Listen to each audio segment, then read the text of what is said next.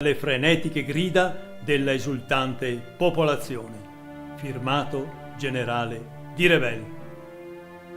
Si glissa sul fatto che le frenetiche grida provenivano dai rappresentanti municipali e dalla Guardia Nazionale, unici presenti all'alzabandiera eseguito con un blitz.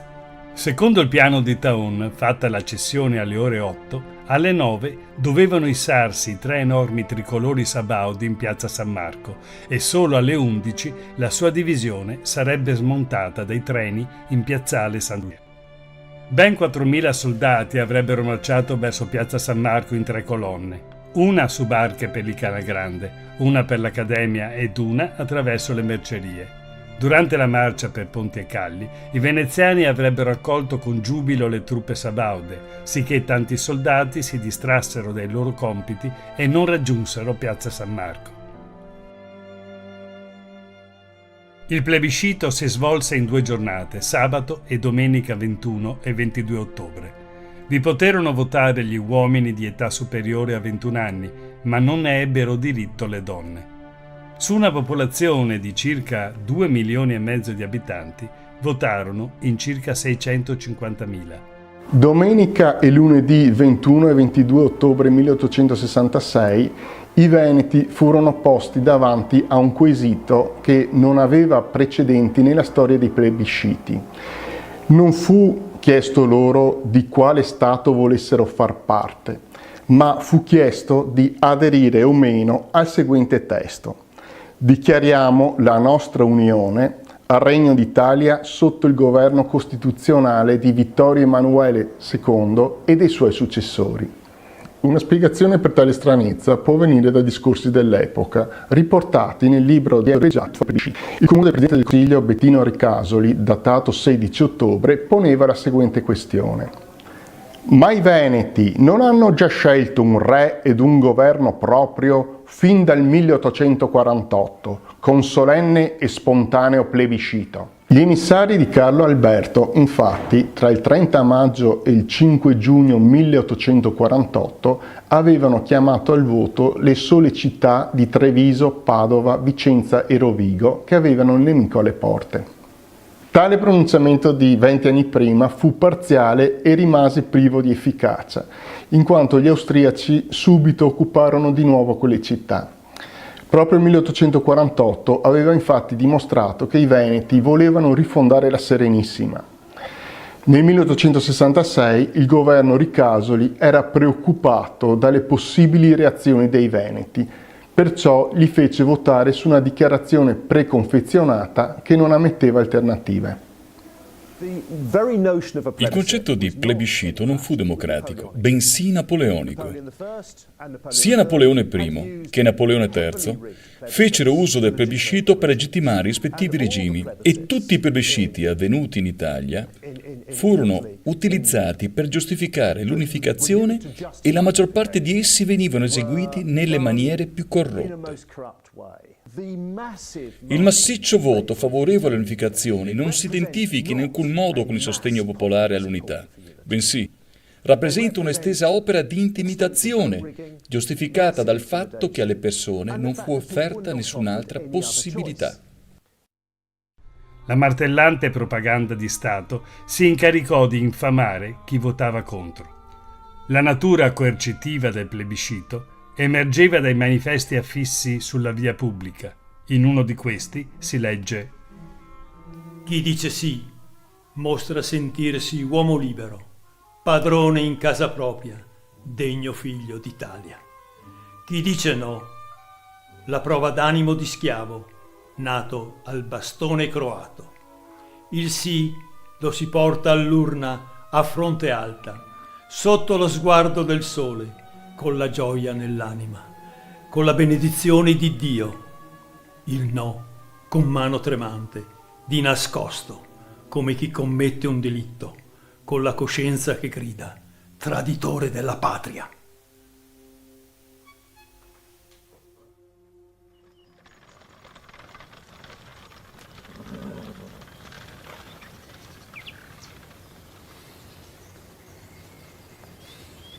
Insomma, cos'è questa storia? Non viene nessuno qua. Eccellenza, finché a non venire sono i contrari è meglio, no?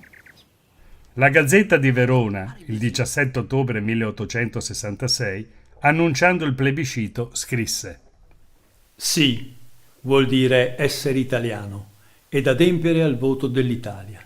No vuol dire restare veneto e contraddire al voto dell'Italia. L'espressione restare veneto dice tutto. Il clero cattolico fu reso oggetto di minacce, con frasi di questo tenore.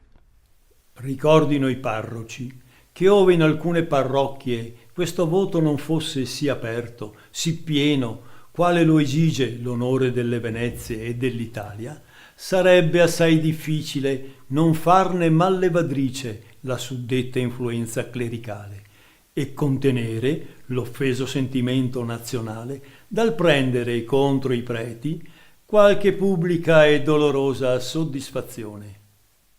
Queste cautele, adatte ad una terra da sottomettere a forza, facevano a pugni con l'unanimità di consensi che fu sbandierata. L'occupazione militare era in corso a Venezia dal 19 ottobre. Il sì era già un dato di fatto, che nulla poteva mutare. Generalità.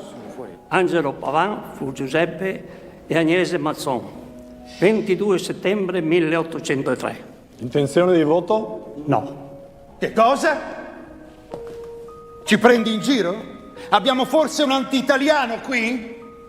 Io veramente... Ignorante! Ecco che cosa sei. Ci farai vergognare di fronte a tutti i seggi della provincia. Rideranno di noi! Sì! Va bene. Mi scusi, Ser Gradinigo, mi scusi. Scrisse Taon di Revel. Le autorità comunali avevano preparato e distribuito dei biglietti col sì e col no, di colore diverso. Inoltre, ogni elettore, presentandosi ai componenti del seggio, pronunciava il proprio nome e consegnava il biglietto al presidente, che lo depositava nell'urna. Il fatto che ci fossero urne separate nelle quali venissero inserite le schede dimostra quanto tutto ciò rese più facile identificare chi fosse contrario. La gente percepì di non aver scelta e alla fine non ebbe scelta perché erano presenti anche soldati armati di baionetta. Qualcuno doveva pur consegnare il biglietto da votare e ciò permetteva ai funzionari di segnalare quello più gradito. Verso i tanti analfabeti di allora, la procedura negava sia ogni margine di scelta che segretezza nel voto.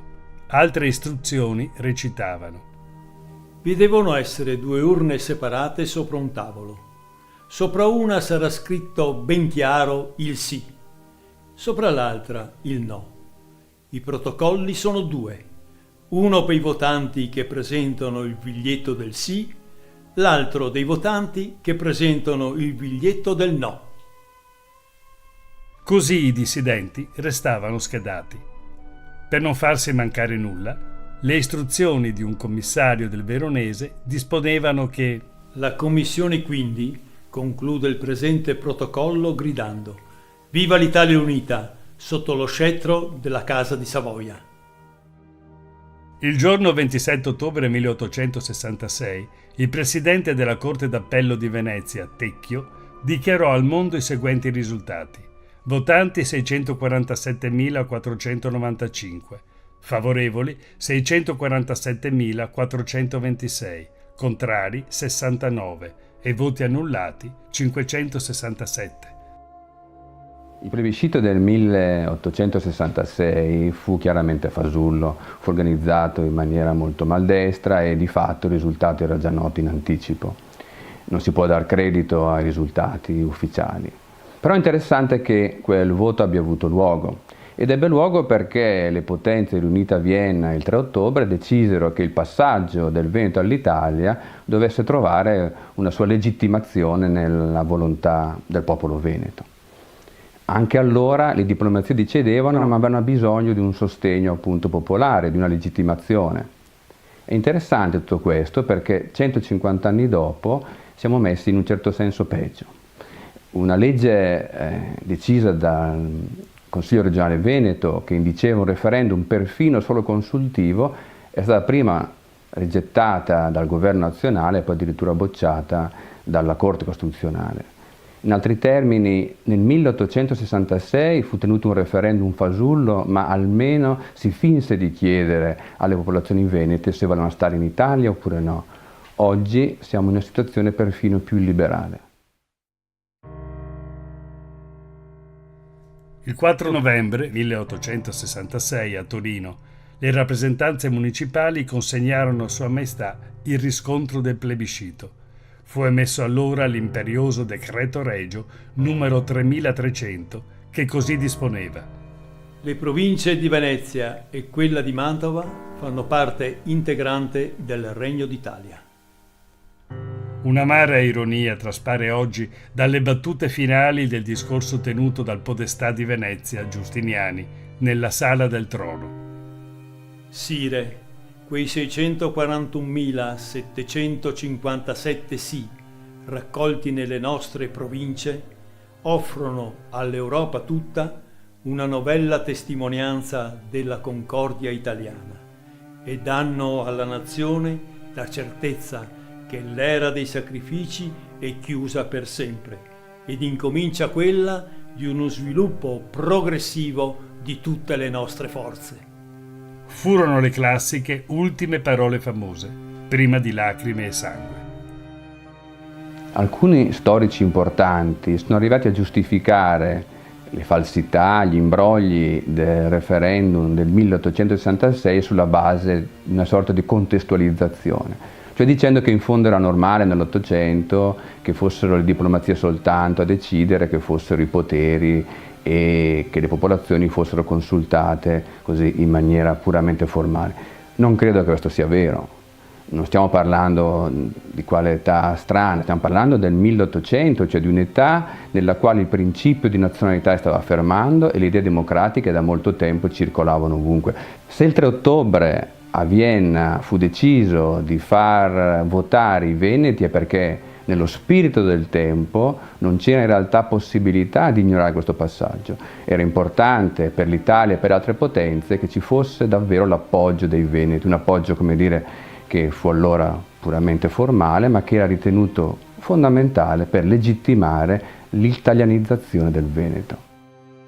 Il 7 novembre faceva trionfale ingresso in un grande coacqueo al quale seguì immancabile Te Deum in Basilica di San Marco e un discorso dalla balconata. Furono elargite 100.000 lire alle famiglie povere dei patrioti che avevano fiancheggiato il nuovo ordine, ma non furono disimpegnati i beni dei poveri presso il Monte di Pietà, che coprivano debiti ammontanti a 765.128 fiorini. Era arrivata l'Italia.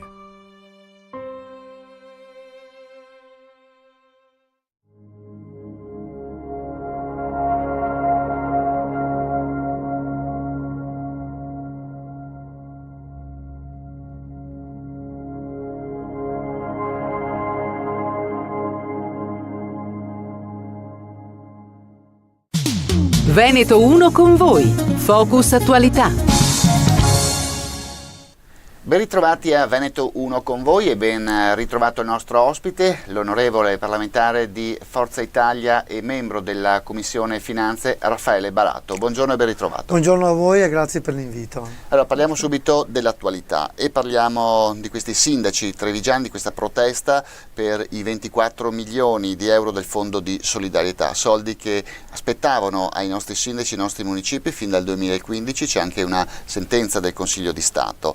E parlando anche di soldi ai comuni, ci sono proteste dopo la legge di stabilità che dà ai comuni, ai piccoli comuni, un terzo dei fondi destinati per esempio alla Calabria. Lei ha chiesto una sospensione dell'attuazione e credo anche farà una interrogazione al Parlamento. Assolutamente sì, perché credo che noi come al solito non ci meritiamo questo, perché soprattutto il Veneto, la provincia di Treviso, che è sempre stata tra l'altro una provincia che ha sempre dato e sta dando tanto al paese, soprattutto alla nostra centralità di questo paese, credo che avrebbero avuto almeno un po' di dignità in più dovuto dare un po' di dignità e non dare le briciole a questi comuni che sono sempre stati comuni che hanno investito in maniera seria, in maniera attenta per non sforare patti di stabilità, per non far debito verso lo Stato, e in questo momento quello che gli doveva essere dato non gli viene dato neanche un terzo. Senta, lei fa il parlamentare, prima è stato sindaco a Piederobba, ma è più difficile fare il sindaco ai giorni d'oggi o fare il parlamentare? Credo che se uno fa in maniera seria sia uno che l'altro, con un paese messo così sia difficile fare il sindaco, perché si fa fatica a dare risposta ai propri cittadini, e questo che lei bene ha detto è un esempio, e il parlamentare perché è difficile dare una risposta ai nostri amministratori nel territorio, perché credo che uno Stato serio, un governo che vuole governare per i propri territori, lo deve fare in maniera seria e in maniera concreta. Quando parliamo concreta e seria vuol dire dare a ogni territorio quel che gli aspetta, non si chiede nient'altro di più, e in questo momento viene tradito questo territorio. Senta, parliamo del Parlamento, un Parlamento in questi mesi di legislatura dove ci sono stati dibattiti accesi, anche tra virgolette un po' violenti, con anche delle risse, no? Un Parlamento particolarmente rissoso. Ci eravamo lasciati con la protesta dei gilet blu, gilet azzurri. Cosa rimane di quella protesta, di quello gilet che lei stesso ha indossato? Allora, noi andremo la fine di questa settimana in tutte le piazze, non per protestare tanto per protestare e per far vedere che siamo contrari tanto per essere contrari. Allora, noi siamo stati sempre e siamo tuttora un partito che vuole collaborare, un partito propositivo, ma quando un governo fa tutto quello che non deve fare per il proprio paese, come sta facendo questo, allora noi davvero ci rivoltiamo, anche perché abbiamo fatto delle proposte concrete. Io tra l'altro, se mi è permesso lo dico, ho fatto una proposta semplice che andava verso le imprese.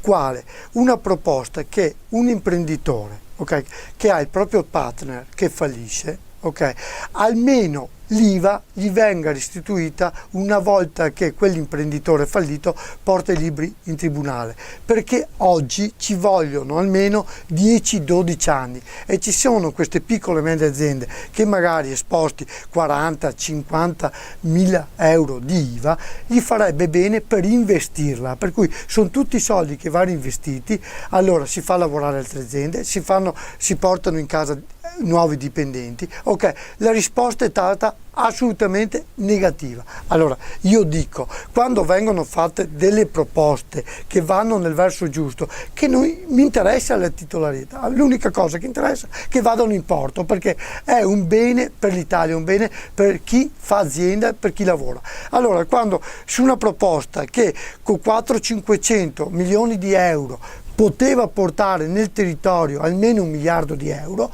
io credo, in territorio italiano, io credo che una proposta come questa venga detto no, credo che vuol dire che non si guarda proprio per chi vuole investire. Allora, se prima non guardiamo le imprese, chi vuole investire nel territorio, non possiamo essere e dire di parlare di sviluppo. E però stiamo parlando di un governo, almeno il 50% è un governo amico, tra virgolette, di Forza Italia. Sappiamo che lei nel suo collegio è stato eletto e mandato a Roma anche con i voti ovviamente della Lega. Assolutamente sì, ma io dico agli amici della Lega, e l'ho detto più volte, noi dobbiamo lavorare per il territorio, dobbiamo lavorare essere trasversali, come fanno al sud, come fanno in tutti i posti dove interessa il territorio. Con queste leggi che sta facendo questo governo, reddito di cittadinanza, credo che non stiamo lavorando per un territorio come il nostro, perché il miglior reddito di cittadinanza, come io ho sempre detto, è creare posti di lavoro. Credo che quello sia il più bel reddito di cittadinanza, per cui cosa bisogna fare? Dare una mano alle nostre imprese che investino nel territorio e non far sì che le imprese scappino. Noi dobbiamo far sì che le imprese rimangano qui, che investano qui, e credo che quello è il più bel reddito di cittadinanza, perché creare redditi di cittadinanza per creare bei divani, credo che non facciamo sicuramente niente per questo paese. Il reddito di cittadinanza è quota 100, no? Questo decretone, c'è proprio tutto da buttare o qualcosa va salvato? No, ma io non dico mai che tutto da buttare, perché allora vuol dire non leggere neanche quello che viene scritto. Io capisco anche la quota 100, perché la Fornero andava rivista, perché va rivista, perché dagli esodati, che ci ricordiamo bene le storie, che tuttora ancora quella situazione non è proprio risolta, dalle situazioni che magari c'è gente che è una vita che lavora magari a oltre 65 anni, non capisce ancora la sua pensione come vada a finire. No, questo assolutamente andava rivisto. Ci sono delle cose fatte bene, però credo che nel contesto vada rivista la situazione del reddito di cittadinanza, perché come è messa sicuramente non andiamo da nessuna parte. Tuttora oggi capiamo che ci sono ancora delle modifiche da fare. Inutile che vogliamo copiare la Germania, che sono decenni che portano questo. Lì ci sono una situazione totalmente diversa. Noi non dobbiamo dire faremo come la Germania, perché è la situazione diversa che ha la Germania, che oggi non è l'Italia. Allora noi dobbiamo fare le cose in maniera concreta, e in concreta vuol dire farle subito. Così non si fanno subito. Senta onorevole, parliamo del decreto dignità. Lei anche nelle settimane, nei mesi scorsi si è scagliato contro questo decreto dignità. Se noi dobbiamo guardare i numeri, ci sono delle incongruenze. Abbiamo il caso di alcune imprese che hanno detto noi quelli non li possiamo più assumere, quindi sono rimasti a casa anche recentemente. Abbiamo però Veneto Lavoro che ci fornisce dei dati. Nel 2018, grazie a questo provvedimento, 25.000 in Veneto posti di lavoro sicuri a tempo indeterminato in più. Come dire, dove sta la verità? Bisognerà ancora attendere qualcosa per vedere, un po' di tempo per vedere gli effetti di questo provvedimento? Ma io sono convinto di sì. Per quanto mi riguarda, io l'ho sempre detto, non avrà sicuramente un effetto positivo. Io sono contento che ci siano dei dati come ha dato Veneto Sviluppo, perché credo che quando il lavoro per uno diventa una cosa sicura, sicuramente dobbiamo esserne tutti contenti. Però io sono convinto di un'altra cosa, che la flessibilità sia il futuro per questo paese, anche nel lavoro. Intanto che ognuno possa scegliere il posto di lavoro, che un'azienda abbia la flessibilità per assumere qualcuno, perché altrimenti non assume, perché il titolare in un'azienda assume un dipendente quando è sicuro di averla commessa. Se ha una commessa di un anno, una commessa di 6 mesi, può assumere per un anno, può assumere per 6 mesi. Allora, se ha la flessibilità, sicuramente assume 4 dipendenti, 7 dipendenti, se servono per 6 mesi o un anno. Se non ha la flessibilità, probabilmente non assume nessuno e farà far turni a chi ce l'ha. Allora, credo che la verità sia questa, che noi dobbiamo copiare dagli altri paesi che hanno flessibilità sul lavoro, ma la flessibilità sul lavoro va bene sia per l'impresa che chi ci lavora all'interno di quell'impresa, perché creiamo dignità con questo, non dignità obbligando di assumere in maniera fissa una persona, perché probabilmente quel tipo di lavoro là probabilmente non l'avrà mai. Ma io mi auguro che si giri per le aziende, si entri per le aziende, come fa il sottoscritto tutti i giorni quando si è nel territorio. Allora si parla col titolare, con l'imprenditore, imprenditori seri che vogliono fare aziende, che vogliono investire nei territori, e anche chi vuole investire in questi territori sicuramente va per questo verso, ma perché lo fanno dappertutto. Torniamo ai temi politici sul fronte elettorale. I sondaggi, la Lega è schizzata al 36%, Forza Italia ai minimi storici. Il centrodestra, così come l'abbiamo conosciuto, è morto in modo definitivo? No, secondo me no. Forza Italia deve lavorare tanto, soprattutto nei territori. Chiaro che oggi la Lega è un partito forte perché probabilmente ha lavorato meglio di noi sul territorio. Noi dobbiamo ritornare nei territori. Io l'ho già detto all'interno di queste trasmissioni, Forza Italia ha degli amministratori seri. Chi all'interno di Forza Italia lavora, purtroppo abbiamo un periodo che non è stato il migliore della politica per quanto riguarda Forza Italia, non ha dimostrato il meglio stesso, però io credo pancia bassa, correre, darsi da fare in mezzo alla gente, e credo che anche la Lega abbia bisogno che ci sia Forza Italia, un Forza Italia forte dove lavora insieme, dove si va a amministrare insieme, perché credo che un centrodestra forte, oltre che far bene alla Lega e oltre che far bene al territorio, ma fa bene anche alla nostra Italia.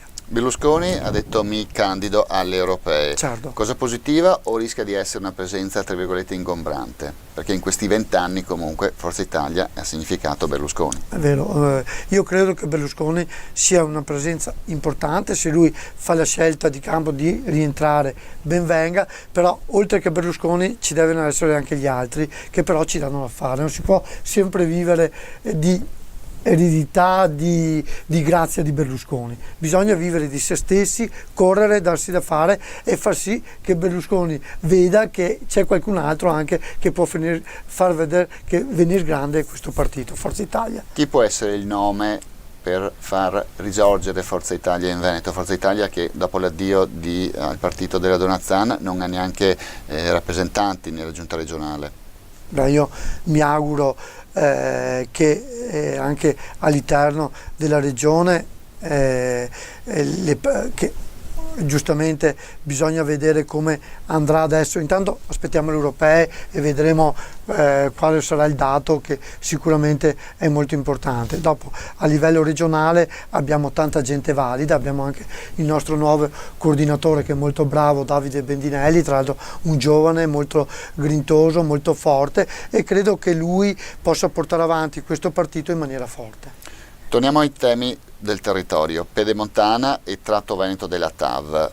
Si vuole anche il referendum tra i cittadini per capire se sono opere davvero volute o necessarie. Qual è la sua posizione? No, beh, io sulle opere pubbliche sono sempre stato a favore, sono attualmente più che favorevole, credo che però bisogna date certe dell'inizio e date certe per la fine. Io dico sempre, quelle sono opere che bisogna trovare aziende che lavorino 24 su 24, 7 giorni su 7, così c'è il controllo certo dei costi, che è fondamentale per chi guarda, perché il cittadino non può vedere che un'opera inizia a costare 1 e alla fine costa 10, perché qualche variante ci può stare, però non può costare un'opera sempre 10 volte tanto, ok? Se no, credo che facciamo la fine del Mose e la politica non è più credibile. Allora, perché la politica sia credibile? Perché chi fa politica deve essere credibile, perché far politica vuol dire far per il territorio e fare il bene per la propria gente, perché far politica non lo obbliga nessuno, ok? Allora io credo che la politica su questo si deve un po' rivedere e io sono convinto che se questo succede anche queste opere pubbliche non sarebbero più un problema, perché sarebbero solo un bene per il paese. Ultima domanda, sempre restando nella Marca Trevigiana in tema di viabilità. Ponte di Vidor, dopo i fatti di Genova, dopo gli allarmi, l'ondata anche emozionale, paginate di giornali, si parlava di Ponte di Vidor, lei ha scritto anche al Ministro, ha fatto delle interrogazioni, certo. Qual è la situazione adesso del Ponte di Vidor? Allora, sulle opere pubbliche sappiamo benissimo, quando succede il danno poi tutti si muovono, tutti quanti. Il Ponte di Vidor è un esempio. Allora subito, anche a livello romano, sembrava che qualcosa si muovesse, poi è andato un po' tutto a tacere. Posso dire però che ci sono degli amministratori di questo territorio, dei sindaci di Vidor, Pederobba, Valdobbiadene, che si muovono continuamente. Il sottoscritto, anche i parlamentari veneti, hanno garantito l'appoggio per quanto riguarda l'opera, anche perché quell'opera è l'opera più importante per quanto riguarda il nord della Marca, per unire est-ovest di quel territorio. Un est-ovest di quel territorio che ha mandato e sta mandando avanti un'economia importante anche in momenti di crisi, che è quell'agricoltura, quell'industria che è intorno a quel territorio, per cui ha tenuto in piedi anche il Veneto. Credo che vada rispettato sia la gente che vive in quel territorio che quel territorio stesso, per quanto dà, per quanto ha dato e per quanto sta dando. Per cui io mi auguro che quell'opera vada fatta, perché ce n'è davvero bisogno. Non è un costo chissà cosa, perché con 60-70 milioni di euro andrebbe fatto e si cambierebbe davvero il territorio, anche perché se la Pedemontana, come accennavamo prima, speriamo che finisca velocemente, credo che quell'arteria là sia davvero importante. E Veneto 1 con voi termina qui. Io ringrazio per essere stato qui con noi l'onorevole di Forza Italia Raffaele Baratto. Grazie. Grazie ancora a voi e a tutti i vostri radioascoltatori. Grazie. E grazie a voi per l'ascolto, restate sintonizzati sui nostri canali. Arrivederci. Veneto 1 con voi. Focus Attualità.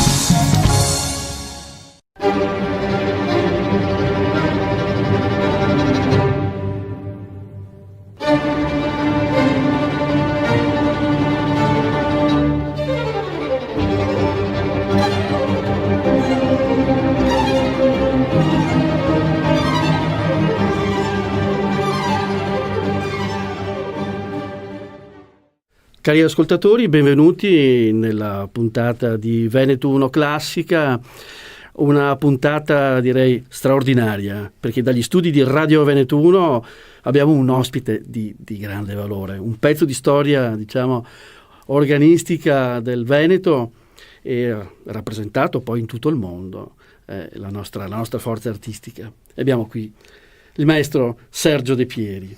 Grazie per questa introduzione, non aspettavo così tante belle parole. Porca miseria, non si scherza qui. Ma qui non si scherza, ma con un ospite come te... Grazie comunque, grazie. Sono anch'io contento di essere qui con voi. Beh, siamo noi intanto a ringraziarti di essere venuto qui. Ma insomma, potremmo iniziare con un curriculum, no? Poi tra l'altro enorme, perché insomma hai una carriera alle spalle che... Però i nostri ascoltatori sono curiosi di sapere quando hai iniziato, chi ti ha dato il là iniziale? I tuoi genitori oppure un caso fortuito? È un caso fortuito, io penso proprio a quello che mi hai detto tu.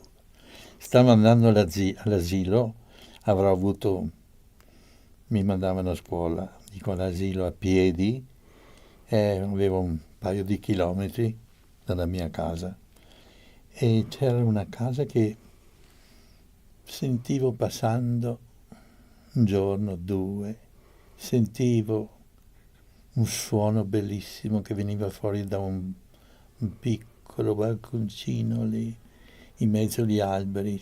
Mi fermai e non so, ma senti che bellezza, dico, ma cosa sta roba? E me lo si messo in testa.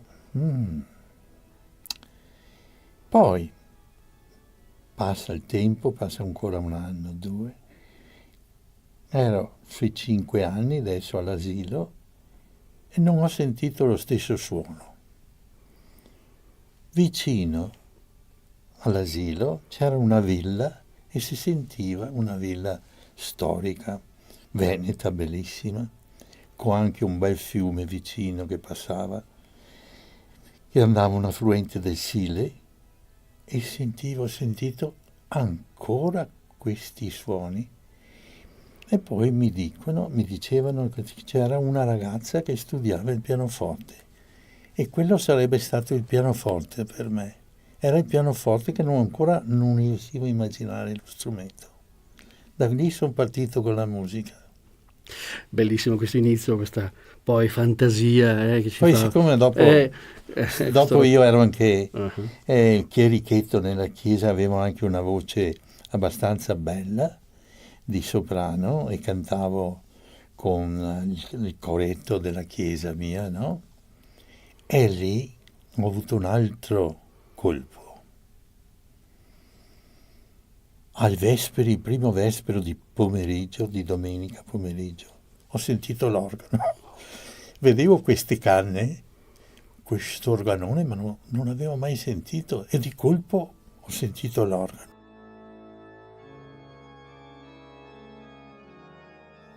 E quello è stato uno shock tremendo, perché ho sentito dei suoni, non ti dico stupendi, ma la continuità del suono, no? Questi accordi che si ripetevano, era una cadenza, uno che sa la musica un po', facevamo la cadenza perfetta, primo, quinto, cioè la tonica e la dominante, e andava giù sulla tonica, e la dominante do, sol, ma con l'armonia grossa. E questo qui era perché non erano tutti attaccati i suoni, mentre il pianoforte, che mi ricordo, si sentiva la percussione, ben, invece qua, boh, e stava fermi.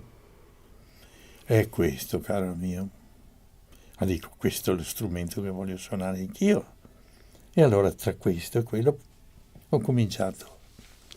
Quindi Tu sei conosciuto in tutto il mondo come insomma un organista straordinario, eccetera. Però la mia passione era il pianoforte, capisci? Perché prima di tutto i primi suoni li ho avuti. Poi un altro shock l'ho avuto sempre passando vicino a questa casetta. Ho sentito l'orchestra. Mamma mia, dico, non riuscivo a capire questi suonerini del violino così acuti. Senti, ma cosa sono? Mi sembrava i fischi di un venticello. Ma cosa non riuscivo a immaginare? Finalmente mi hanno detto che erano i violini. Forse il violino. E dopo che l'ho sentito ho capito cos'era il violino che avevo sentito. Anche lì è stato un colpo tremendo, no? Sentire l'orchestra. E così è stato il mio inizio alla musica. Cioè un colpo, ma diciamo un amore sì, a prima vista con la musica, sì. Perché come racconti sì. si sente che hai questa... Sì, non volevo fare più niente, volevo solo imparare a suonare. Poi ho avuto un colpo di fortuna che era nel 44, dopo, e ho avuto un colpo che avevo uno zio prete che abbandonò la sua chiesa per andare gesuita a Roma, era su una piccola Santa Maria di Sala, provincia di Padova, ma la diocesi di Treviso, e aveva un bel pianoforte in canonica, nuovo l'aveva preso, così per la bellezza del pianoforte. E andò gesuita, mio papà ha dovuto portarsi a casa il pianoforte, ma non sapevamo dove metterlo perché la casa non era abbastanza grande, l'abbiamo portato da un altro zio, proprio nel mio paesetto. Abbiamo portato questo pianoforte, però quando ho visto il pianoforte dico, quello è proprio un miracolo. Io so che sopra ha chiamato mio zio, vai a fare gesuita, il pianoforte è venuto a casa mia e adesso lo faccio, allora dico. E allora ho detto, adesso suono il pianoforte. E qui i miei erano... No, non sapevano niente di piano, no? Avevamo una piccola campagna, bellissima. Praticamente eravamo contadini, mio papà era un contadino, no? Vero, un contadino, d'altra parte. Anche Giuseppe Verdi, venuto fuori una famiglia di contadini. E quando ho sentito che volevo suonare il pianoforte, ma dico, ma è matto questo qui. Nessuno ha mai studiato il pianoforte in campagna. E io dico, non vado più a scuola se non voglio imparare. Fortunatamente c'era una maestra sfolata da Treviso, che era una pianista, in un'altra casa di contadini. Erano due sorelle, una violinista e una pianista. E ne hanno detto a mio padre che c'era un insegnante proprio nel mio paese, del Conservatorio di Venezia, che poteva insegnarmi. E così ho preso le prime lezioni di pianoforte. Dai tuoi racconti sembra proprio che i tuoi genitori ti hanno dato quell'input che è la forza della natura unita a questa fantasia musicale, e quindi hai unito queste cose. Sei nato a Treviso, sei trevigiano, anzi esattamente forse Dosson, no? A Casier. Ecco, qui sono i luoghi di questi bei racconti. Che adesso io abito a Dosson, ma Casier era il mio posto, sì. Ma loro l'hanno presa per gioco, pensavano. Io invece avevo preso sul serio, no? Quando è stato il momento di decidere cosa dovevo fare, se dovevo fare scuola. Io dico, io voglio suonare il pianoforte. No. Come fai a vivere? Le solite storie, no? Non si vive col pianoforte, la musica non si vive. E dico, caro mio, questo, io voglio suonare il pianoforte, insomma. Insomma, a un certo momento hanno ceduto, mi hanno lasciato andare avanti. Ma è stata dura. È stata dura. È stata dura. Ma a questo punto, insomma, dai tuoi racconti qua, vedo anche negli studi, cameraman, eccetera, sono tutti presi da questa cosa, da questa fantasia, e sono racconti poi, tra l'altro, del tuo vissuto. Volevo chiederti un piacere, una cortesia, infatti siamo tutti curiosi di sentire un tuo brano al pianoforte, lo suoniamo con il pianoforte, questo magnifico pianoforte degli studi di Radio Veneto 1, un brano che... Ti faccio un piccolo, io adesso, a proposito, io sono ritornato dopo tanti anni, sono ritornato al pianoforte e ho fatto un disco anche di Bach e adesso lo inciderò fra poco. Ma anche Federico Chopin suoni? Sì. Adesso sono ritornato al pianoforte e poi qui è un'altra storia. È un'altra storia che poi... Un'altra volta te la racconto. Un'altra volta, sicuramente. Io quando ero studente al Conservatorio di Venezia, no? Ho vinto una borsa di studio del Conservatorio, ogni anno davano a uno studente che si distingueva e quell'anno però sull'organo, studiavo organo. Non avevo già fatto il diploma però, a parte diciamo.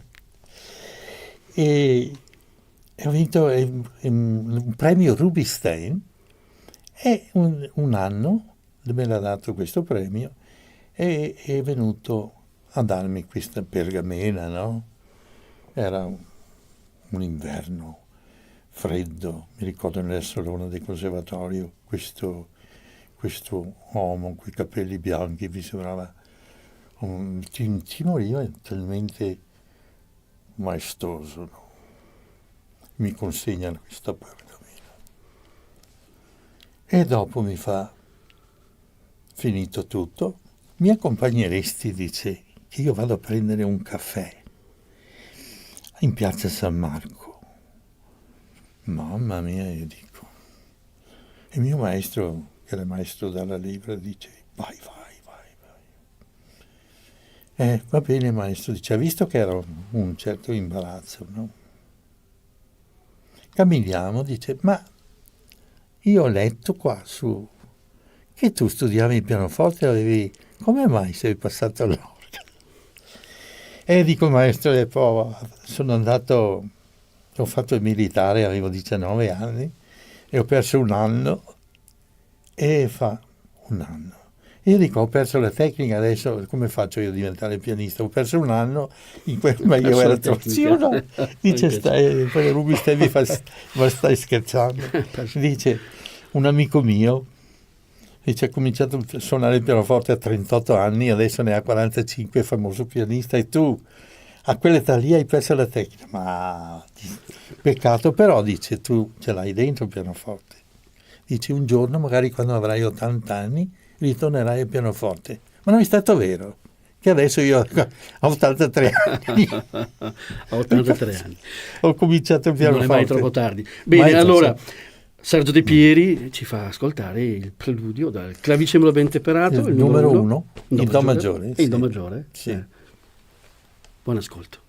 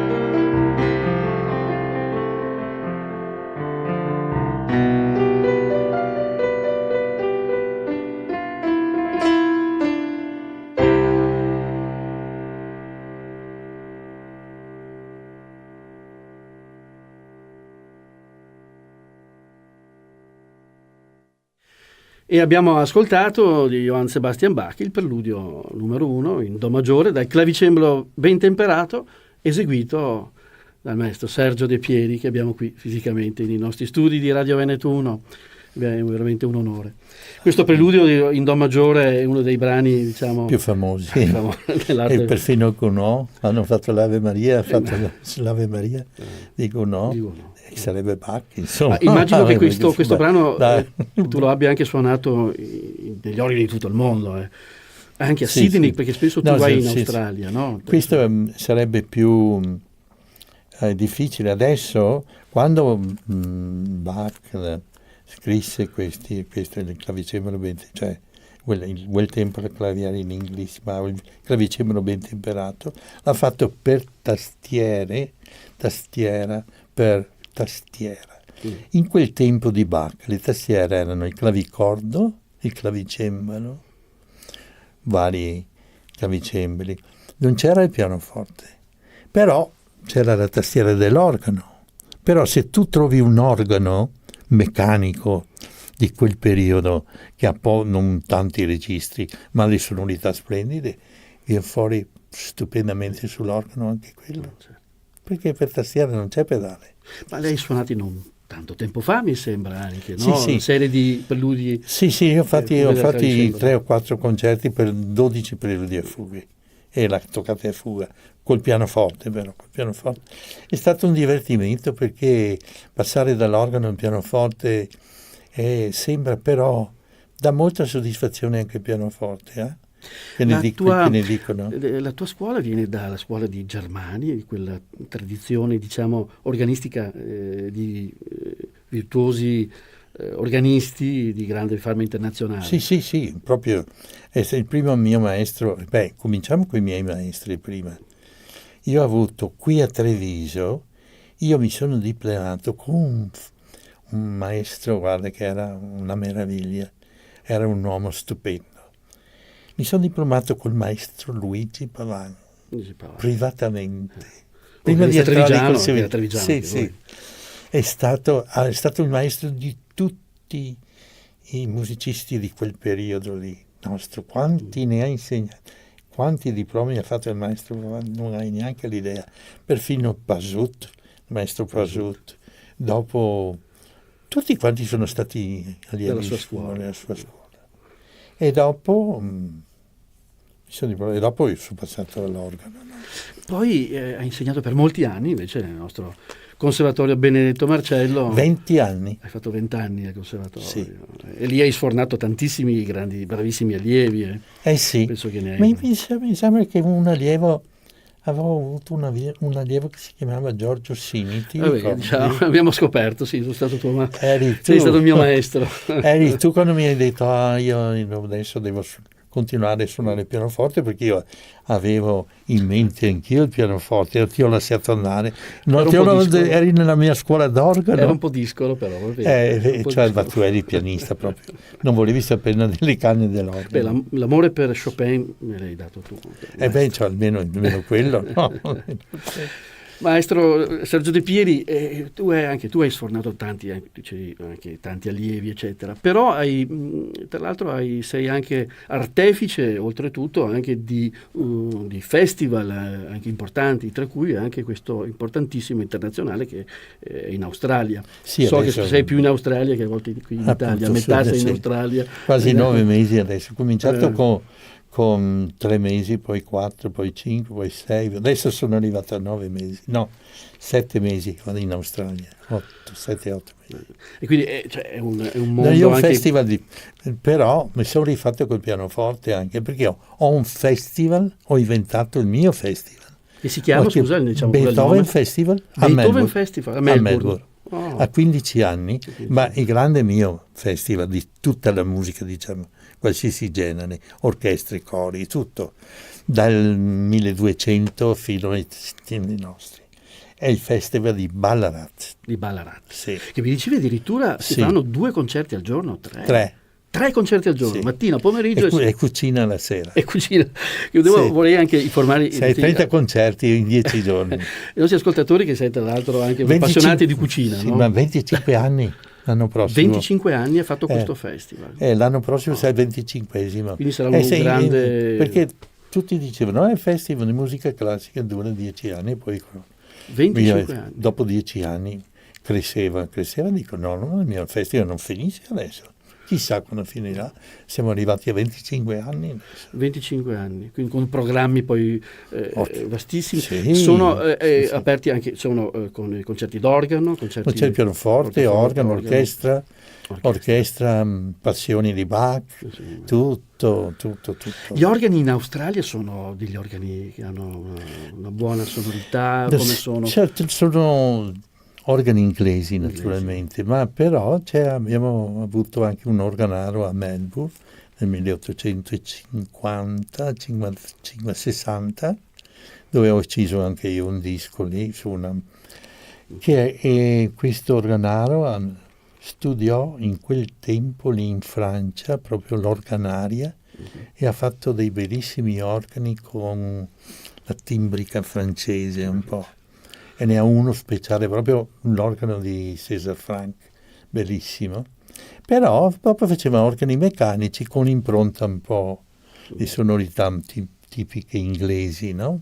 Ispirate un po' anche a qualche organo italiano antico di Ma quel è tempo. in Australia che c'è anche l'organo più grande del mondo, mi sembra? Sì, uno dei Sydney? più grandi del mondo, a Sydney. Quante canne ha?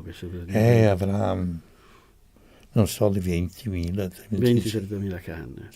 E questi sono organi, tra l'altro, che hanno una lui ha 64 piedi, la canna più grossa. 64 piedi? È grosso, un tubo così grande, alto 60. E lì andrebbe bene, sicuramente, potrebbe suonare la famosa passacaglia, che poi è un tuo cavallo di battaglia, la passacaglia di Bach. Solo gli ultimi accordi, fino butti giù il tango. Si butta giù Melbourne, credo. Ho fatto un concerto, ho fatto su quell'organo lì di Sydney, un concertone grosso, che alla fine ho fatto una fantasia e fuga di Reger, e alla fine ho messo i 64 piedi e lampadario del Town Hall cominciava a muoversi. Si muoveva. Tutti che guardavano sopra, ho tirato via di qua. Dico che non mi venga il lampadario in testa. E poi tra l'altro sei conosciuto soprattutto per il virtuosismo del punta-tacco, si dice, no? Andava molto di moda tanti anni fa. La pedaliera. Sì, andavano in moda, gli organi meccanici non esistevano gli organi antichi, con meccanici belli, no? Che li abbiamo preservati come quello di Calido. Poi l'arte organaria è arrivato la luce elettrica e dico è meglio che facciamo la meccanica elettrica, cioè con un contatto elettrico. Che disastro. No, è come suonare un campanello elettrico e uno a mano che tiri.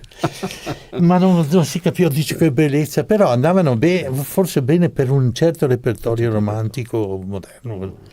Ma dopo si è capito che non doveva essere più, difatti non fanno più, rarissimi fanno organi adesso. Io ti ho sentito suonare più di qualche volta appunto la passacaglia di Bach, che è un grande capolavoro, credo, insomma. Sì, lo hai inciso, qui vedo che c'è un'incisione anche di questa passacaglia. Un organo stupendo. Che organo è questo? È un organo Radetzky fatto a Meolo di Venezia, vicino qua a Treviso anche. È uno dei più bei organi che sono stati fatti nei ultimi, 20 anni. Quindi la passacaglia che tra l'altro è un io ho voluto un organo giusto no? Proprio per suonare Bach, cioè, perché sennò Bach ci vuole i registri, sonorità belle, classiche, no? E poi ci vuole il pedale, il pedale indipendente, con i suoi tromboni, cioè tutto a posto. Mi dicevi anche che comunque il tuo cavallo di battaglia, ma insomma fra i brani di Johann Sebastian Bach più rappresentativi e quelli che ti piacciono di più, proprio la passacaglia come capolavoro della storia. Sì, ma anche la toccata e fuga in fa maggiore. E la toccata e fuga in fa maggiore anche quella è di un colosso, anche Qual è il brano che preferisci? Dopo c'è anche quella, la fuga tripla, quella con 5 voci la fuga, con 5 voci la fuga, sì. Ma poi il preludio è triplo, perché rappresenta il Padre, il Figlio e lo Spirito Santo, che poi arrivano sul finale della fuga. Quella è la più grande fuga, preludio e fuga, naturalmente. La chiamano gli inglesi la Sant'Anna Fugue. Però il preludio è proprio la Santissima Trinità. E poi c'è il preludio fuga in re maggiore, quello che è il pedale. Difficilissimo poi anche questo, bisogna calibrare bene punta attacco. Io l'ho fatto con un organo elettrico pneumatico sull'organo di Melbourne Town Hall. E ho inciso anche quello, fortunatamente l'hanno ripreso. È interessante sentire Bach con un organo pneumatico di quei tempi, no? Si usava, avevi quello, se volevi suonare qualche Bach. Tra l'altro, mentre stai parlando, dalla regia abbiamo mandato dei piccoli immagini delle tue foto, alcune delle tue esperienze, ma migliaia e migliaia di concerti che hai fatto poi in tutto il mondo, perché forse è una domanda così un po' particolare. Qual è l'organo che ti dà veramente vibrazione, che ti ha lasciato dipende, un organo dipende. Di una città o di un paese o che mi dà proprio, cioè io sono innamorato dell'organo di San Nicolò per le musiche, stiamo a Treviso. Sì, per le musiche italiane, però non avendo un organo bacchiano, c'è uno bacchiano, ma ancora non ho avuto. Scusa, l'organo di Treviso di San Nicolò è cos'è? Una china? No? Callido. Un callido. Io ho fatto diversi. Quindi il callido è che insomma è il mio organo, di Treviso. Poi c'è un bellissimo organo in Duomo di Treviso fatto da Radeschi, che ha fatto quello di Meolo. Però non ho avuto ancora l'opportunità di suonarlo in pubblico. Bene, allora ancora un piccolo gioiellino che ci regala il maestro Sergio De Pieri, ci fa emozionare. Ho visto qui tra i tuoi CD addirittura che spazi, perché sei poliedrico in tutto, parti appunto anche dalla musica antica fino ad arrivare ai nostri giorni. Ligeti è un mio autore. Ligeti. Ho visto una volta, ero un ragazzino del tuo allievo. È il mio pezzo forte. Ho visto che c'era un brano che tu avevi suonato all'organo, c'erano le matite che si incastravano, sì, che si incastravano nei tasti. Era una fantasia per elettronica, musica elettronica. Sì, c'era la synthesizer, si chiamava. Synthesizer. Ho visto una matita che avevi collocato era i colori, era una fantasia di colori. Sei sempre stato aperto, voglio dire, a ogni. Sì, a me piace molto. Ma qui vedo tra l'altro Sergio De Pieri suona Morricone al pianoforte, naturalmente. Sì, perché quando sono ritornato, un mio amico che suona la chitarra e che è famoso Massimo Scatulin, chitarrista, abbiamo avuto ospite anche qui. Mi mette sopra il pianoforte un giorno, viene lì, mi mette sopra il pianoforte dei spartiti di Morricone, degli arrangiamenti di Morricone, e dice: guarda un po' se ti interessa sta roba. E io ho provato, dice, ma mi sono ricordato tutti i film che ho visto, no, di Sergio Leone. Mamma mia, l'armonica, quello che suona l'armonica, sì. Mi metto a suonare, mamma, mi sono immagato subito. Col mi, la diesis, mi, la diesis. E col pianoforte facevo un certo, poi tiravo via il pedale, mi sembrava di suonarlo io, no? Mi sembrava quello che. Mi è venuto in mente, ma dico, guarda, mi sono informato, non c'è nessun disco per pianoforte, perché tutti gli arrangiamenti sono con l'orchestra, capisci? Non ha lui i pezzi, nessuno che sappia io.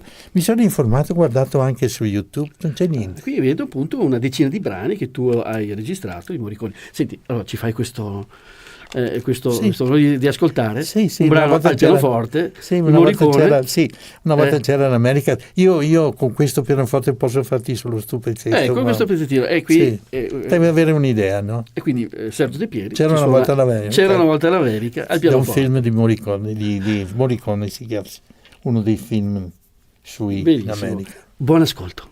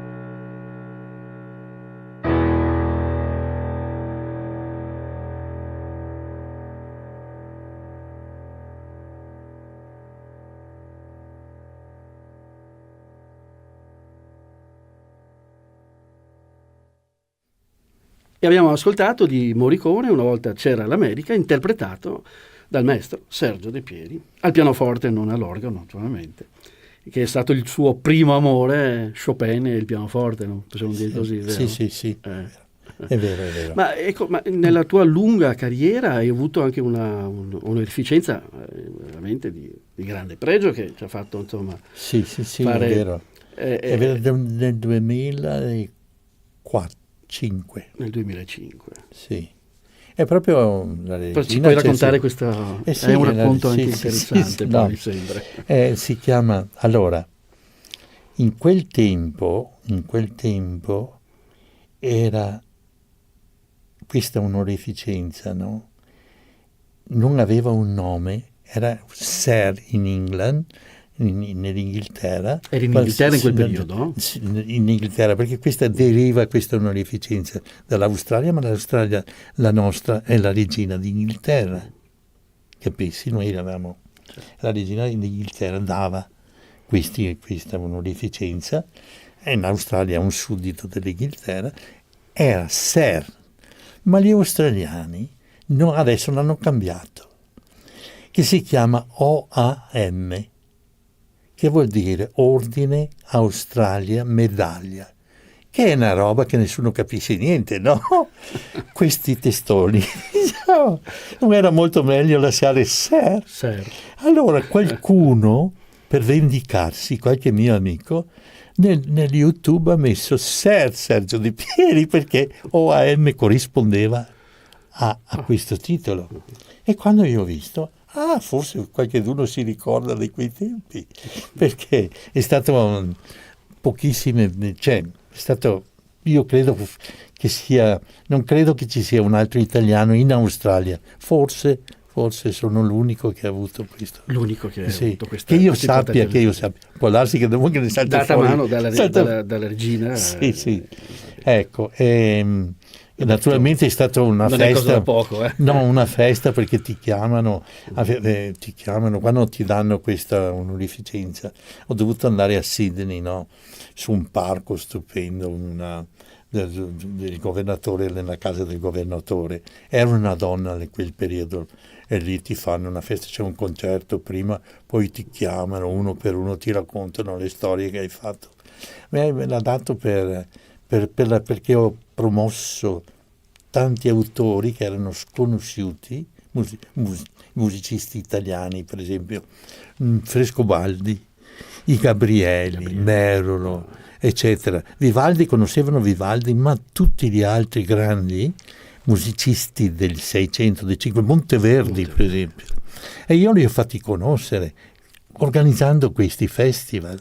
E poi ero insegnante all'università per 10 anni a Melbourne e ero potuto attraverso la mia scuola anche impostare gli esami di questi organisti, nei diplomi, preparandoli anche con la musica veneziana e italiana, soprattutto Frescobaldi, che era il mago dell'organo, Frescobaldi, nel 600, organista a San Pietro in Roma. Aveva in un concerto Frescobaldi 30.000 persone in quel tempo. Adesso ci sono 30.000 persone che ascoltano le grandi Beatles. E questa è una cosa che a volte non sappiamo il motivo, oppure, vabbè, tra virgolette, forse si può anche capire, però la musica è partita qua è iniziata quasi dal Veneto, da Venezia. Venezia ha dato i natali a molte forme musicali anche. Sì, vuoi vedere la prima toccata per organo l'ho incisa io? E 2 paginette stupende di Andrea Gabrieli. Prima incisione mondiale di Andrea Gabrieli. Per tastiera. Meravigliosa. Non esisteva. Nessuna toccata prima, è la prima toccata e è arrivato il messo il nome. Perché Bach ha imparato sicuramente anche. Bach conosceva tutti, conosceva Frescobaldi, ma Bach anche Vivaldi. Bach e Vivaldi hanno preso poco lo stesso periodo più o meno, ma lui, Bach, ha copiato 5 concerti di Vivaldi trascritti per organo, si li ha trascritti lui, Bach ha trascritto. Famosi concerti appunto di Bach e Vivaldi. Bach e Vivaldi, sono bellissimi. Vedi, che bellissimi, lui se li ha trascritti per capire anche lo stile del concerto e come scrivevano gli italiani. Dopo lui è andato avanti per conto suo con quelle toccatone e fughe e tutto il resto, che per me Bach è il più grande genio che sia mai esistito per me. Bene. Per me, va bene. Caro Sergio De Pieri, il maestro di Farmen Internazionale, per noi è stato un onore averti qui, siamo giunti un po' al termine di questa trasmissione. Poi hai parlato di musica con una simpatia, ma poi soprattutto con un'anima, una profondità meravigliosa. E questo è il messaggio, il tuo messaggio. Ecco, grazie Giorgio, grazie. No, grazie a te maestro di essere venuto qui a trovarci. Naturalmente so che avrai un appuntamento importante in Australia, che tornerai in Australia per i 25 anni, mi sembra, del tuo festival. Sì, e quindi faremo l'apertura con San Matteo's Passion di Bach. Capolavoro, la passione. Secondo San Matteo. Aprirai con questa... Sì, l'apertura del festival. Va bene. Del mio festival. Del tuo festival, verrai a parlare qui poi dopo. E pensa che faremo la chiusura nella cattedrale di Ballarat. Pianoforte e orchestra, la chiusura col secondo concerto di Beethoven per piano e orchestra. Pianista? Chi si chiama? Anthony Hallyday, che è un australiano. Sì. Orchestra? L'orchestra è l'orchestra di Melbourne. E l'apertura del concerto col nostro amico Paolo Tagliamento. Paolo Tagliamento. Col concerto che ha fatto a Vittorio Veneto. No. Concerto di Bruch, il numero 1, per violino e orchestra. Per violino. Che sono tutti i solisti di Radio Veneto 1. L'apertura del festival con lui. Fantastico. E la chiusura con Beethoven. Caro maestro Sergio, dato veramente delle grandi emozioni. Grazie. Ti ringraziamo ancora tantissimo. Naturalmente saluto tutti gli ascoltatori dagli studi di Radio Veneto 1, ancora un caro saluto e naturalmente spero di averti ancora di averti Grazie ancora qui. Giorgio, grazie. Il grande maestro Sergio De Pieri, un pezzo di storia dell'organo e ci ha portato in tutto il mondo grandi soddisfazioni. Grazie. Grazie ancora a te.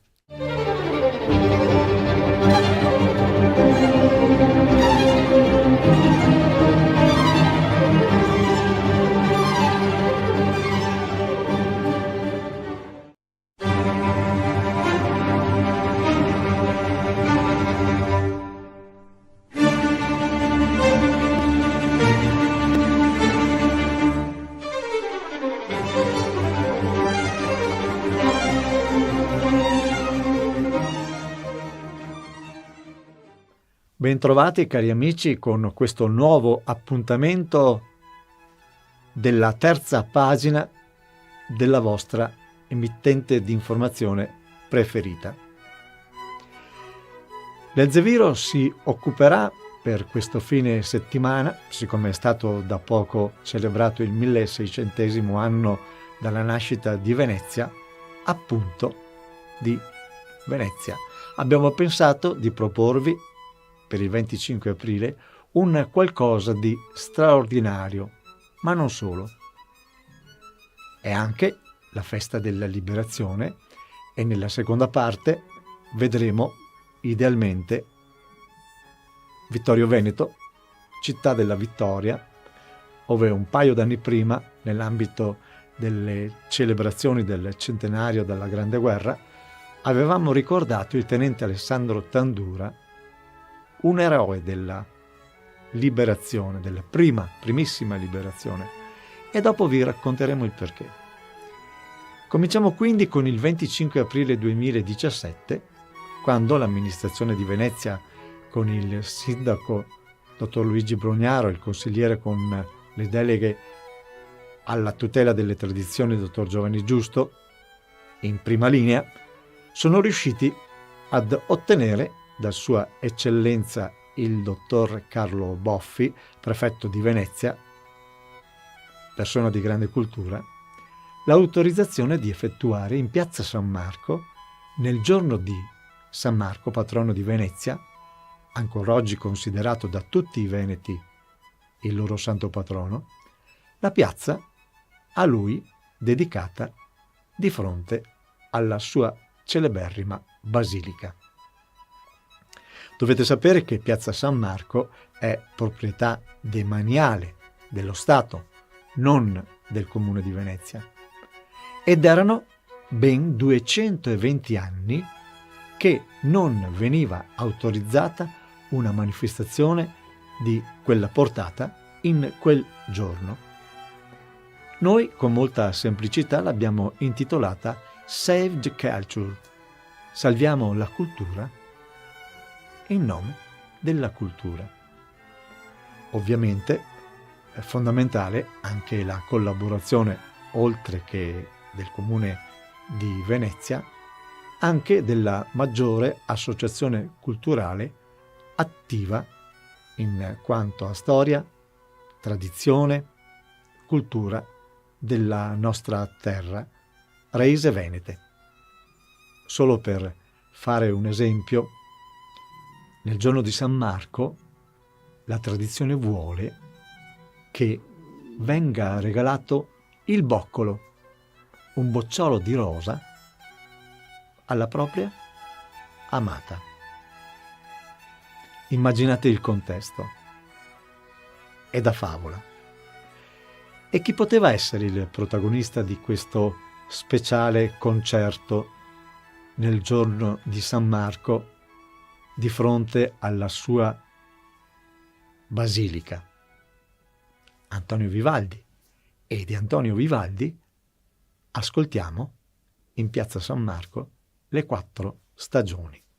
Buon ascolto.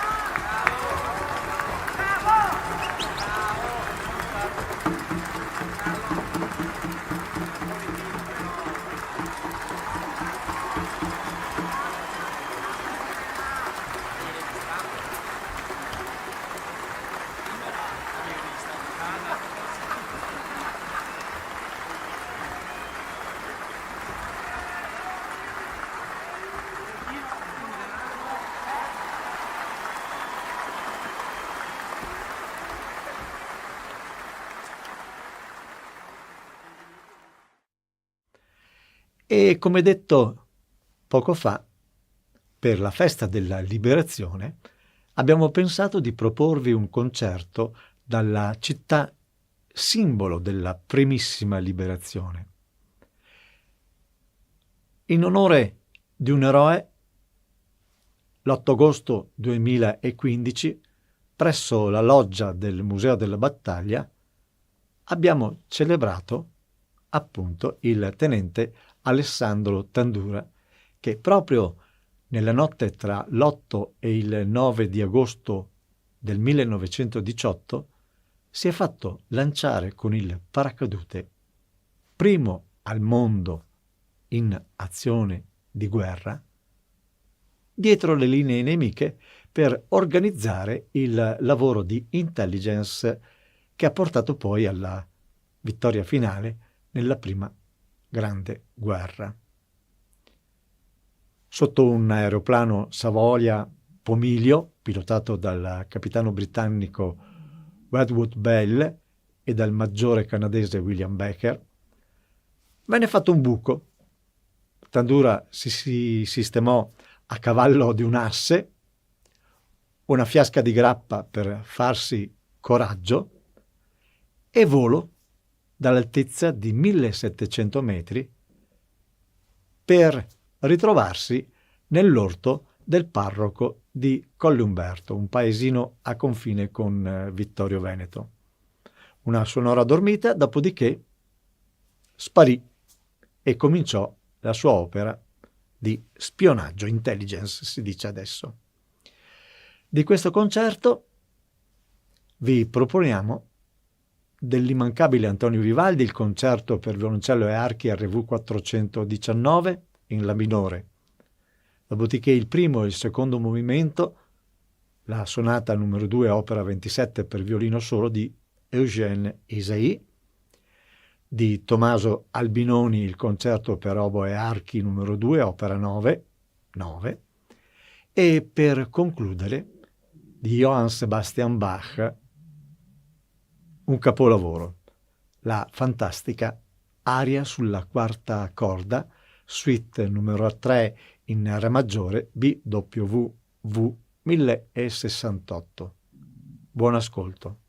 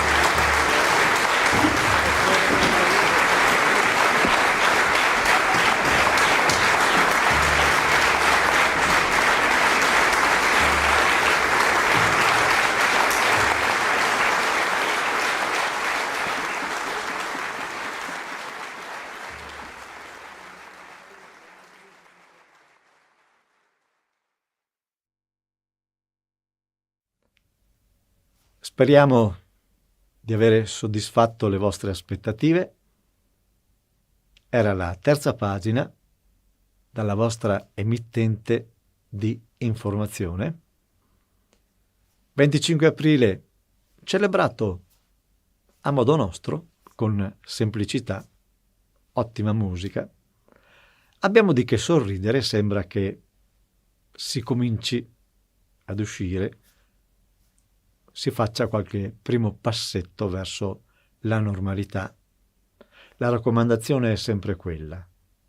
Cerchiamo di mantenere le distanze, cerchiamo di rispettare le regole, lo facciamo per noi tutti. E quando andiamo a fare la spesa ricordiamoci di privilegiare prodotti italiani, il nostro lavoro, e teniamo duro. Grazie e alla prossima.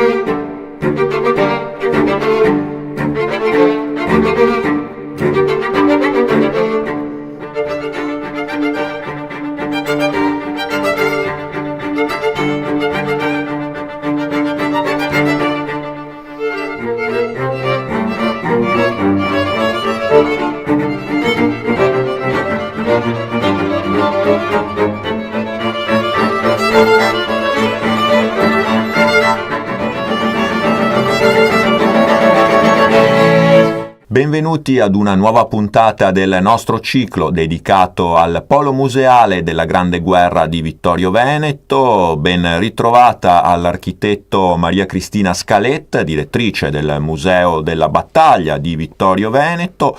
Architetto, in questa puntata vedremo un po' il clou, possiamo dire, uno degli argomenti principali legati alla Grande Guerra, cioè come si combatteva, qual era anche vita soldati. Certamente, la nostra appassionata dottoressa Marta Covre ci parlerà in questo caso di un argomento molto consueto, ma anche qui si troveranno delle curiosità, perché i modi di combattere durante la Grande Guerra vanno dalle modalità più antiche, come l'uso di pugnali, baionette, fino alle armi più moderne e contemporanee, che poi avranno degli sviluppi ovviamente e purtroppo anche nel futuro durante la Seconda Guerra Mondiale.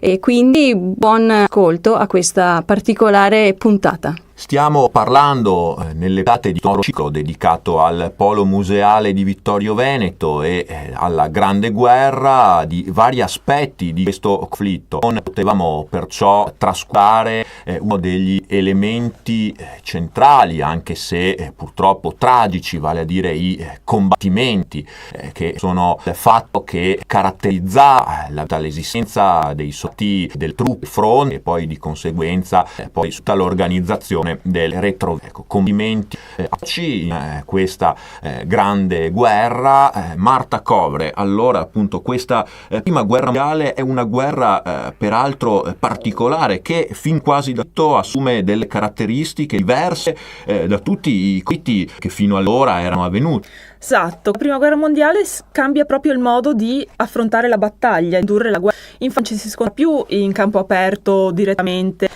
diciamo non è lo scontro tra due schieramenti opposti. Ci si ritrova a combattere nelle trincee, in questi fossati nel terreno contrapposti con la terra di nessuno, che poteva essere estesa per pochi metri come per chilometri.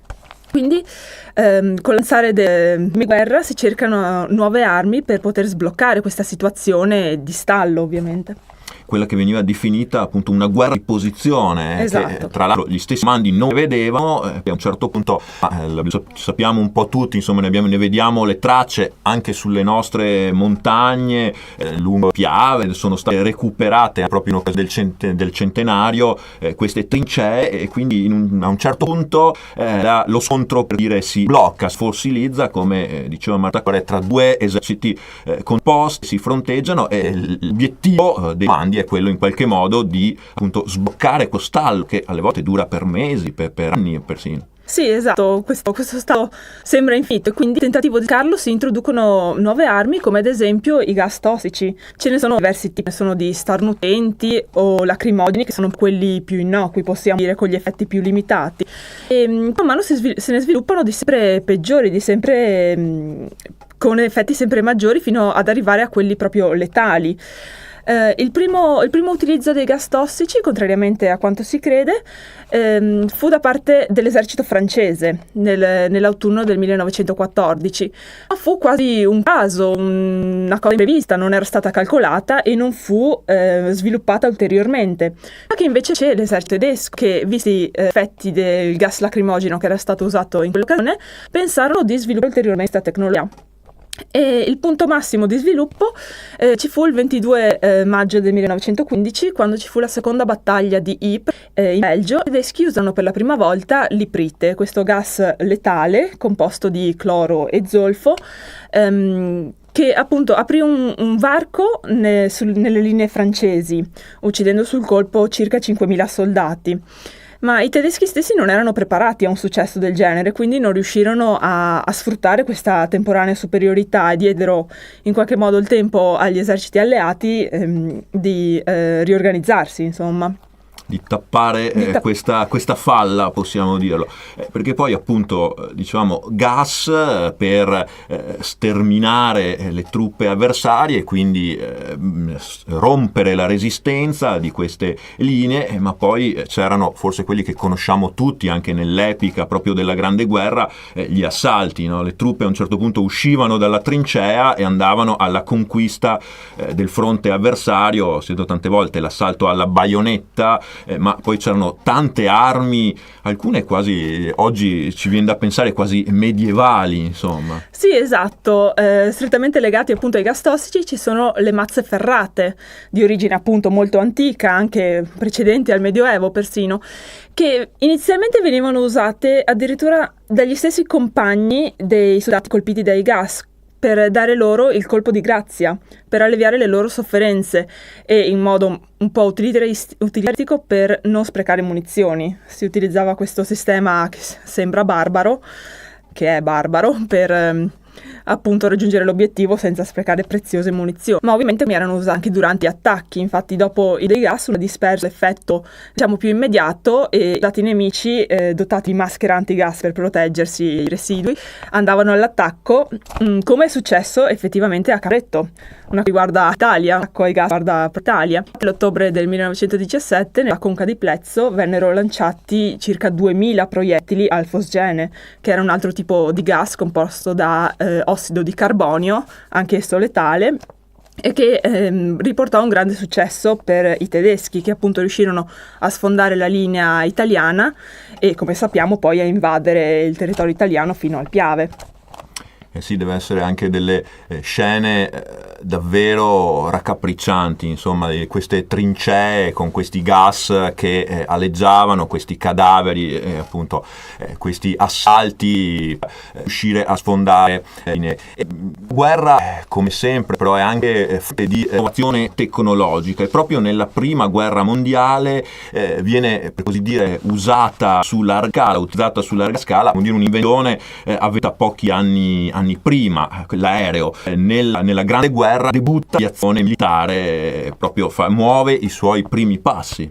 Sì, esatto. Negli anni precedenti al primo conflitto mondiale c'erano già stati degli esperimenti con l'aviazione. Ad esempio l'Italia, nella Italo-Turca, aveva già utilizzato l'aviazione, però a scopi, diciamo, di osservazione, non di attacco. Effettivamente questo va anche per i primi anni di guerra. Si usava l'aviazione come supporto all'artiglieria per fornire precise sui dettagli. Infatti gli aviatori e gli osservatori proprio che salivano sugli aerei erano dotati di macchine fotografiche per scattare fotografie delle linee nemiche, oppure le macchine venivano attaccate sotto la carlinga dell'aereo in modo da poter riprendere verticalmente lo sviluppo delle linee difensive nemiche. Appunto per fornire un supporto all'artiglieria. Solo successivamente si pensò di utilizzare gli aerei come mezzo di bombardamento o anche per intraprendere duelli aerei con gli osservatori nemici.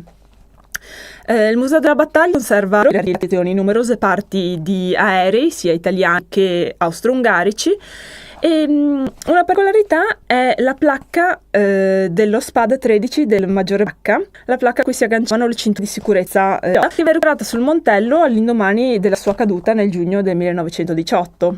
Sì, perché questo periodo di d'azione, appunto abbiamo citato Francesco Baracca, ce n'erano molti altri, con questi battimenti che forse appunto a differenza delle atrocità della trincea conservavano ancora un loro codice cavalleresco in qualche modo, no? Del resto anche appunto i protagonisti erano spesso nobili, ufficiali, ovviamente piloti, insomma l'aviazione era un'arma d'élite in tutti i sensi. Sì, esatto.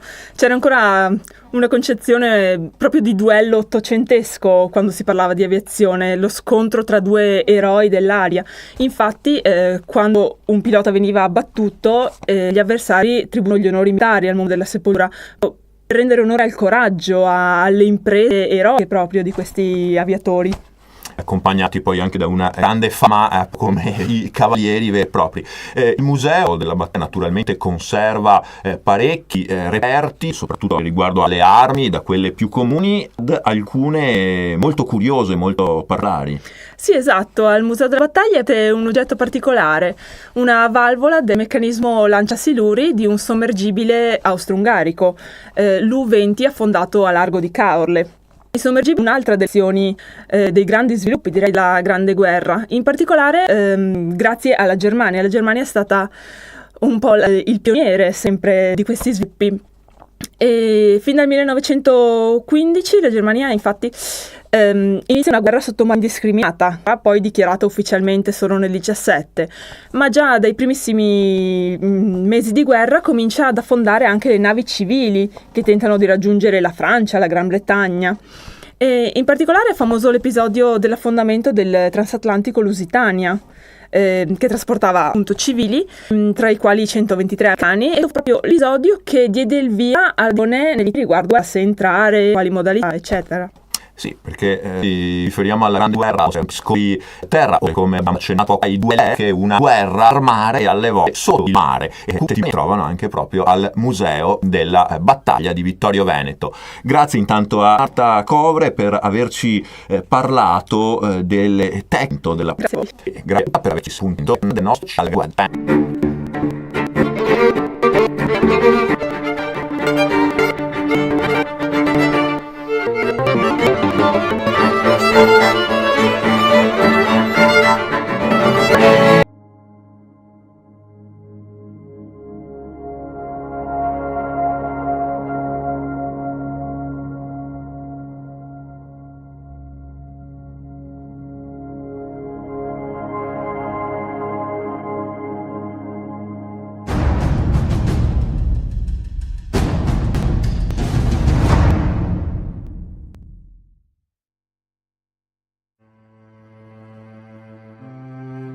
Dopo il 1866 iniziò la diaspora della gente veneta verso i continenti d'oltreoceano. Chi e cosa cadono luga terra tannata.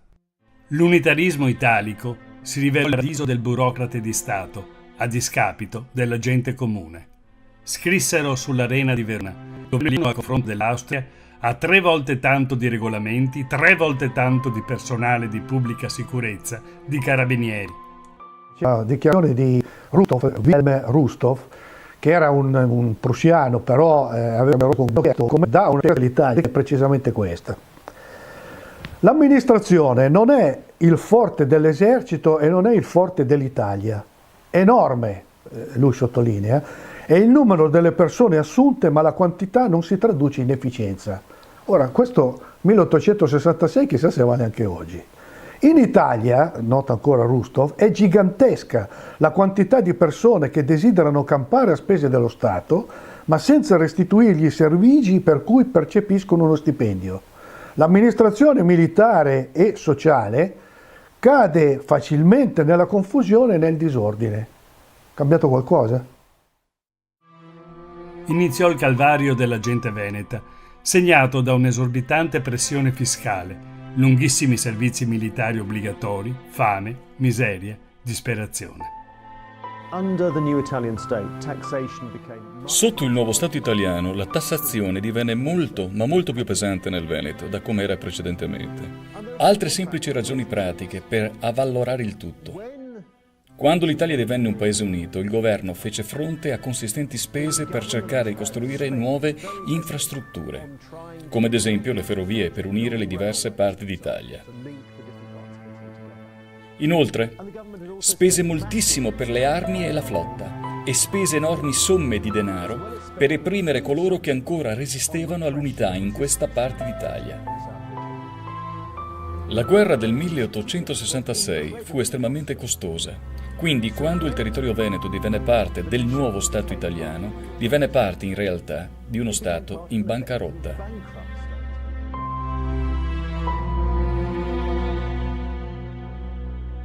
Subito dopo l'annessione, ecco il manifestarsi di episodi di dissenso nei confronti del nuovo regime, che comporta una grave crisi sociale dovuto all'inizio subito di un fortissimo aumento della tassazione, dello spirito anticattolico che il nuovo governo mette subito in campo, tanto è vero che avviene questo fenomeno, duplice fenomeno. Da un lato la popolazione veronese diserta, non partecipa assolutamente alle più importanti feste, diciamo così, che il nuovo Stato introduce, come quella del 2 giugno, che è la festa dello Statuto Albertino. A Verona e nei paesi dove viene celebrata la festa viene completamente disertata dalla popolazione e dall'altro lato per reazione invece si partecipa in massa alle processioni cattoliche che caratterizzavano la vita, diciamo così, cultuale dei cittadini. Ad esempio la più importante è quella del Corpus Domini. La reazione da parte dei sabaudi è nel cercare di limitare il più possibile queste processioni, che ovviamente comprendono essere motivo di dissenso, addirittura sopprimendone alcune, sfruttando anche i pretesti più così inventivi come quello della diffusione del colera, per impedire la diffusione del colera, o addirittura sopprimendole d'ufficio, come una delle più importanti a Verona, che era la processione dedicata al copatrono San Pietro Martire. I fatti sono documentati da Federico Buzzini nella Battaglia del Corpus Domini. È il 20 giugno 1867, quando i borghesi di fede liberale, ex garibaldini e gruppi di massoni, tentano di bloccare la processione religiosa di Verona e poi l'assaltano, mentre prefetto, questore e carabinieri sono conniventi e restano inerti a guardare. Sono organizzate spedizioni punitive contro i fedeli, una carrozza a cavalli cerca di travolgere il corteo, l'officiante è scaraventato a terra, si spara sulla folla lasciando sul terreno parecchi morti e feriti, mentre altri facinorosi rovesciano da alcune finestre acqua e pece bollente. Si scatena la guerriglia urbana, i fedeli, in gran parte contadini veneti e cattolici, malmenano gli aggressori con le aste processionali. Per tutto il 1867 la campagna veronese è contraddistinta da una serie di insorgenze nei confronti, diciamo così, della nuova elite filosabauda. Quasi tutti i paesi più importanti del centro, della bassa pianura, Terrazzo, San Giovanni Lupatotto, Cerea, sono contraddistinti da questi atturpamenti di contadini, i quali vogliono, spesso al grido di viva l'Austria, viva la religione, abbasso i luterani, vogliono in qualche modo recuperare, diciamo così, una situazione che ormai però purtroppo è perduta.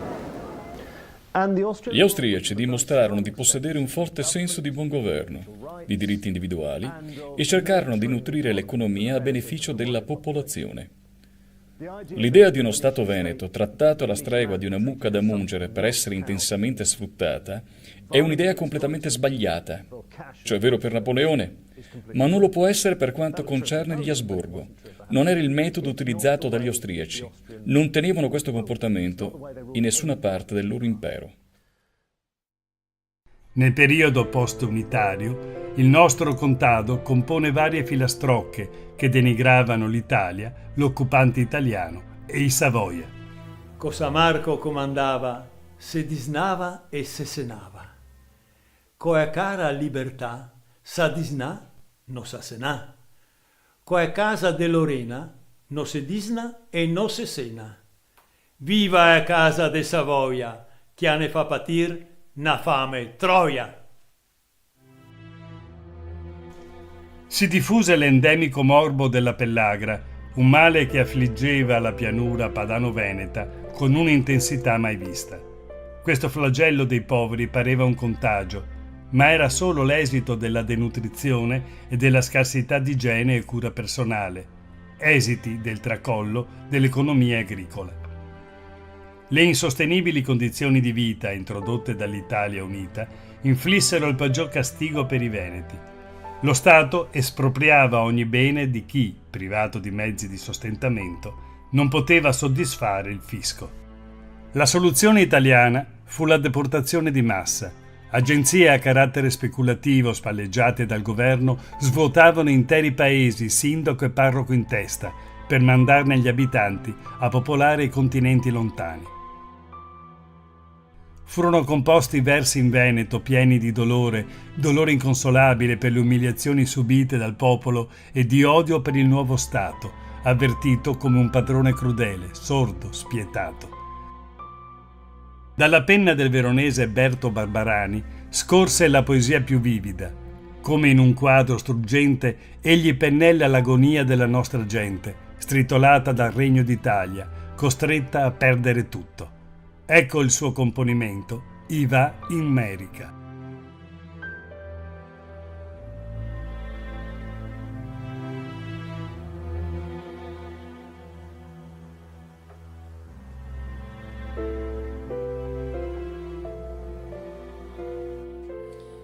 Fulminati da un fraco de tempesta, l'erba dei pre parna a metà passia. Brusa le vigne dalla malattia che non lascia i vilani mai depesta. Ipotecato tutto quel che resta, col frumento che vanna carestia, ogni paese ga e a sua angonia, e le famiglie un pelagroso a testa. Crepà la vacca che la dadea il formaggio, morta la donna a partorir una fiola, protestale cambiale dal nodaro una festa seradi in osteria. Con gran pugno battù sopra la tola, porca Italia, i biastema, andemo via! E se conta fra tutti in quanti sio, appena diese che può fare strapasso. Il resto donne coi putini in brasso, il resto veci coi puteletti a drio, ma a star qua no se magna no, pardio. Bisognerà pur far sto gran passo. Se l'inverno e ne capita col giasso, porino altri e ne fa un desio.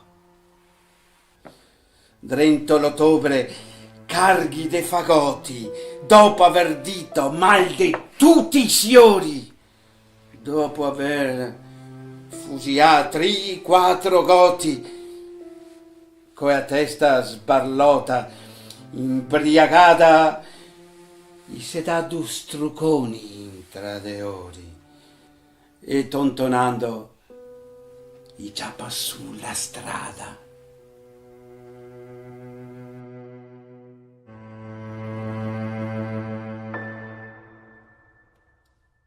Una pulizia etnica chiamata emigrazione. Una cosa da sottolineare è il fatto che ci siano ancora 7 milioni di persone che parlano veneto, cosiddetto dialetto, e molte volte erroneamente denominato taglian, in Brasile. Ciò indica quanto vasto sia stato il numero di persone che lasciano questa parte d'Italia per cercare una vita nuova e migliore nel nuovo mondo. E credo che sia un fenomeno che non possiamo tralasciare, perché queste persone non lasciarono il Veneto per ricercare una brillante prospettiva di vita, ma bensì costrette a prendere questa decisione a causa dell'incredibile povertà nella quale si trovavano. E questa povertà ci porta direttamente all'unificazione. Beh, gli storici ne avranno da discutere. perché è lampante che prima dell'unificazione non ci fosse stato alcun fenomeno di immigrazione. E penso sia ragionevole trarre chiare conclusioni da questo semplice fatto. Alla nostra regione spettò un triste primato, quello della più alta percentuale di emigranti, tra tutti i territori che in quel torno di anni ebbero la sventura di vegetare all'ombra del tricolore.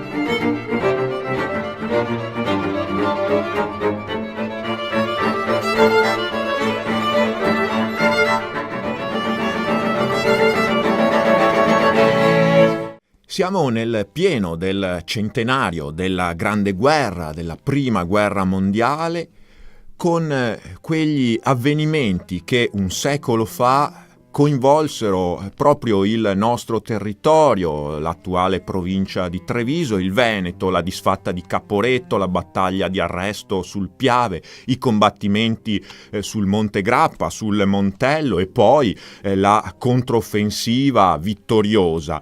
I sacrifici dei soldati nelle trincee, ma anche le sofferenze della popolazione civile nell'Alta Marca occupata nel 1917 dagli austro-ungarici e nei paesi del resto della provincia diventati prima retrovia del fronte. Vogliamo raccontarvi questa pagina di storia, le sue conseguenze, attraverso il racconto di una delle prime e più importanti, più prestigiose strutture espositive dedicate a questi eventi, il Polo Museale della Grande Guerra di Vittorio Veneto. Un racconto in 10 speciali che seguirà anche un progetto che il Polo Museale sta portando avanti con alcune giovani ricercatrici, alcune giovani volontarie nell'ambito del servizio civile nazionale. E ad illustrarci proprio questo progetto abbiamo con noi la direttrice del Museo della Battaglia di Vittorio Veneto, l'architetto Maria Cristina Scaletta. Buongiorno. Buongiorno. Allora, direttrice, abbiamo detto un progetto che unisce il Polo Museale della Grande Guerra di Vittorio Veneto ai giovani. Certo, è stato un po' un tentativo vittorioso, per fortuna. Siamo stati classificati 12esimi nella regione del Veneto per un progetto culturale legato al servizio civile nazionale. Il bando è partito nel 2015 con la collaborazione della cooperativa Insieme si può e ovviamente l'ufficio del comune di Vittorio Veneto, con l'assessore Barbara Denardi come capofila di questo progetto, per costruire un progetto legato al polo culturale, al polo museale della Grande Guerra di Vittorio Veneto, che comprende non solo il territorio ma soprattutto le due grandi sedi museali del Museo della Battaglia di Vittorio Veneto e un meno noto ma straordinario edificio, Palazzo Minucci De Carlo, che è una fondazione museale dove ci sono contenute non solo opere d'arte ma anche i ricordi di un eroe della Grande Guerra, una medaglia d'oro al valor militare di cui sentiremo parlare. Questo progetto è stato inviato per la classificazione al Servizio Civile Nazionale, appunto si è classificato 12esimo nella regione del Veneto e noi avevamo previsto la possibilità di avere al nostro servizio per un anno 3 volontari del servizio civile che sono stati selezionati e abbiamo avuto veramente la fortuna di trovare 3 persone di grandissima volontà e qualità che stanno lavorando all'interno del museo con diverse tematiche, perché una parte è quella legata alla promozione del museo e la sua valorizzazione del polo museale attraverso la partnership appunto sia con la Fondazione Minucci sia con Radio Veneto 1 che ci dà gli spazi e ci concede la possibilità di promuovere il progetto. Poi c'è dietro le quinte in qualche modo anche un lavoro molto interessante e importante di catalogazione del ricchissimo patrimonio documentale e fotografico e testimoniale che è custodito all'interno del Museo della Battaglia e anche all'interno di Palazzo Minucci.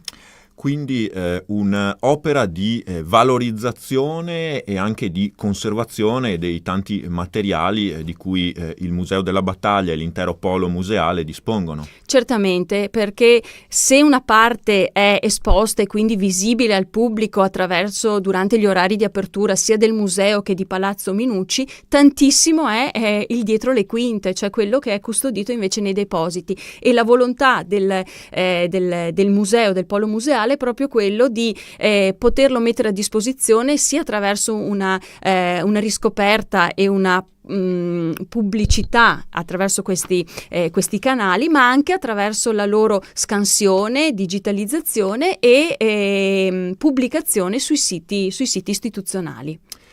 Tra l'altro sono 3 ragazze, 3 giovani laureate, sono state selezionate per questo progetto e quindi poi anche una esperienza formativa per loro legata ai loro studi, al loro curriculum di studi. Esattamente, ovviamente nel bando avevamo messo delle caratteristiche formative che dovevano avere le persone selezionate, perché è un tipo di prodotto abbastanza specifico e particolare, e sono state selezionate queste 3 dottoresse, ciascuna in un ambito comunque legato sia al tema della conservazione dei beni culturali che della promozione turistica, quindi sono lauree specifiche di queste 3 dottoresse, sono la dottoressa Marta Covre, la dottoressa Martina Dorigo e la dottoressa Francesca Daros, che all'interno del museo con un orario 30 ore settimanali di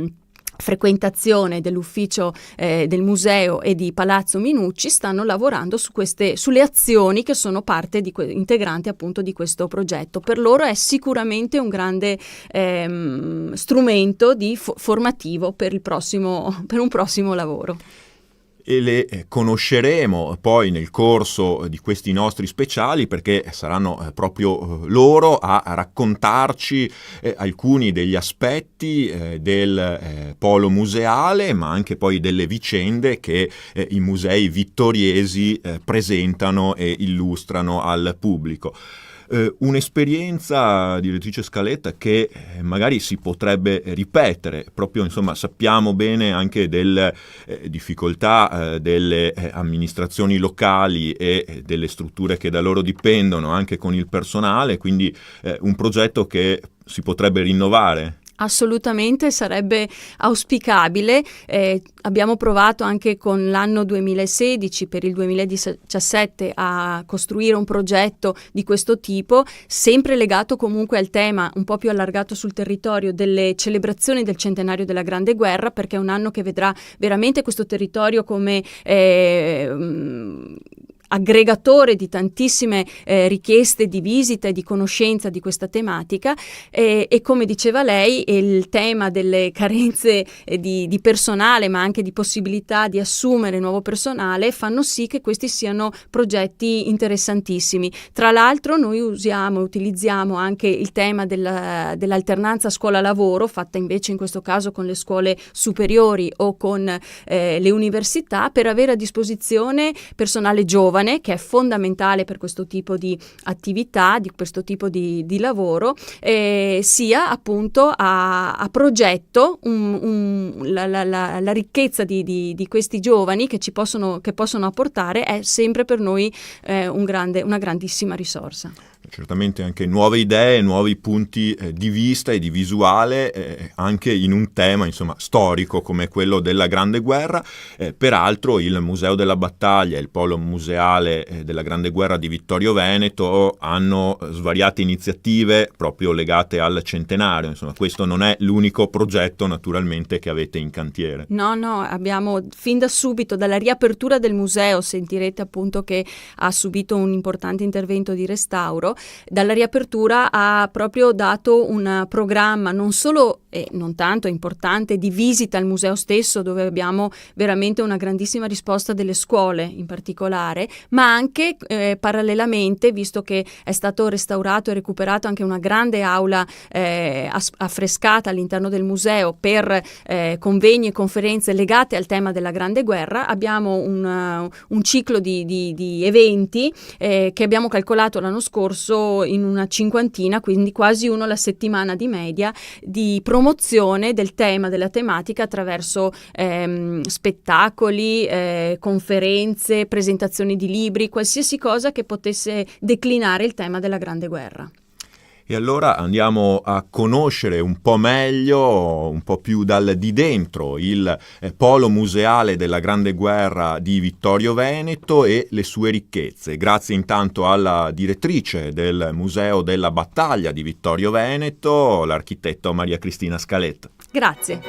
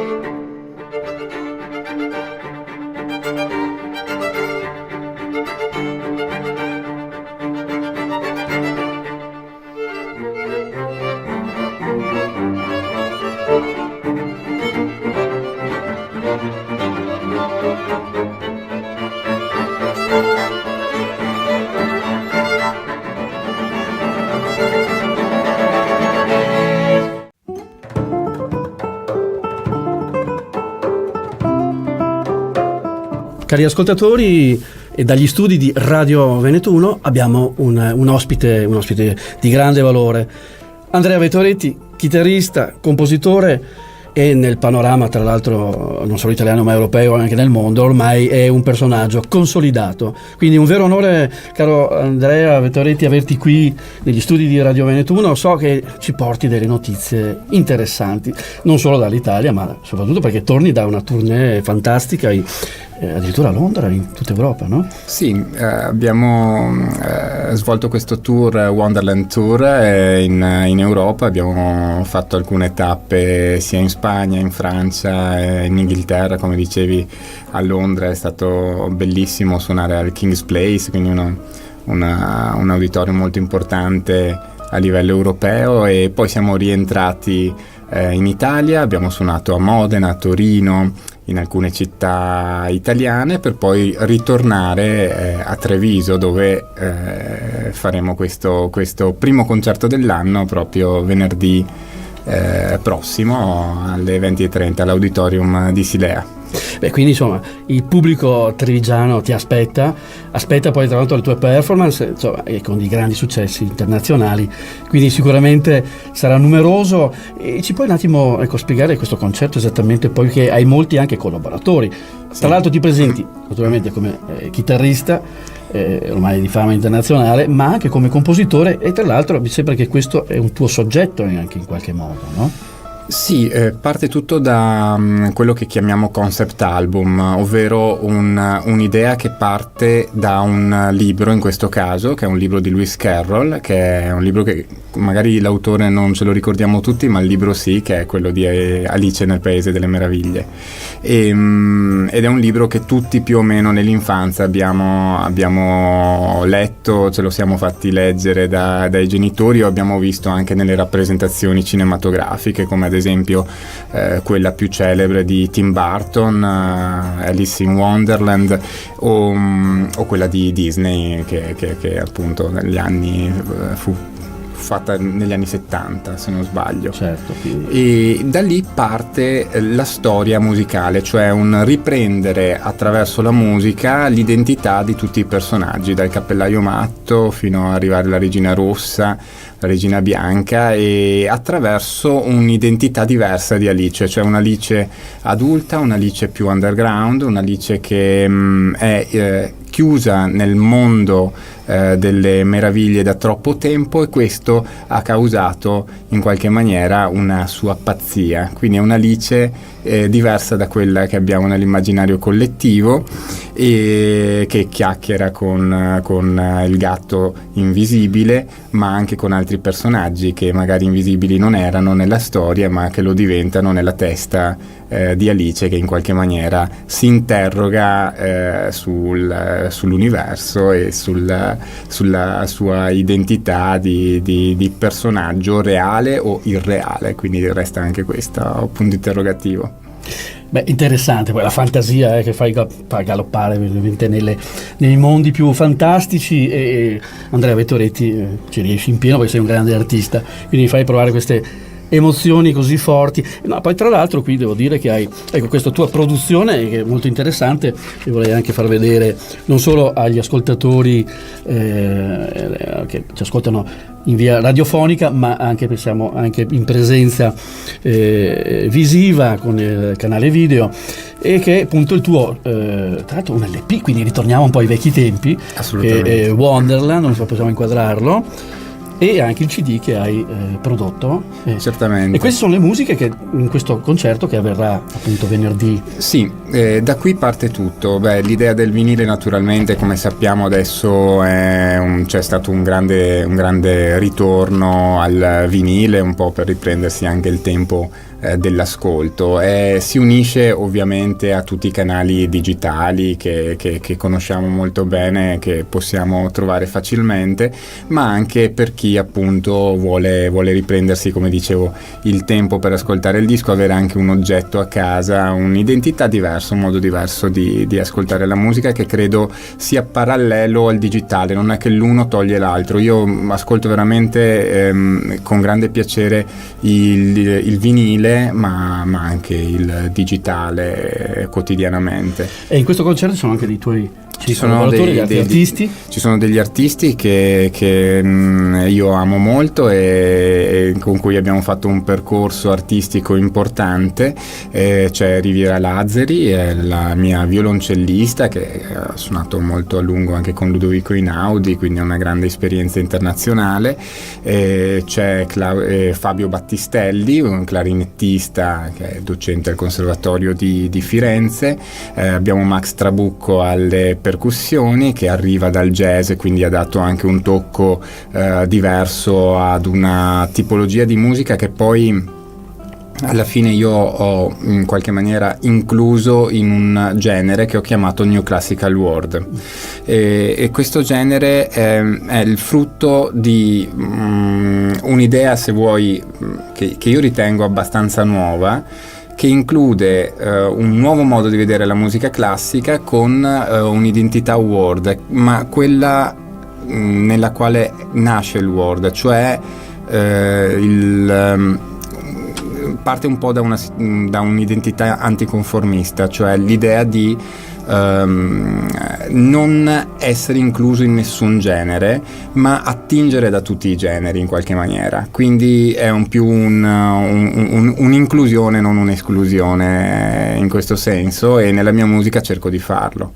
Beh, fantastico, lei, Andrea Vettoretti proprio è un vulcano, lì fuori proprio lava vulcanica infinita, e energia veramente pura, anche perché sai, insomma, hai idee così proprio a profusione, che tra l'altro tu porti il mondo della chitarra classica appunto del futuro, lo proietti nel futuro. Tra l'altro mi dicevi che la tua chitarra hai anche inventato qualcosa di, cioè una novità, insomma. Sì, se vuoi spiegare un attimo. Sì, anche lì si parte sempre da un'idea tradizionale dove cerchiamo di metterci dell'innovazione, e questa è una cosa che mi piace molto. Sappiamo infatti i limiti anche acustici, no, della chitarra.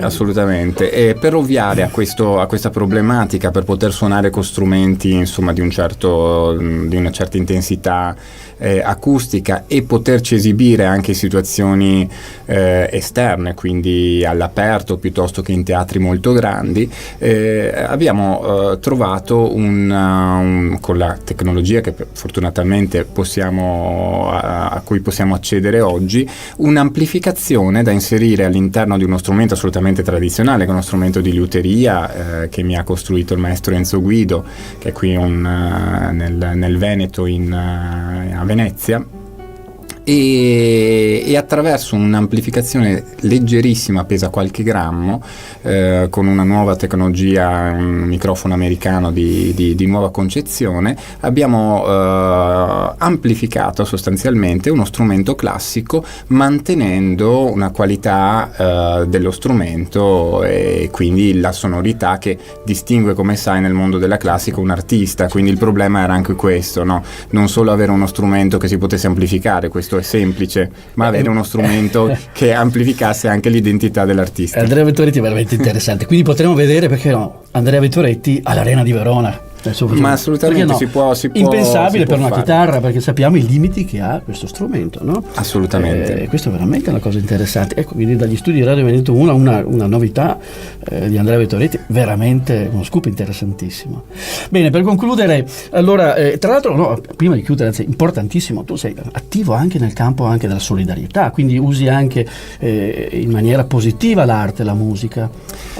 Cerco di farlo questa notizia per quanto interessante sia possibile. Che è uscita anche alla Repubblica, mi sembra. Sì, è uscita un po' ovunque la notizia di una campagna di cui io sono testimonial, di un'associazione, di un onlus anzi, che si chiama Dokita, che opera in 12 paesi nel mondo, e questa campagna si chiama Tutti Uguali ed si caratterizza per l'aiuto ai bambini disabili, e quindi è veramente una situazione che io sto portando avanti da alcuni anni, in questo caso sulla disabilità dei bambini, ma anche sull'educazione musicale, che ovviamente mi sta molto a cuore. Quindi abbiamo 2 progetti. Il primo si chiama Music Care, che è basato appunto sul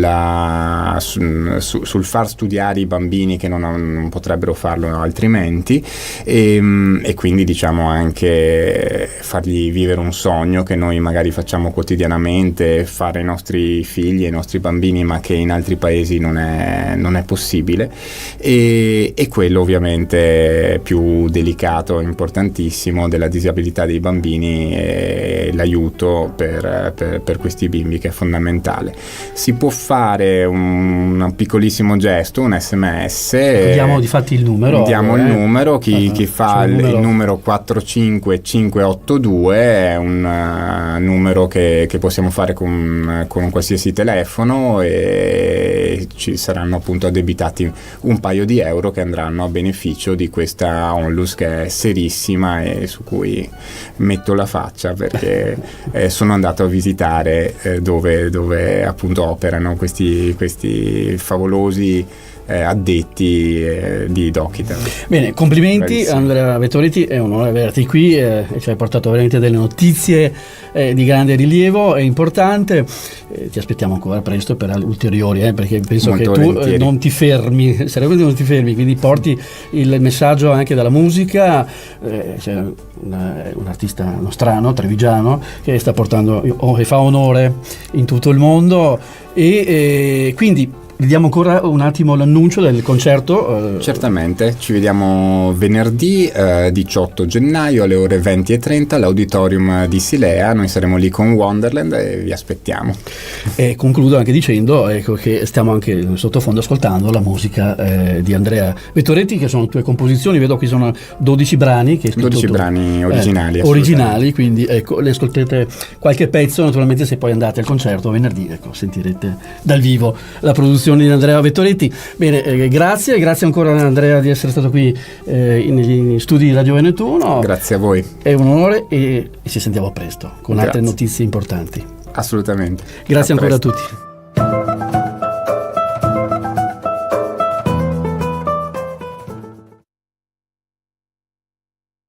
Vi ringrazio per essere qua alla serata organizzata e voluta da Iso Venete, dal Comitato 1866. Questa sarà una serata prettamente culturale e storica. Vogliamo cercare di fare un po' di chiarezza su una pagina di storia molto importante, determinante per noi veneti, che è appunto l'annessione del Veneto all'Italia, avvenuta nel 1866 grazie a un referendum. Le popolazioni al tempo erano state chiamate a votare se volevano o meno essere annessi all'Italia.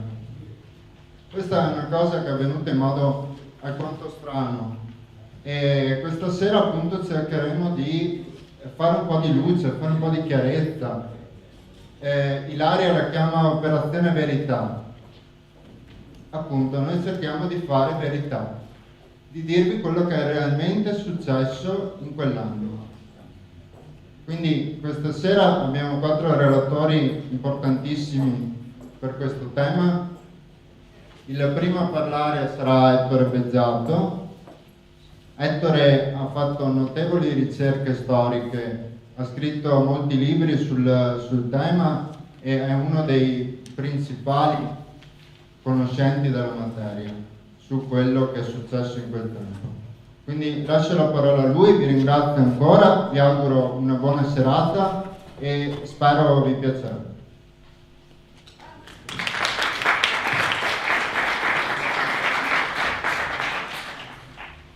Sì, buonasera a tutti e un grazie veramente di cuore agli amici di Raise Venete e in particolare all'amico Mattia per l'organizzazione di questa serata.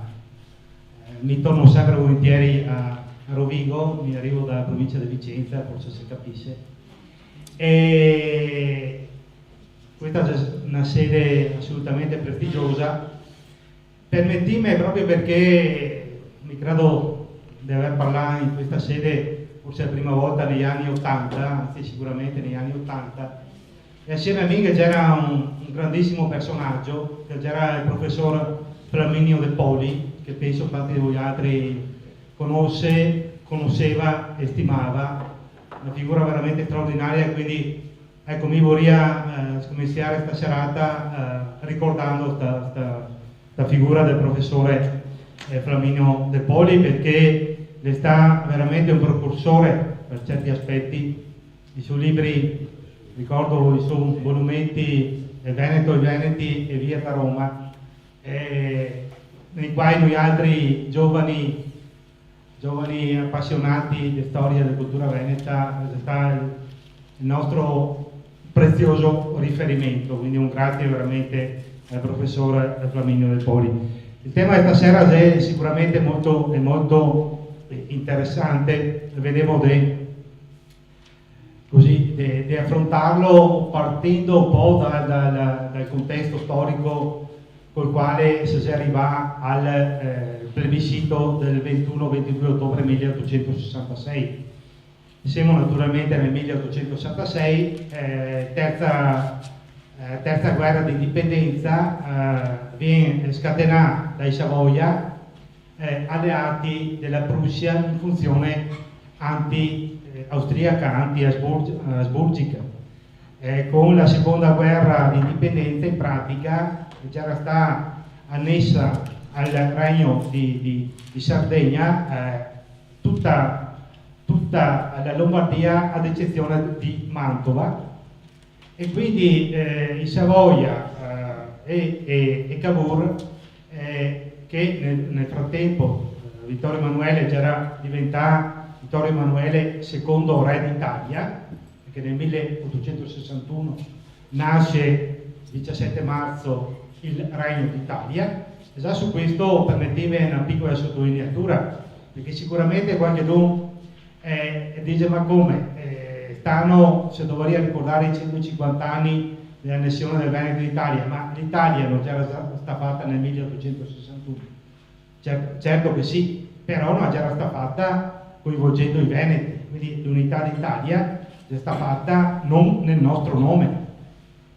E quando in occasione del 150° anniversario è stato fatto tutte quelle manifestazioni sui quali sarebbe interessante sapere quanti soldi che sono stati spesi nel 2011, fondamentalmente c'è un falso storico, o meglio, è assolutamente un falso storico, perché nel 1861 nasce il Regno d'Italia, però i Veneti non c'è, e non c'è neanche tanta altra brava gente, non c'è i Trentini, non c'è i Tirolesi. Mancava perfino Roma, pensate un po'. Nel 1861 Roma non fa parte del Regno d'Italia. Però ha cercato disperatamente di farmi credere che nel 2011 ci sono stati 150 anni di unità. Non nel nostro nome. Il Veneto entra nel 1866. Dicevo allora, Savoia e Prussia fa questa alleanza in funzione anti-austriaca, se arriva alla guerra, e l'Austria è costretta a mantenere due fronti, quello nord con la Prussia e quello sud con l'Italia, e quindi si arriva alla prima battaglia costosa il 24 giugno 1886. L'esercito affronta questa battaglia molto baldanzoso e sicuro di sé, perché c'era una schiacciante superiorità sia come mezzi che come uomini. Fatto sta la classica rivalità, un po' di incapacità e tutto il resto, fatto sta che però l'Italia subisce una prima sconfitta. A Custoza, nonostante il pronostico a favore, l'Italia viene pesantemente sconfitta dall'esercito asburgico.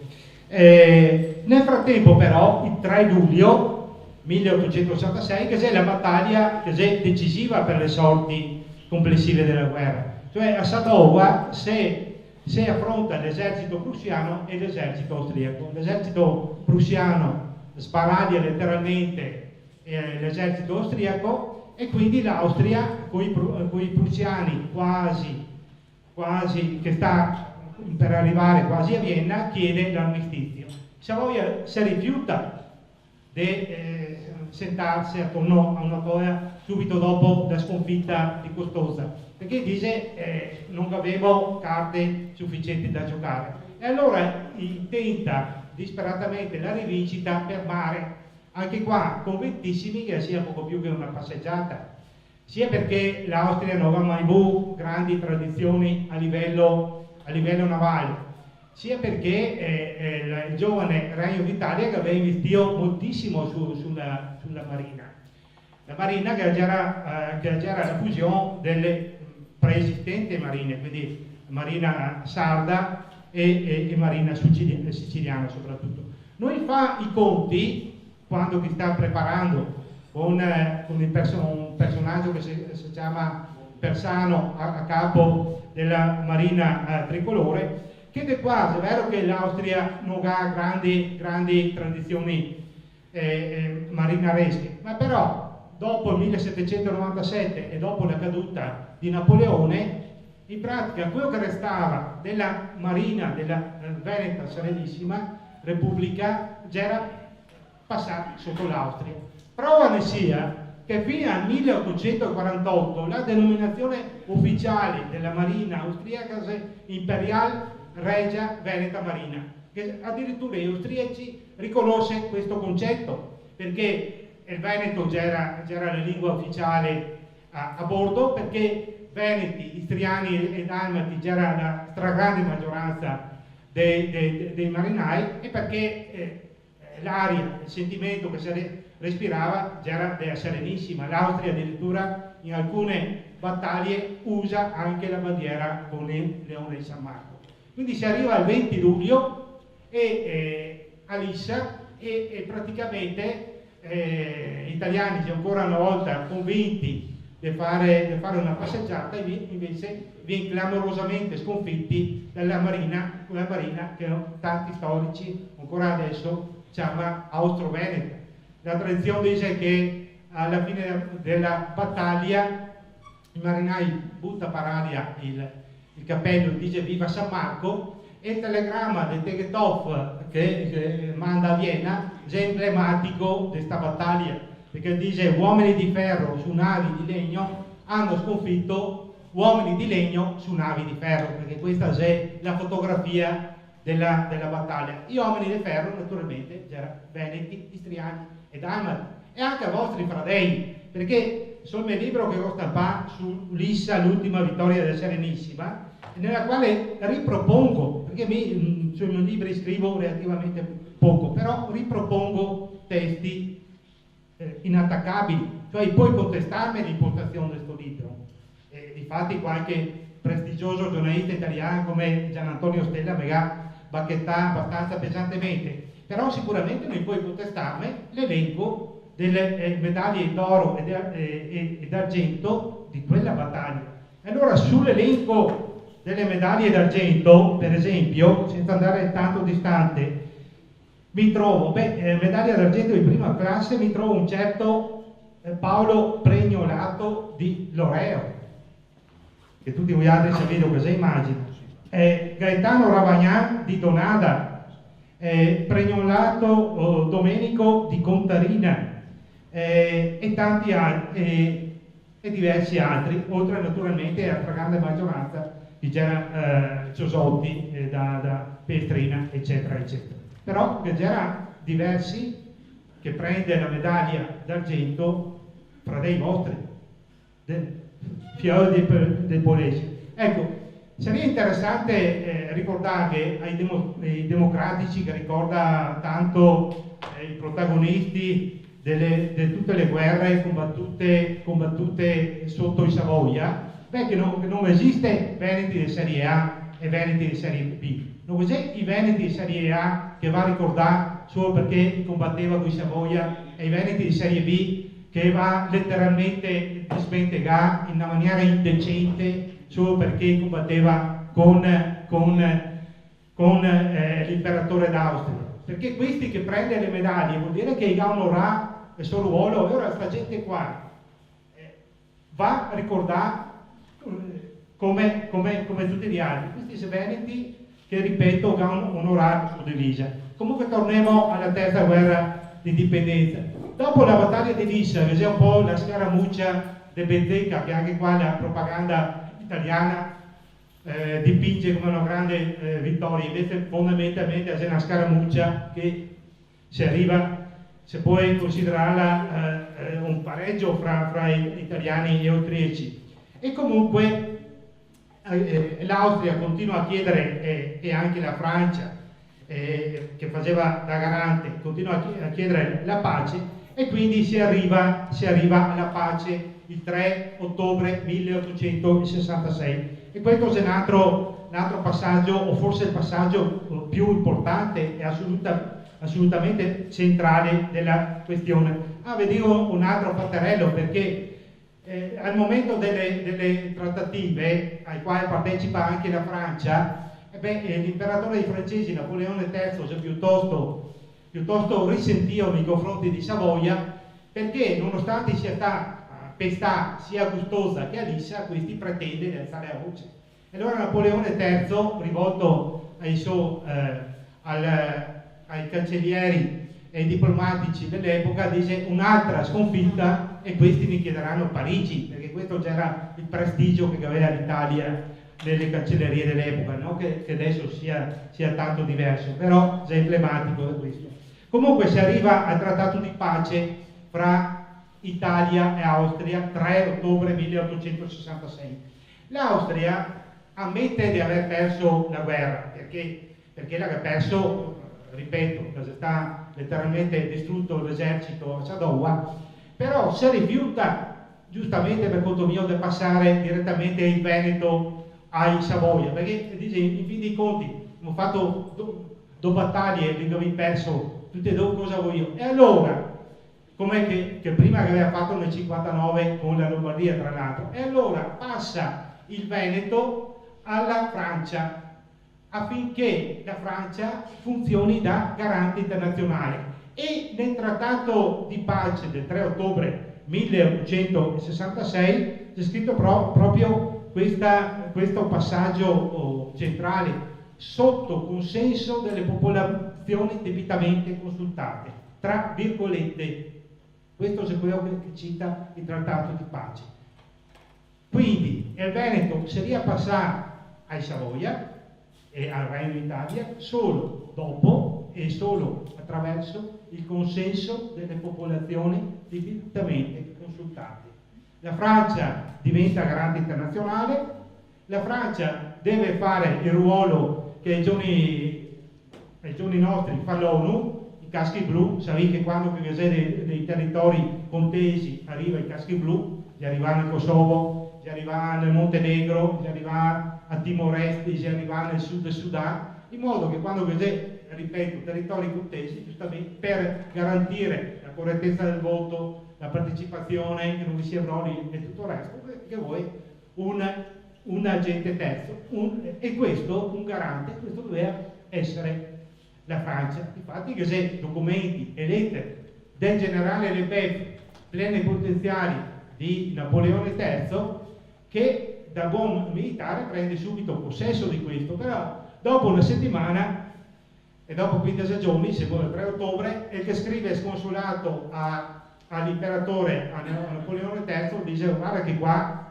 lui mi lascia fare il mio mestiere, qua pretende di passare, il governo italiano addirittura deve passare il plebiscito, eccetera eccetera. Napoleone III dice: attento, più o meno cerchiamo di farsi manco mai possibile e caviamoci via, perché la Francia non aveva più interessi su questo punto, su questa parte dello scacchiere europeo. Lui che aveva già portato a casa sia Nizza che la Savoia, e quindi non interessava più niente. Così si arriva, secondo quanto previsto dal plebiscito, dal trattato di pace del 3 ottobre 1866, si arriva alla convocazione del plebiscito. Questo è un manifesto, questa è una copia che mi ho trovato l'originale, che mi ho 2 o 3 dei diversi soggetti, con il quale vi dico che vengo effettivamente convocato il plebiscito. Il plebiscito è fissato per i giorni 21 e 22 del corrente mese. Vedi però una cosa, che praticamente se dice solo guarda Moretti che avete da votare sì e basta, però qua non si è messo che c'è la possibilità di votare sì, di votare no, di attenervi, no? Siccome che le prossime elezioni dice viene convocato i comizi e guarda che avete da votare tutti i parenti, no? Che si è votato distante, però eccolo qua, sì e basta in pratica. Questo è il manifesto ufficiale di convocazione. Ma non solo, cosa succede? Che il convegno viene sì convocato il 21 e il 22 ottobre, però su pressione soprattutto del governo italiano e del primo ministro Bettino Ricasoli, e in pratica il 19 ottobre, quindi 2 giorni prima del voto, in una camera dell'Hotel Europa lungo il Canal Grande, il Veneto passa, si trova generale Lebeuf, plenipotenziario della Francia, che in quel momento doveva tutelare il Veneto, si trova 3 notabili nominati dai Savoia, quindi immaginate che figure assolutamente terze, che c'erano anche queste, e il Veneto passa in una camera d'albergo praticamente all'Italia e Savoia. Immagino che qualcuno potrà anche dire, ma questo ha prove per dichiarare tutto questo? Beh, le prove le sé anche molto facili, sono riuscito a reperirle dopo anni di ricerche. Per esempio, questo è il dispaccio telegrafico col quale il commissario del Re per la provincia di Udine ha ricevuto il seguente dispaccio telegrafico. Venezia, 19 ottobre 1866, ore 10:20 antimeridiano. Cessione della Venezia compiuta, la bandiera reale italiana sventola dalle antenne di Piazza San Marco. Il generale Count di Ravel, plenipotenziario dei Savoia. Udine AD 19 ottobre 1866. Questo si trova all'archivio del comune di Pordenone. Questa è una riproduzione. Ma ancora peggio, no, ancora meglio direi, dopo che aveva trovato questo, del tutto casualmente, perché lo avevo trovato su un libro di storia locale che si chiama Storia di San Michele al Tagliamento, un giorno, mentre ero su internet, mi sono imbattuto addirittura sulla Gazzetta Ufficiale del Regno d'Italia, datato venerdì 19 ottobre 1866, dal numero 288, nel quale viene riportato pari con le stesse parole questo dispaccio telegrafico. Quindi, cessione della Venezia compiuta, la bandiera reale italiana sventola dalle antenne di Piazza San Marco. Se non vi fidate di me, voi altri, quando questa sera andate a casa, accendi il vostro computer, andate su Google e batti Gazzetta Ufficiale del Regno d'Italia 19 ottobre 1866 e vi viene fuori questa Gazzetta Ufficiale, e a pagina 3 che è il passaggio col quale tutti trionfanti, eccolo qua, questa è la riproduzione che ho, in modo da essere, come al solito, cerco di essere sempre molto preciso. Questa è la Gazzetta Ufficiale, le 4 pagine della Gazzetta Ufficiale. Al Presidente del Consiglio dei Ministri è pervenuto oggi alle 10:03 antimeridiane il seguente dispaccio da Venezia, eccetera, eccetera. Il Presidente risponde, il governo del Re, adesso è scritto anche piccolo, comunque ringrazia e soprattutto ricorda il fatto che Venezia ritorna all'Italia. Quando che fosse stata Venezia all'Italia prima del 1866 c'è comunque un mistero per tutti noi altri. E quindi questo è il momento centrale. I Veneti va a votare il 21 e 22 ottobre, quando che tutto già sta deciso. Questa è la truffa, perché il Veneto già passato 2 giorni prima, il venerdì 19, nelle mani dei Savoia. E queste sono le documentazioni ufficiali del passaggio. Se potrebbe far note per raccontarvi come che sta gestito il voto, perché schede di colore diverse, perché c'era 2 urne, una per il sì e una per il no, e uno doveva dichiarare le proprie generalità al momento del voto, e quindi c'era chiarissimo chi votava per il sì e chi votava per il no, e quindi il risultato del voto, il 99,99% del sì e lo 0,1% o voti contrari, che anche questo è un altro dato importante, nel senso che oltre all'aspetto storico-culturale c'è anche un altro tipo di rilievo da fare, che basta, se voi altri che chiedi anche a un Boccia che ha fatto solo qualche esame di statistica a Padova, vi conferma che su una votazione dove c'è circa 700.000 votanti è matematicamente impossibile che sia lo 0,01 che vota contro. Cioè se domani ne porta a votare, siamo contenti che vediamo 1.000 euro in più al mese, non viene raggiunto il 99,99%, perché se Bastiano al contrario, che se quello che la col mondo, che se la comunità che va a votare se sbaglia, comunque è statisticamente provato che, ripeto, il 99,99% non esiste. Invece gli italiani con il plebiscito truccato, fasullo, si riuscì a arrivare anche a questo. È interessante, per ritornare, vediamo se lo trovo, nella vostra città, in modo che sia sempre anche un aggancio, che nel 1903,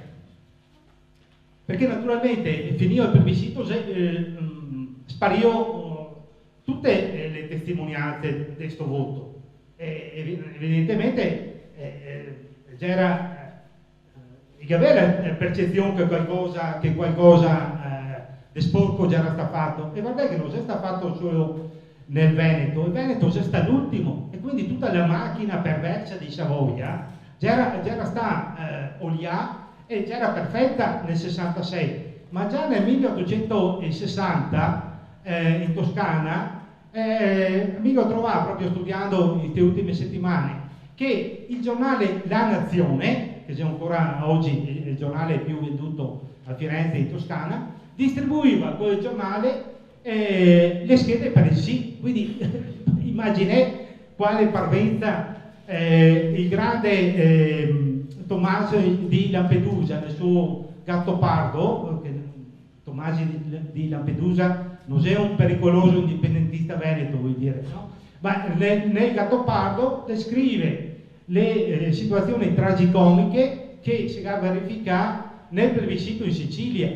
E a donna fugata Ciccio Tumeo, mai me lo ricordo a memoria, a donna fugata Ciccio Tumeo disse: io eccellenza avevo votato no, e dopo dice: quei porci municipio mi trasformano il mio voto e dicono quello che vogliono loro. Questo è Sicilia e Toscana, dappertutto, insomma, questa già era la prassi dei Savoia. Però ecco, è interessante citare questo passaggio, perché riguarda lo storico Luigi Sutto della vostra città, che nel 1903, quindi si passa neanche 40 anni dal plebiscito, lei incarica di costruire, di mettere in piedi il Museo del Risorgimento Carlo Alberto, e però scrive testualmente: nelle mie ricerche e investigazioni ho potuto solamente conoscere i voti dei singoli comuni del Friuli. Nessun giornale del Veneto fece altrettanto, nemmeno la Gazzetta di Venezia, che neppure pubblicò i voti appartenenti alla provincia di Venezia. Ho voluto scrivere tutto ciò perché sarebbe interessante conoscere i voti del plebiscito dati nel 1867 a ciascun comune veneto, però da biasimare la nostra ignoranza e la nostra democrazia. È deplorevole che i comuni non conoscono i voti che essi hanno dato per il ritorno all'Italia. Ripeto, questo è uno storico del 1903, a riprova che c'è stato fatto volutamente sparire tutto, quindi è molto difficile trovare la documentazione solo adesso, con tante ricerche, ma una documentazione in qualche modo alternativa, perché la storiografia ufficiale non che ne parla. Noi altri fermo un sondaggio nelle nostre scuole, quando che il Veneto si passa all'Italia e come che si passa all'Italia, mi sono convinto che vi dice che il Veneto è sempre stato italiano. Quindi, B che è passato nel 1861 naturalmente, e quei pochi che magari sa che è passato nel 66, fa fatica a ricordare e avere le idee chiare su come che il Veneto è passato. Ecco, vi ringrazio per l'attenzione e viva San Marco.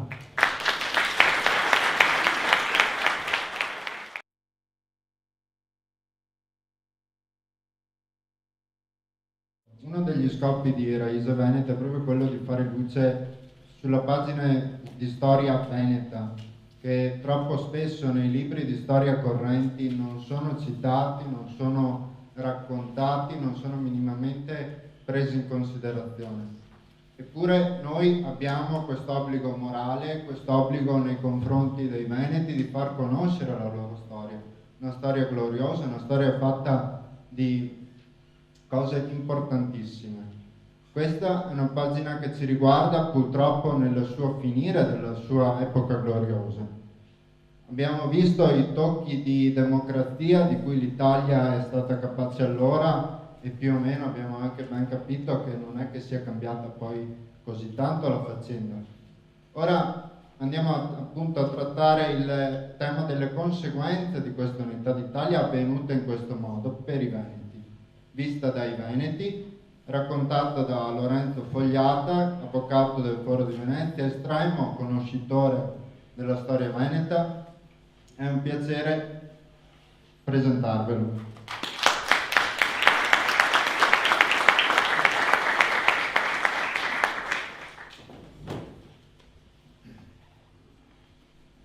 Disse Tegethoff ai suoi marinai: Messe Sieg von Lissa werden. Dobbiamo vincere la battaglia di Lissa. Lissa deve essere una vittoria. E questo, guardate, nonostante che, questo va sottolineato, le due flotte avessero una disparità spaventosa. Voglio ricordare alcuni dati. La flotta italiana a Lissa aveva 28 navi, delle quali 12 corazzate modernissime perché erano state acquistate dagli inglesi. Erano davvero l'ultimo ritrovato bellico, tant'è che montavano un cospicuo parco di artiglieria, cannoni modernissimi a canna rigata, mentre la flotta austriaca, che era costituita circa da 18 unità navali, non aveva le corazzate, anche se alcune navi di legno portavano una lieve corazza d'acciaio, ma non erano nate così e quindi non avevano la caratteristica di essere la corazzata in senso proprio, e avevano cannoni a canna liscia. Pensate che la flotta italiana era superiore almeno del 50% a quella austriaca, come tonnellaggio, come equipaggi. Le artiglierie italiane potevano sparare da 1000 metri di distanza, più di 1 chilometro, colpendo il bersaglio con proiettili pesanti 1,5 quintali. I proiettili austriaci non pesavano più di 13 kg. I marinai sulle due flotte erano circa 16.000 uomini sulla flotta italiana e 7.492 sulla flotta austriaca. Tegethoff sapeva tutto questo, era ben al corrente di questa situazione, tant'è che concepisce una strategia di battaglia fondata su 2 elementi, quelli tipici della organizzazione austriaca, quindi l'organizzazione e l'ordine della flotta, mette la sua flotta in linea e in modo molto ordinato, ma soprattutto il valore e la perizia nautica degli equipaggi, perché per condurre una flotta come la condusse Tegethoff ovviamente è necessario avere piloti e marinai d'eccellenza. Nella flotta italiana c'è questo Persano, il quale, pensate un po', addirittura ha la brillante idea, proprio per salvare la propria persona, non per altre ragioni, di lasciare la Re d'Italia, che era l'ammiraglia della flotta, la abbandona in vista della flotta austriaca dopo aver deriso la flotta austriaca, perché si dice che abbia detto ai suoi secondi: ecco che arrivano i pescatori, ridendo, sapendo che aveva una grande superiorità tecnologica. Dopo aver deriso il nemico, lascia la Re d'Italia e in mezzo allo smarrimento dei suoi ufficiali che non capiscono che cosa stia facendo, si cala sulla scialuppa e si mette al sicuro nelle retrovie della flotta all'interno di un incrociatore che era il più moderno in assoluto, chiamato la Fondatore, l'ultimo ritrovato della tecnologia bellica navale. Però questo non viene segnalato adeguatamente, viene calato il pavese, gagliardetto, non so come chiamarlo tecnicamente, dell'ammiraglio, ma non viene sostituito da alcun altro segnale. Nella Fondatore, perché qua c'è l'aspetto comico della faccenda, nella Fondatore non c'è il segnale dell'ammiraglio, per cui non posso missarlo, c'è al massimo il segnale di viceammiraglio, peccato che viceammiraglio però sia un'altra persona. E quindi i comandanti della flotta italiana, alcuni anche di valore, guardano senza capire che cosa stia accadendo. Non guardano chiaramente la Fondatore per ricevere ordini, e se anche guardano la Fondatore lo guardano senza sapere cosa fare. La Re d'Italia, che era il fiore all'occhiello della flotta italiana, costata moltissimo, con i primi processi di corruzione e di peculato naturalmente sulla flotta, perché vi sono ufficiali e sottufficiali che si vendono anche le divise e tutte le derrate alimentari, la Re d'Italia viene abbandonata al proprio destino in una flotta che subito, in mancanza d'ordini, si sfilaccia, dopo che Persano, prima di abbandonare, dà l'ordine di metterla in linea di fila orizzontale rispetto all'avanzata della flotta austriaca. Quindi un disastro. Perché? Perché conta sulle artiglierie, ma senza ordini le artiglierie non fanno fuoco in tempo. Certo che se i cannoni italiani, con la differenza che vi ho detto di calibri, avessero potuto sparare e andare a segno entro il chilometro, probabilmente le sorti della battaglia sarebbero state molto diverse. Tegetov sa questo e lancia la sua flotta alla massima velocità possibile, perché conta sullo speronamento. Conta sullo speronamento. Per fare lo speronamento ci vogliono, ripeto, marinai di altissima classe e di grande coraggio. Si dice che Tegetov, la tradizione dice, come ci ricorda Ettore, la tradizione ci ricorda che Tegetov, allevato presso il Collegio di Marina di Venezia, conosca perfettamente il Veneto, anche perché probabilmente non poteva dare ordini a marinai che parlavano esclusivamente di Veneto, non poteva dare ordini se non in Veneto, e si rivolge al suo pilota, il famoso Pianeo, al quale dice daghe dosso Nino che la ciappemo, e prima gli chiede anche un'opinione, Nino che la femo, e Nino che risponde sì che la femo, Nino Ciosotto che la femo. La Re d'Italia viene speronata anche un'altra unità navale al secondo speronamento, perché prima viene speronata sulla poppa, cade, addirittura viene tranciata la parte della poppa, cade la bandiera e sarà proprio un veneziano dalmata a lanciarsi per prendere la preda della bandiera italiana su richiesta di Tegetov, e dopo viene speronata una seconda volta, questa volta al centro, si inclina, comincia subito ad affondare. Viene sottolineato da un cronista croato il valore dei marinai italiani, un po' la storia, no, degli eserciti italiani, i comandi inesistenti e soldati di valore. Il valore dei marinai italiani, i quali scaricano fucileria sulla flotta austriaca fino proprio, si dice, quando hanno praticamente l'acqua alla gola. Si dice che l'ufficiale più alto in grado si punti la pistola alla tempia, non si capisce se si spara o se muore negato, fatto sta che muore con l'affondamento della nave. Morale della favola, la Re d'Italia affonda, e appunto la tradizione dice che dalle marinerie austriache si levi il grido Viva San Marco. Una storia doppiamente, triplamente, quadruplamente ingloriosa, perché oltre agli aspetti che vi ho detto finora, che già insomma lasciano molto perplessi, come vi ha detto Beggiato, la battaglia è stata voluta dagli italiani a tutti i costi, nonostante l'Austria, dopo la sconfitta di Sadova, che correggimi Ettore se sbaglio, del 4 luglio, se non voglio, del 3 e 4 luglio, una battaglia talmente cruenta da lasciare sul campo qualcosa come 50.000 uomini. Dopo la battaglia di Sadova, l'Austria offre ufficialmente, queste non sono dicerie venetiste, sono documentali, offre ufficialmente all'Italia la cessione del Veneto, naturalmente con la mediazione francese. No, dicono loro, non sia mai che noi accettiamo il Veneto dalla Francia, e quindi vogliono la riscossa di una guerra che avevano già perduto per terra, appunto a Custoza, la vogliono per mare. E questa è la storia bellica.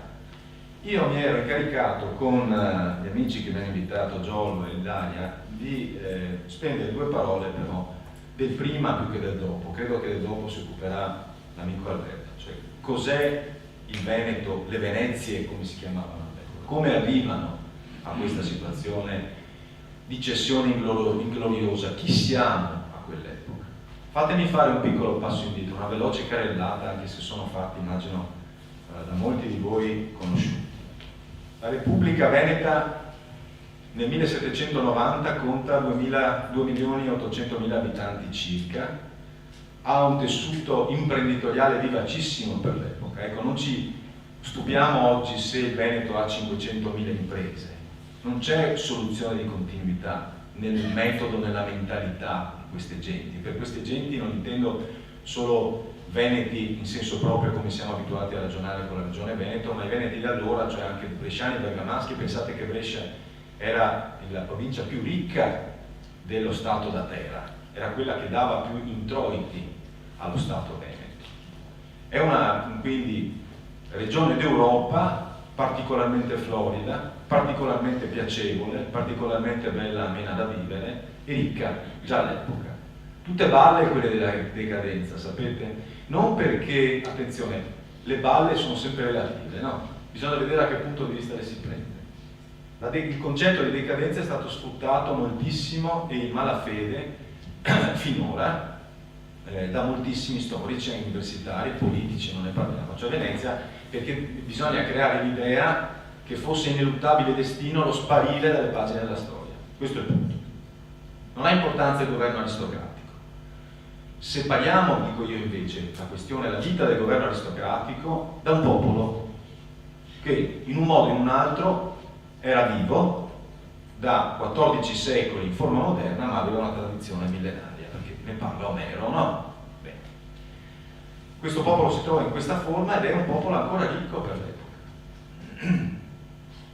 Gli storici, Gullino riprende gli studi di Frederick Lane degli anni 70, l'americano che ha scritto una trilogia serissima sulla storia di Venezia, professore universitario negli Stati Uniti, che ha scritto Le navi di Venezia, Il mercante di Venezia, La storia di Venezia, 3 volumi. E lui ricorda, dati alla mano, che i traffici della Serenissima, l'anno della caduta, 1797, sono più o meno gli stessi di quando Tommaso Mocenigo, nella prima metà del 400, nel suo testamento ricorda il volume dei traffici della Repubblica Veneta e sconsiglia l'elezione di Francesco Foscari perché lo considera un guerrafondaio e che quindi, secondo lui, rischierà di portare lo Stato alla rovina con le sue guerre. Siamo nel periodo della massima espansione della Repubblica Veneta, della massima potenza. Questo cosa significa? I dati vanno analizzati. Certo non significa che la Repubblica Veneta del 1797 avesse lo stesso prestigio, la stessa potenza internazionale della metà del XV secolo. Questo sarebbe folle affermarlo. Perché quindi c'è una diversità? Perché è cambiata la realtà europea attorno alla Serenissima. La Serenissima è diventata una potenza di più limitati confini, di più limitata influenza, punto e basta. Ma è uno Stato florido, è uno Stato che sta bene. L'aristocrazia comincia a ritirarsi lentamente non dalla politica, ma dalla mercatura, e come in tutta Europa, perché Venezia non faceva, scusate, quando parlo di Venezia naturalmente intendo lo Stato Veneto, quindi anche voi, i vostri confini, le vostre terre, non faceva eccezione, vede l'avanzata della borghesia, anche la borghesia ebraica, tutte queste balle sul ghetto di Venezia, balle nel senso che si parla del ghetto come fosse stata una violazione dei diritti umani e una carcerazione degli ebrei, sono veramente da sfatare. Calimani stesso nei suoi libri sul ghetto di Venezia dà atto di un sacco di cose diverse da quelle che vengono diffuse. Pensate che gli ebrei alla fine della Repubblica erano armatori di navi e avevano la licenza e il permesso di navigare con il padiglione veneto, lo chiamavano, cioè con Leone di San Marco. E moltissime navi erano per esempio dei Treves, quelli che poi faranno fortuna proprio in epoca napoleonica e così via. D'altronde, dicevamo prima con Ettore, non dimentichiamo che Daniele Manin è ebreo, è figlio di ebrei, quindi colui che volle la rivolta del 48-49 e che impose come grido viva San Marco Marco contro l'opinione di tutti i suoi corrivoluzionari e che impose il nome di Repubblica di San Marco, e che il più grande storico della storia di Venezia, il più grande in assoluto, cioè non c'è discussione, i 10 volumi della storia documentata di Venezia sono insuperati, è Samuele Romanin, ebreo, triestino, che scrive questo libro 2 secoli dopo, ma tra gli anni, questi libri tra gli anni 30 e gli anni 50 del XIX secolo, quindi vicino per generazione alla caduta della Repubblica, un ebreo praticante che, se avesse avuto notizia che il suo popolo era stato maltrattato da Venezia, si sarebbe ben guardato da fare una cosa del genere. Chiusa parentesi. Quindi uno Stato vitale, vivo. Che cos'è che è meno vivo? La forma di governo, probabilmente. Il governo va cambiato. Non è un fenomeno veneto, è un fenomeno europeo. La rivoluzione francese esplode per questo. L'Inghilterra e l'Austria hanno un ricambio di classe dirigente naturale che prima si affianca all'aristocrazia, poi man mano la sostituisce, senza ghigliottine. In Francia avviene invece con centinaia di migliaia di teste che rotolano. Negli altri paesi europei no. Venezia con calma seguiva questa evoluzione. I borghesi erano già importanti, leggete Goldoni e ne avete la prova. Goldoni deride l'aristocrazia nelle sue commedie e mostra questo conflitto pacifico, sociale, questo confronto politico tra il borghese e l'aristocratico.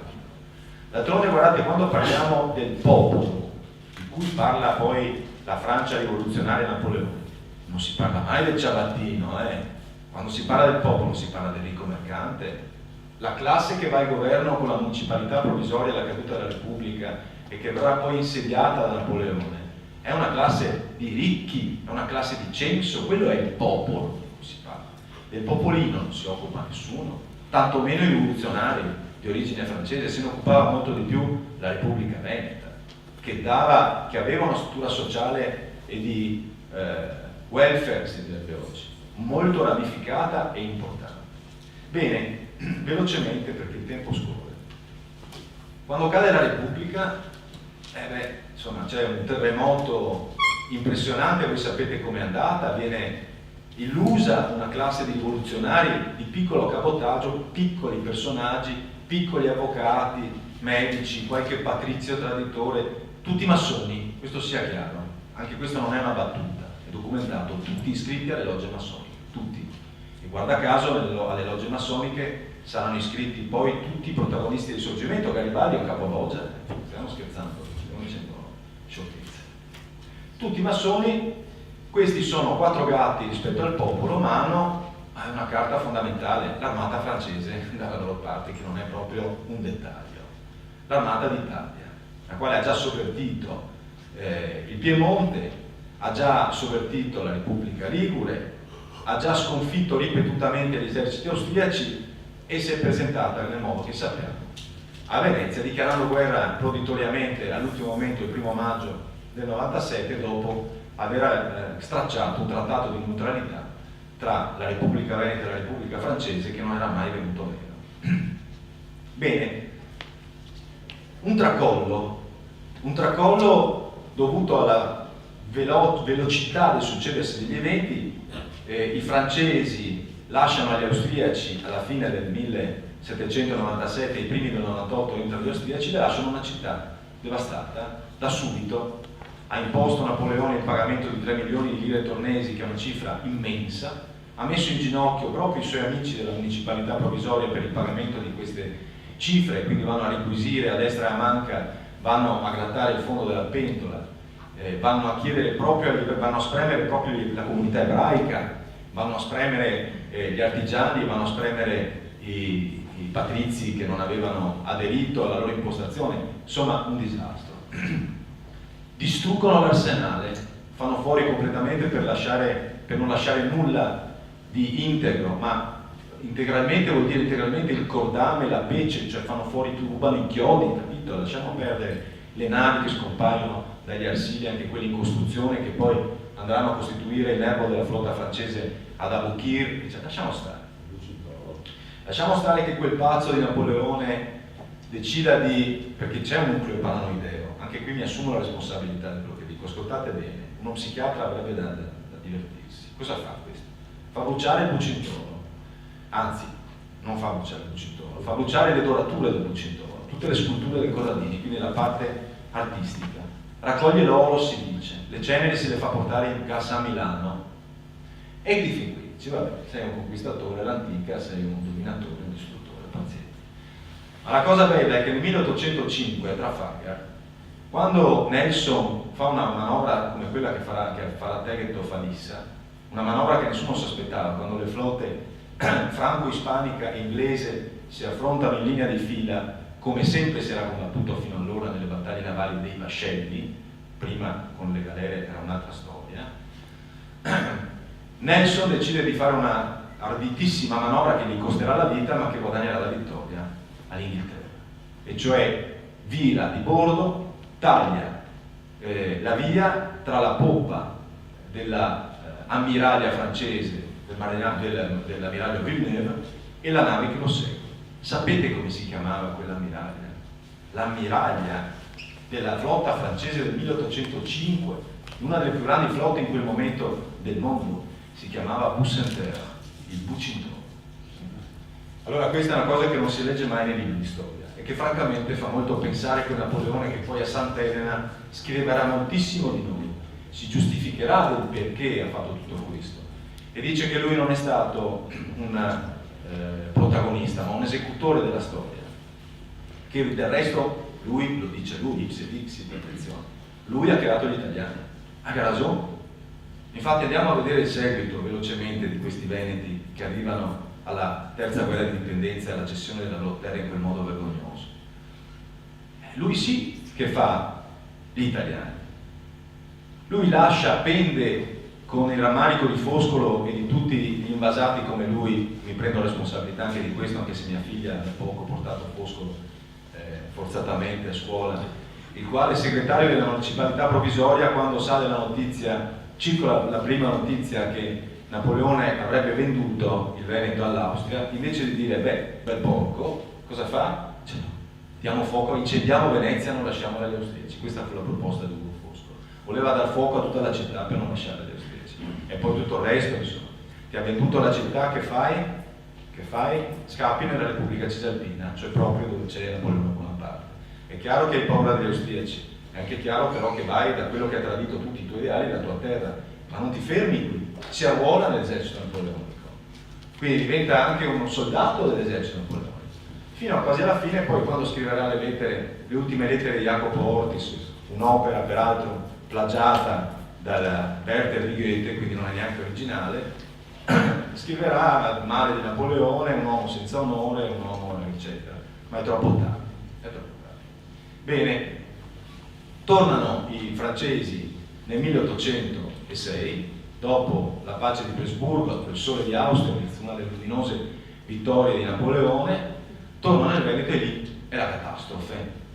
La catastrofe, guardate che ci portiamo ancora dietro, perché non è solo una catastrofe sul piano della rapina, della devastazione. I due decreti del 1806 e del 1810 di soppressione dei beni ecclesiastici fanno a pezzi qualcosa come 70 chiese nella sola Venezia, 12 a Murano, che vuol dire che è come se fosse passato uno stormo di bombardieri, che Murano non si prenderà mai più, è stata praticamente rasa al suolo, non ha più l'aspetto. Se qualcuno pensa di vedere Murano, la Murano se lo toglie dalla testa. È come Zara, che è stata distrutta dai bombardieri inglesi al 90%, Murano è la stessa cosa. Venezia cambia completamente aspetto, una settantina di chiese, 385 scuole di devozione e di arte, 100 palazzi.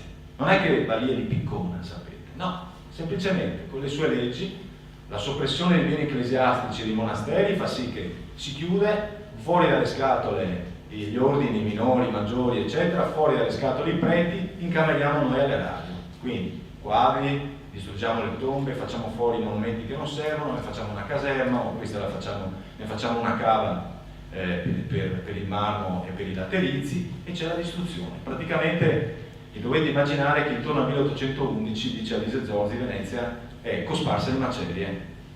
Per fare i giardini napoleonici distrugge 4 tra le più belle chiese e più tradizionali di Venezia, Sant'Antonio di Castello e la chiesa dei Marinai, con sepolto e doge Antonio Grimani, uno dei più bei monumenti della Rinascenza, San Domenico, la parrocchia di Giambattista Tiepolo, e così via. le gallerie dell'Accademia oggi sorgono nella ex chiesa della Carità, che aveva uno dei più bei monumenti della Rinascenza veneziana, di Dogi Marco di Agostino Barbarigo, fatta fuori completamente. C'è chi ancora dice, caspita, ci ha dato le gallerie dell'Accademia.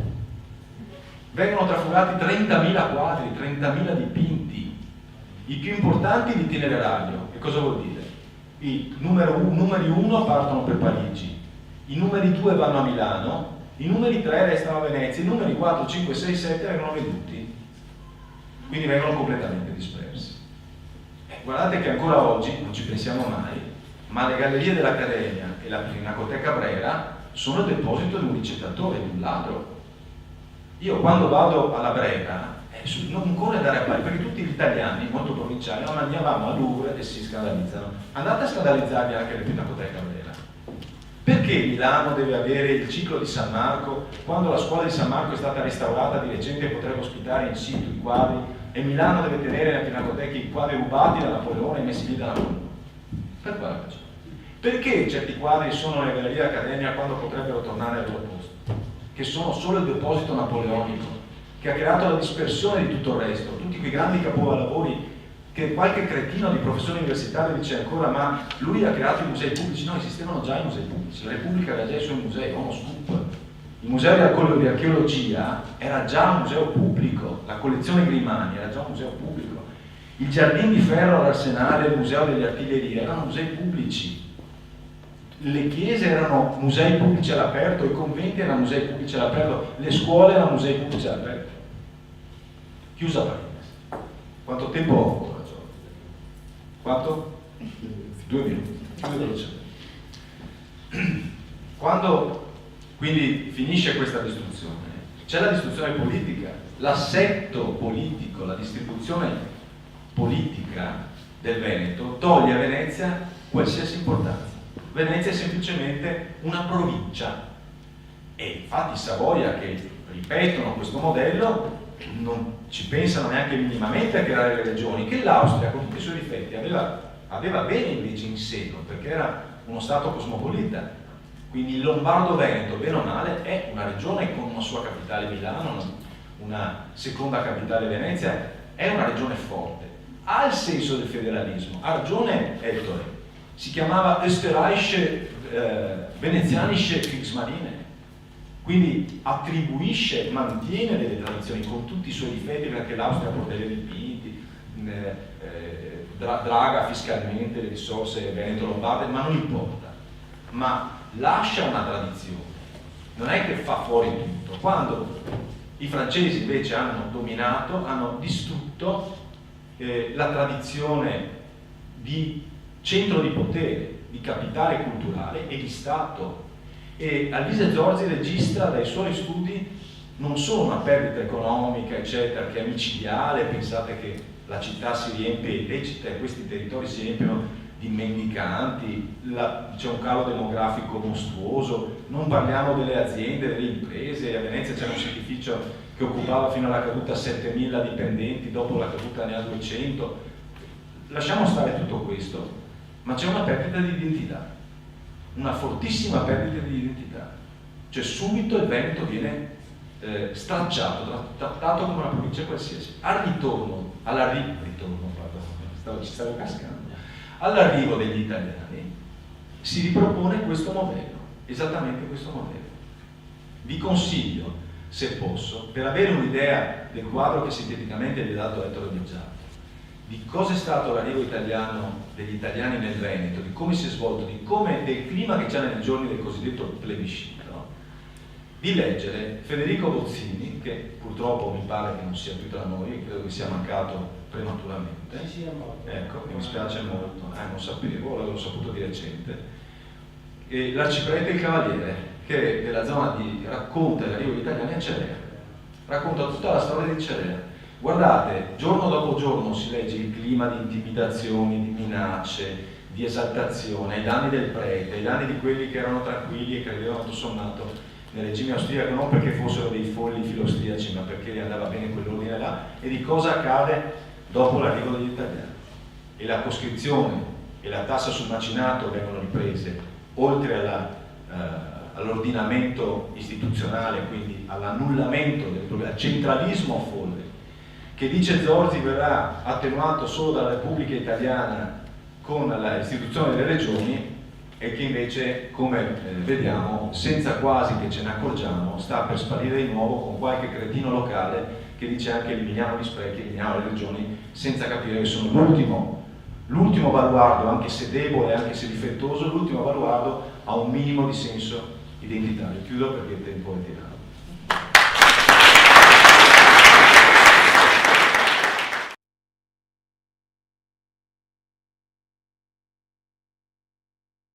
Ora passo la parola al presidente di Raisa Veneto che abbiamo qua con noi, Alberto Montagnier, che eccolo.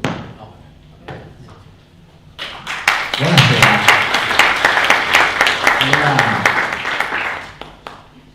Parlare dopo quei eccellenti interventi, insomma, di Ettore e di Lorenzo mi dà una grande responsabilità per tenere alto il livello della serata. Me devo occupare purtroppo della parte più triste, una parentesi sul dopo.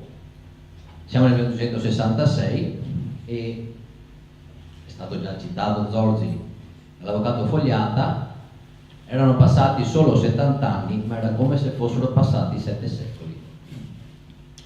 1797, facevi il conto, 1866, ma purtroppo dopo le devastazioni materiali però c'era stata anche una grandissima devastazione morale, interiore, di popolo e di identità. Una brevissima carrellata sugli effetti più immediati: veramente una grandissima povertà, entrano in crisi quel tessuto sociale e produttivo delle aziende, spariscono le grandi ville, che non dobbiamo vederle come delle ville luoghi di villeggiatura e luoghi di, di svago, ma in realtà erano aziende agricole ante litteram. I viaggiatori del Settecento che passano appunto in visita per i nostri territori si sorprendono perché i contadini mangiavano carne. Non so cosa chi mangiasse da altre parti, però ero qua, se l'ha sorpreso, e il nobile veneziano diceva sì, ma se ora che lavora, se ora che fa fatica, se è giusto che sia ora che mangia. Vedete, insomma, sempre la presenza di una certa lungimiranza, di una certa presenza nella vita quotidiana di tutte le classi sociali. La fame porta a quel fenomeno tipicamente italiano che è la pellagra, degli anni 80 dell'800 circa. Dico questo perché negli anni 80 è la costituzione del Costante Cris a Mogliano, ora casa di cura per malati di mente, ma nasce come istituto per pellagrosi. Poi la grande emigrazione, qua mi è maestro Ettore, per cui la nostra, mi tocca dire adesso la nostra regione, allora la nostra nazione subisce il più grande esodo. È giusto chiamarlo questo perché i numeri sono da esodo, i numeri non sono solo qualcuno che se ne va, se ne vanno paesi interi con il parroco in testa in certi casi, si svuotano comunità intere. Per cui c'è questa depauperamento continuo del nostro territorio. Venezia rimane un porto, ma sappiamo benissimo che dopo la perdita del Veneto, a parte dell'Austria-Ungheria, viene maggiormente favorita Trieste e Fiume, per cui una parte dei traffici se ne vanno anche lì. Padova, che aveva gli studenti delle migliori menti dei mitteleuropee, perde anche lì gioventù e menti brillanti, perché chiaramente tutto il centro Europa, la Mitteleuropa, va a Innsbruck o a Vienna. Vi butto là degli episodi un po' così proprio per farvi ragionare, più che altro poi per approfondire, però sono delle piccole provocazioni, dei piccoli fatti che magari nessuno ci ha mai ragionato sopra. Questo chiaramente, dopo questi danni materiali, si ripercuote, come diceva chi mi aveva eccellentemente preceduto, anche in questo tessuto morale e identitario. E si ripercuote fino ad oggi, perché anche oggi il contesto in cui noi dobbiamo operare per difendere la nostra identità e la nostra cultura deve tener conto di 4 cose basilari: scuola, inferiore e superiore università, i media, giornali, stampa, televisioni, radio, le istituzioni e poi il mondo culturale. Scuola, lo sapete benissimo che purtroppo nei programmi ministeriali la nostra storia non è che sia tanto ben inserita, saltata a pie pari, 4 righette quando va bene. La Repubblica di Venezia era una delle 4 repubbliche marinare. Come dire, considera la produzione di automobili in Germania in questo momento qua, in Germania c'è una repubblica automobilistica. Negli anni 60, dopo il volo di Yuri Gagarin, molto probabilmente le repubbliche sovietiche erano repubbliche spaziali, e chi più ne ha più ne metta, perché ora se devo mettermi a livello di chi che ha coniato sto termine, e ne teniamo fuori anche neanche quanti che vogliono. Ci sarebbe anche la possibilità adesso con la riforma dell'ultima della scuola di dedicare qualche ora facoltativa a materie diciamo non inserite nei programmi ministeriali, però purtroppo finché ci portiamo avanti questo retaggio non c'è la storia veneta a fare le materie facoltative, magari fa giardinaggio, fa culture estere, culture straniere, si inventa qualcosa, ma neanche restiamo sempre fuori dalla porta. Non parliamo poi di quello che può essere il mondo accademico, il mondo dell'università, che ogni volta che tira fuori certi discorsi, addirittura che questi docenti universitari, questi cattedratici, si strappa i vesti, addirittura scrive lettere sui gazzettino, sui giornali locali, qua sui giornali nostri, di una pesantezza che sembra quasi che queste persone che sia sta, non so, con un fio, che va bene, cioè sembra quasi che si muovono a comando addirittura, cioè appena esce qualcosa da parte nostra ti gasta un mondo accademico che ti spara addosso delle portate incredibili. E questo diciamo è il mondo della scuola. Non so che vada meglio tanto nel mondo dei media. La televisione, se sape benissimo, non mi sembra che venga tanto dedica spazio alla nostra cultura. I giornali addirittura, quando anche noi nel nostro piccolo facciamo qualcosa di decoroso, diciamo, ecco, non voglio incensarmi molto, ma insomma facciamo qualcosa di un certo livello, dica sempre il giornalista del turno che viene fuori con nostalgici, folcloristici e tutti questi epiteti qua che insomma cerca di derubricare, sminuire, rendere un qualcosa di grande che avevamo un qualcosa di piccolo. Per cui anche qua vedete che non abbiamo tanto da stare allegri. Istituzioni, vabbè, è chiaro, le istituzioni non sono da parte nostra e a pensa in maniera completamente, diametralmente opposta, si portano avanti chiaramente tutta la retorica patriottarda che nasce dall'Unità d'Italia, passa attraverso chiaramente il Risorgimento, poi in mezzo alle 2 guerre mondiali, e ha dei voli pindarici di trasformare le cose, perché l'Italia è l'unico paese che nella sua storia recente della seconda guerra mondiale riesce a presentarti come 2 vittorie e 2 sconfitte, e con tutto rispetto per le vittime, per chi che ha sofferto e per chi che c'era purtroppo in quel momento, è brutto dirlo, però se parliamo della ritirata di Russia e dell'Alamein. La retorica è arrivata fino a quel punto che quasi te festeggia, quasi te fa passare come 2 grandi vittorie, come 2 grandi mosse strategiche. Per cui vedete cosa dobbiamo chiamare calice e dobbiamo bere. Alla fine forse ci viene un po' in aiuto il mondo culturale, già citato dai miei precedenti relatori. Qualche libro è stato scritto con enfasi e che ci rende finalmente giustizia, grazie a Dio, anche da autori che non erano veneziani o veneti, così potrebbero essere accusati di partigianeria, ma abbiamo appunto l'americano Lane, il tedesco Eickhoff, un siciliano di Stefano, ecco, per cui persone che non erano delle nostre terre che però almeno ci rendono giustizia. Rimane però un prodotto di nicchia, un prodotto da appassionati, non tutti vanno a prendersi un libro, purtroppo. e si appassionano, se non fra di noi e sulla nostra sollecitazione ad addentrarsi nell'argomento.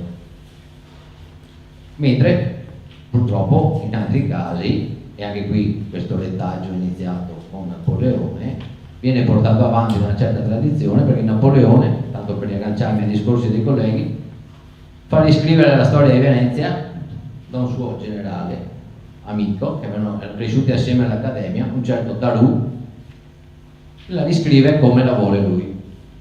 Purtroppo diventa terreno dove una certa cultura, una certa storiografia va anche ad attingere, e anche una certa,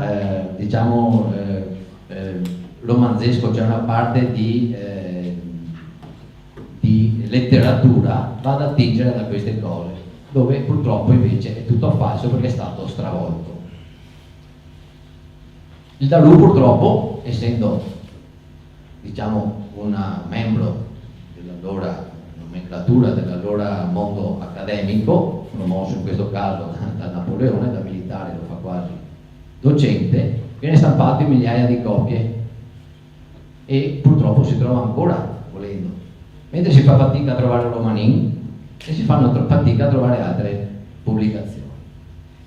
In questo contesto così triste ci siamo noi delle associazioni culturali e gli appassionati ricercatori, e con i nostri mezzi e con le nostre passioni, con la nostra passione cerchiamo quantomeno di contrastare questo mondo che ci vomita addosso, scusa il termine, delle bugie, delle falsità, che stravolge la nostra storia, la nostra cultura e che continua a voler cancellare la nostra identità, continua a nascondere la verità e continua, a volerci cancellare come popolo. Ma forse perché? Sa benissimo quello che abbiamo detto fino adesso, un discorso che si è affermata una nuova nazione, una nuova patria, che avevano bisogno anche loro di dare un fondamento storico, inventarsi qualcosa, perché è un po' quel nazionalismo che viene sempre quando nasce uno Stato, specialmente all'inizio, che cercano il più possibile di cementare la mente dei propri cittadini. Purtroppo questo è successo anche recentemente in Croazia, dopo che si è dissolta l'Unione la Jugoslavia. Anche lì purtroppo ci siamo finiti di mezzo anche noi, perché la nostra storia dell'Istria e della Dalmazia, dopo essere stata italianizzata, dopo aver preso la prima mazzata in chiave italiana, se ne prende anche un'altra in chiave appunto croata. Il periodo barocco lo chiamano, non dice più il periodo veneziano, ma si inventa termini un po' così, anche lì per edulcorare.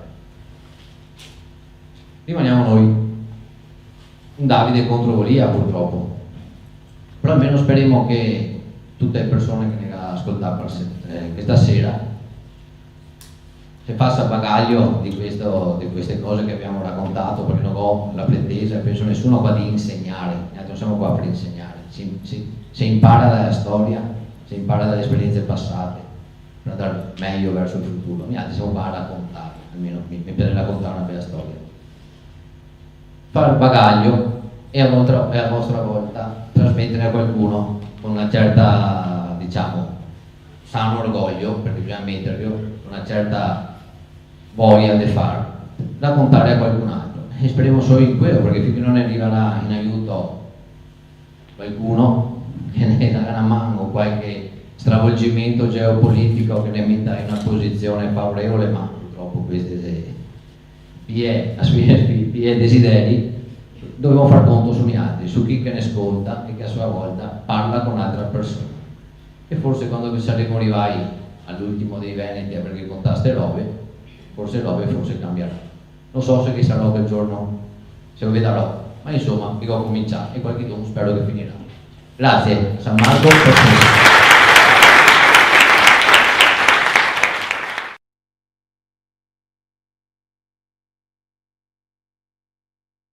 Iniziato, noi proseguiamo, continuiamo su questa strada della verità. È vero, siamo piccoli, siamo magari anche pochi, ma certamente siamo tosti, siamo determinati comunque ad andare avanti. Una cosa voglio dirvi: se avete dei figli, soprattutto se sono in età delle elementari o delle medie soprattutto, Guardate, leggete i loro libri, leggeteli, cercate di capire quanto viene scritto sulla storia locale, su quello che è l'aspetto della cultura locale, cose che realmente gli appartengono, cose che realmente gli vanno a segnare l'esistenza di tutti i giorni. Soprattutto i giovani, i ragazzini, vivono l'entità locale come una cosa importante, con la quale devono crescere.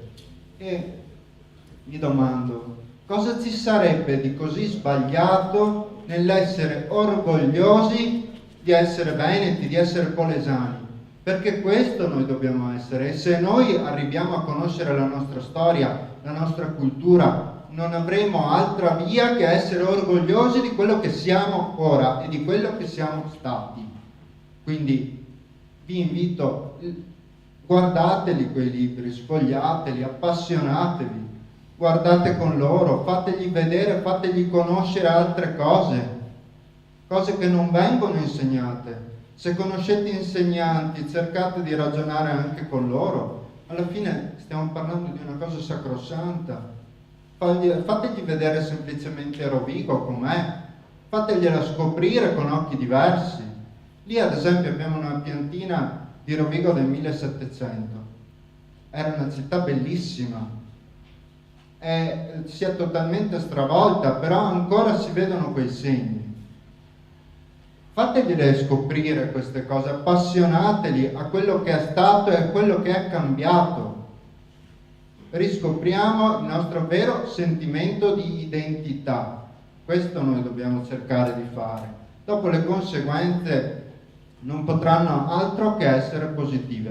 Ora, una ragazza qua che ha avuto un'idea brillante per quanto riguarda il 1866 ha fondato un comitato qualche mese fa appunto dedicato a questa operazione verità, a cercare di far conoscere a tutti, per quanto i nostri mezzi siano limitati, far conoscere questo aspetto storico fondamentale che noi dobbiamo per forza conoscere e sapere, per capire cosa siamo oggi e perché siamo trattati così. Ora passo la parola ad Ilaria, che appunto siamo tosti e determinati. Lei è una ragazza che corrisponde pienamente a queste caratteristiche. Grazie.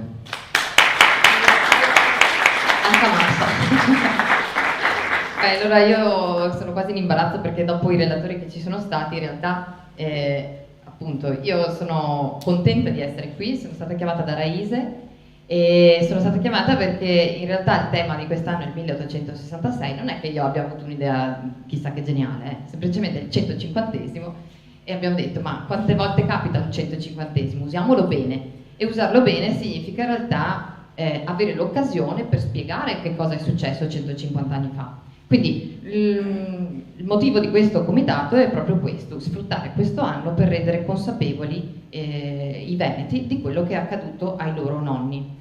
E il comitato non è nulla senza altre associazioni, quindi in realtà è semplicemente un modo per poterne parlare. Volevo chiedervi, visto che adesso sono le 10 passate, 10 e mezza, volevo chiedervi come mai siete venuti qua stasera? Cioè, tipo, perché volevate sapere, perché siete curiosi della storia? Per la storia. Per la storia. La signora là fa, perché ho visto una locandina interessante, perché Raise di solito fa cose belle. Non lo so, cioè avete, diciamo... Per sapere la verità. Per sapere la verità? E già sarebbe, no, già vorrebbe dire sapere di essere stati ingannati, perché non è mica detto che ci sia nemmeno questo. Per guardare il futuro in maniera più ottimistica. Quello mi piace. Ho sentito solo storia, quello mi piace. Pessimismo, e non ho sentito prospettive per il futuro, dobbiamo preparare il futuro e i nostri figli. Ecco, allora, Questa base che bisogna... esattamente, in realtà, se ci pensate bene... Allora, qua siamo già molto con le idee molto chiare. In realtà, prima di arrivare alle risposte, la cosa interessante sono le domande che ci poniamo. Le risposte poi le dà ciascuno di noi.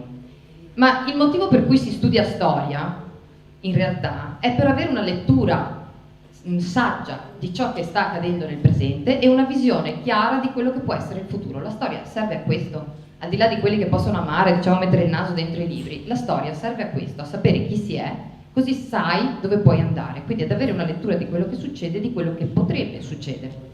Quello che abbiamo sentito stasera, l'emigrazione, di cui parlava per esempio il presidente di Raise, se ci pensate bene è un fenomeno che adesso noi stiamo vivendo al contrario, in maniera massiccia. 150 anni fa e rotti erano i nostri ad andare via.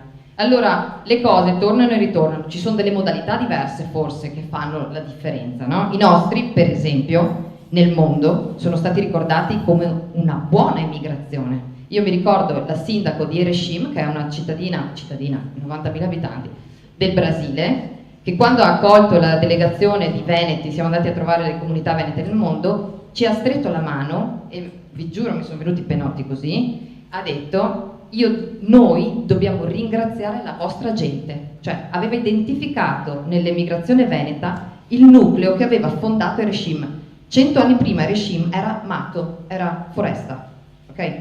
È diventata quello che è diventata per l'emigrazione nostra, che è una modalità di emigrare completamente diversa da quella che magari adesso viviamo qua. Quindi sapere come sono stati i nostri emigrati potrebbe farci riflettere e pensare come noi vorremmo e dovremmo pretendere che siano gli altri immigrati, no? Quelli di oggi. Questo significa sapere la storia.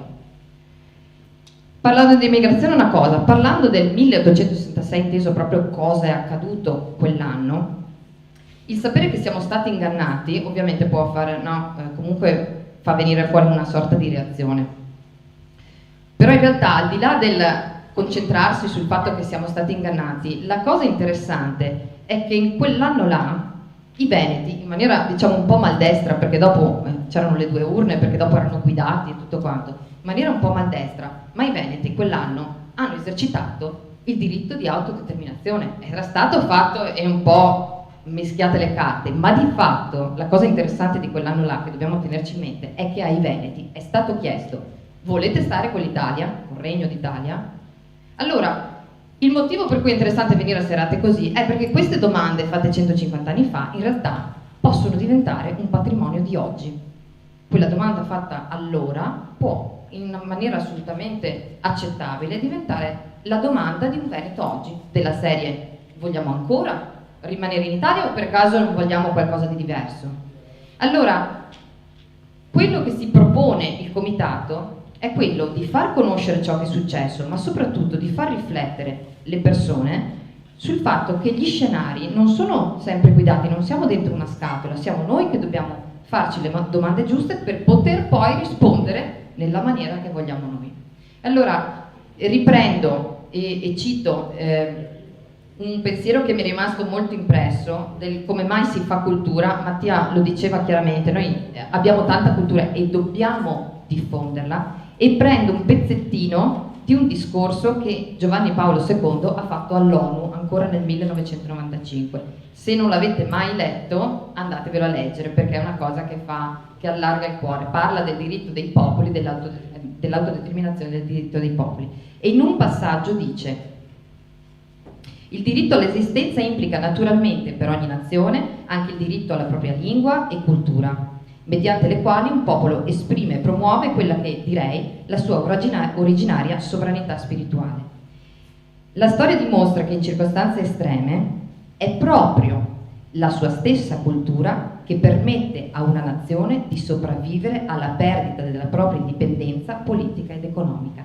È questo il motivo per cui Raise fa cultura, per permettere ai veneti di superare questo momento nel quale noi non siamo liberi come lo eravamo, e permetterci di farci riflettere e magari di arrivare alla conclusione che potremmo di nuovo essere artefici del nostro destino. Lo siamo stati per tanti anni, potremmo assolutamente tornare ad esserlo.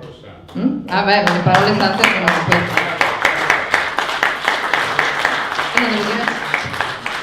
non devo dire più niente. La riflessione arrivava a margine appunto di questi bagni di cultura. Io vi invito a diffondere queste occasioni. Avete con voi un libricino che dice 2H in croce su quello che è successo, ma l'abbiamo fatto proprio perché si possa perlomeno diffondere un po' di conoscenza di queste cose.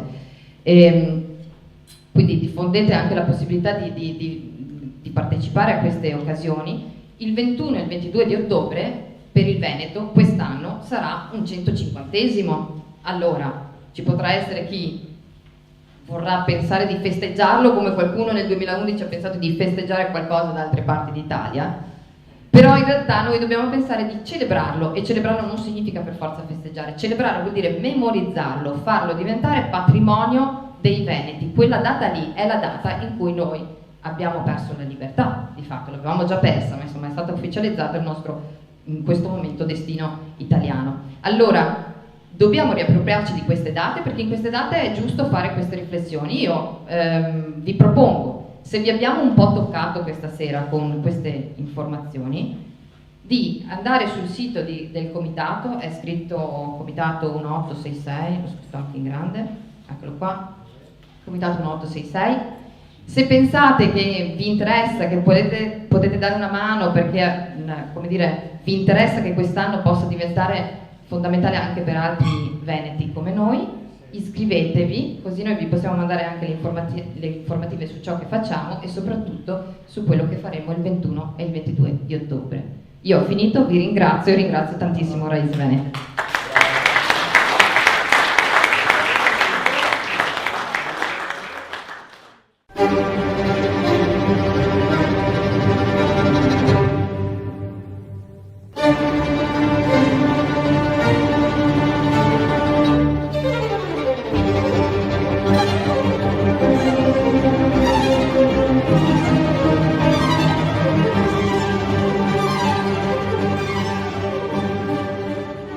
Benvenuti nel nuovo appuntamento di Veneto 1 Classica, l'appuntamento con la grande musica. E oggi avremo un ospite illustre che fra un po' vi presenterò, ma vi voglio anche ricordare che trasmettiamo per Radio Veneto 1 delle frequenze di 97.500 e anche nel canale digitale 86 di Eden TV.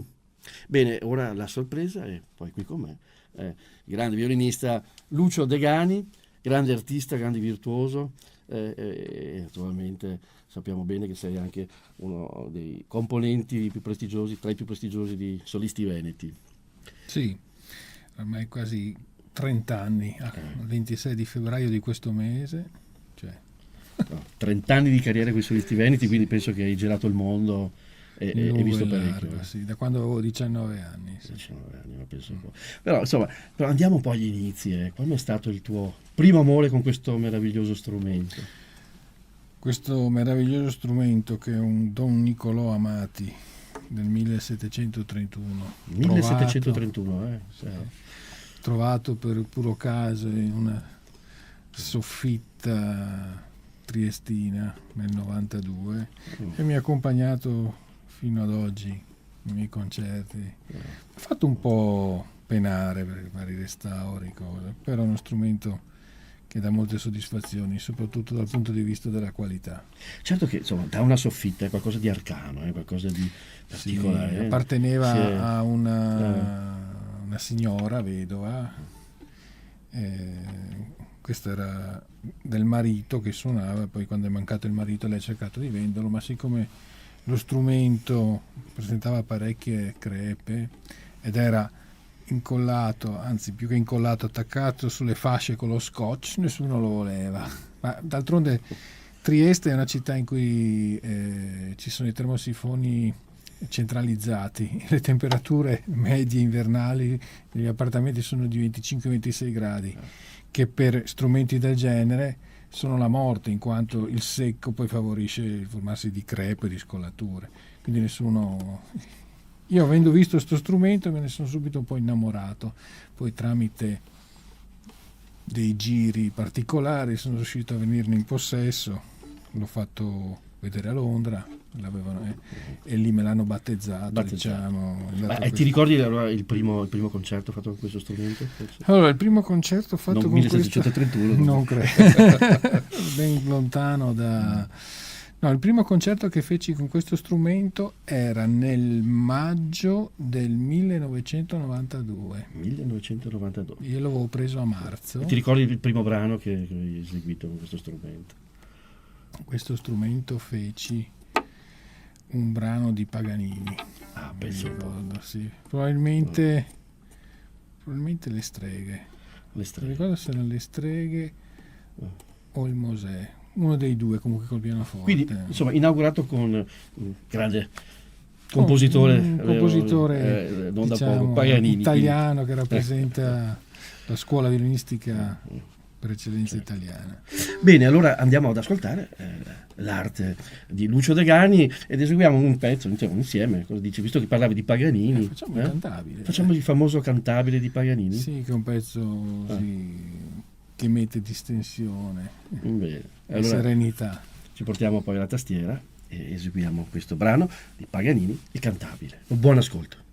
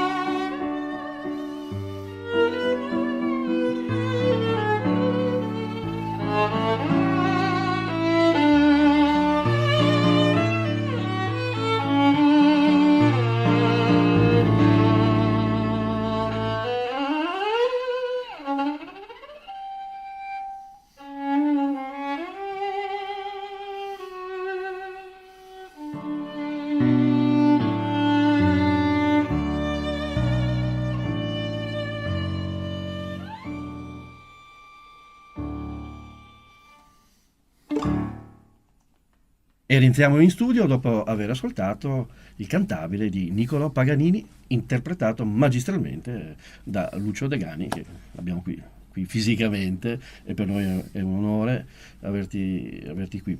È già anche la seconda trasmissione, mi sembra. Che, sì, l'altra avevamo presentato un tuo CD, so che ne hai anche tra l'altro War Concert, sì. Agli stati parecchi nella tua carriera, vero? Abbastanza. Sì. Senti, io vorrei tornare ancora un passo un po' indietro, no? Certo. Alla tua, ai tuoi esordi. Abbiamo detto che qui hai un Amati, quindi uno strumento che viene dalla soffitta, che è venuto trovato così in circostanze fortuite. Sì. Ma invece i tuoi primi passi, anche gli inizi, chi è stato papà o la mamma? È stato in famiglia? L'approccio al violino? L'approccio al violino è stato una forzatura di mio padre, nel senso che io mai avrei voluto suonare il violino. Diciamo che io ho seguito le orme di mio fratello che studiava pianoforte così anche un po' per gelosia, volevo studiarlo anch'io, così ho cominciato a suonare il pianoforte, a studiare il pianoforte all'età di 9 anni, quindi un paio d'anni ho studiato il pianoforte. Suonavo alle messe, l'organo, come faceva lui, o anche ai funerali, da piccolo, sì. Poi feci l'esame d'ammissione al pianoforte, però mio padre mi disse no, fallo anche per violino, perché... E io feci l'esame anche violino, d'ammissione per violino, non sapendo suonare il violino ovviamente, però entrai, a che dopo io ho entrato anche in pianoforte, dici no, ma adesso studi pianoforte e basta. E mio padre dice no, devi studiare violino. Allora arrivai a un baratto con mio padre ai tempi, avevo appena compiuto 11 anni, quindi disse mio padre vabbè, io studierò il violino, però tu mi devi comprare il trenino Lima con tutto il plastico, che ai tempi nel 78 costava 26.000 lire, era poco, pochissimo. Un bel regalo, Io, convinto che tanto mio padre non me l'avrebbe comprato, ero sicuro che questa cosa, e invece lui me lo comprò, e così dovetti cominciare a studiare violino. Quindi insomma, benedetto quel trenino, in qualche modo. Sì, diciamo che quel trenino, all'inizio il violino è stato appunto frutto di quel trenino. All'inizio giocavo più col trenino e meno col violino. Poi devo dire che passando i mesi, appunto con questo mio primo insegnante di conservatorio, che ai tempi era un allievo di Lipitzer, tra l'altro. Ah, si chiamava? Si chiamava Ernesto Leonardi. Ernesto Leonardi. Sì. Era un ottimo violinista lui. Insegnava appunto a Udine, io ho cominciato il conservatorio con lui. Infatti, ti interrompo, vorrei ricordare che appunto, io sono friulano udinese, lontani origini ungheresi. Con lontane origini ungheresi, da ecco parte di forse... padre, bisnonni, sì, un nome italianizzato durante il periodo fascista. E comunque volevo dire appunto che cominciai a studiare violino con questo maestro. All'inizio lo feci quasi per gioco. Poi invece nel tempo cominciai a appassionarmi a questo strumento e mi appassionai al punto che ascoltavo sempre tutte le lezioni.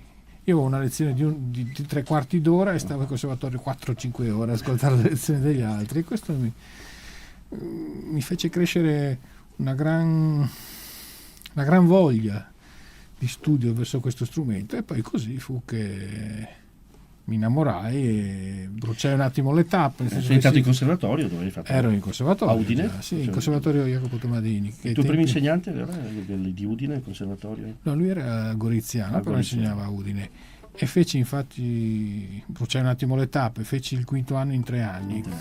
Quindi già lì si vedevano subito le tue doti, insomma. Sì, spiccate, poi durante un concorso che feci nell'82 conobbi il maestro Zanettovic, famoso violinista del trio di Trieste, e cominciai a studiare con lui. Da qualche mese dopo che feci questa conoscenza, anche tramite un aiuto del figlio Daniele, compositore famoso, e l'anno dopo mi trasferì appunto a Venezia, al Conservatorio di Benedetto Marcello di Venezia, dove seguì appunto le lezioni regolari del maestro Zanettovic.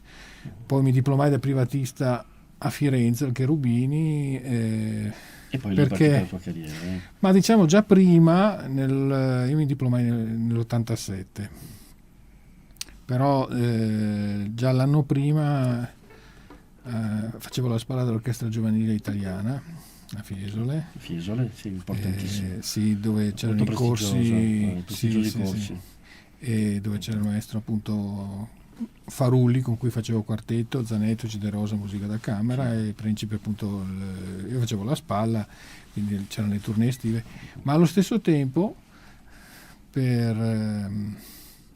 feci un'audizione nel febbraio appunto dell'86, esattamente il 26 febbraio, col maestro Scimone. Feci un'audizione al mattino, al pomeriggio lui mi fece fare una prova con l'orchestra, e il giorno dopo, il 27 febbraio, il mio primo concerto con i solisti veneti a Perugia. Già Ricordo anche che lui, siccome io ai tempi non avevo il frac, cioè neanche pensato, mi prestò il suo smoking per il concerto, sì. Il scivone. Beh, Sì. questo è proprio interessante, tra l'altro, e poi tu sei diventato anche il primo violino solista Diciamo dei suoi che studenti, sì, dal 2000 ricopro il ruolo appunto di violino principale.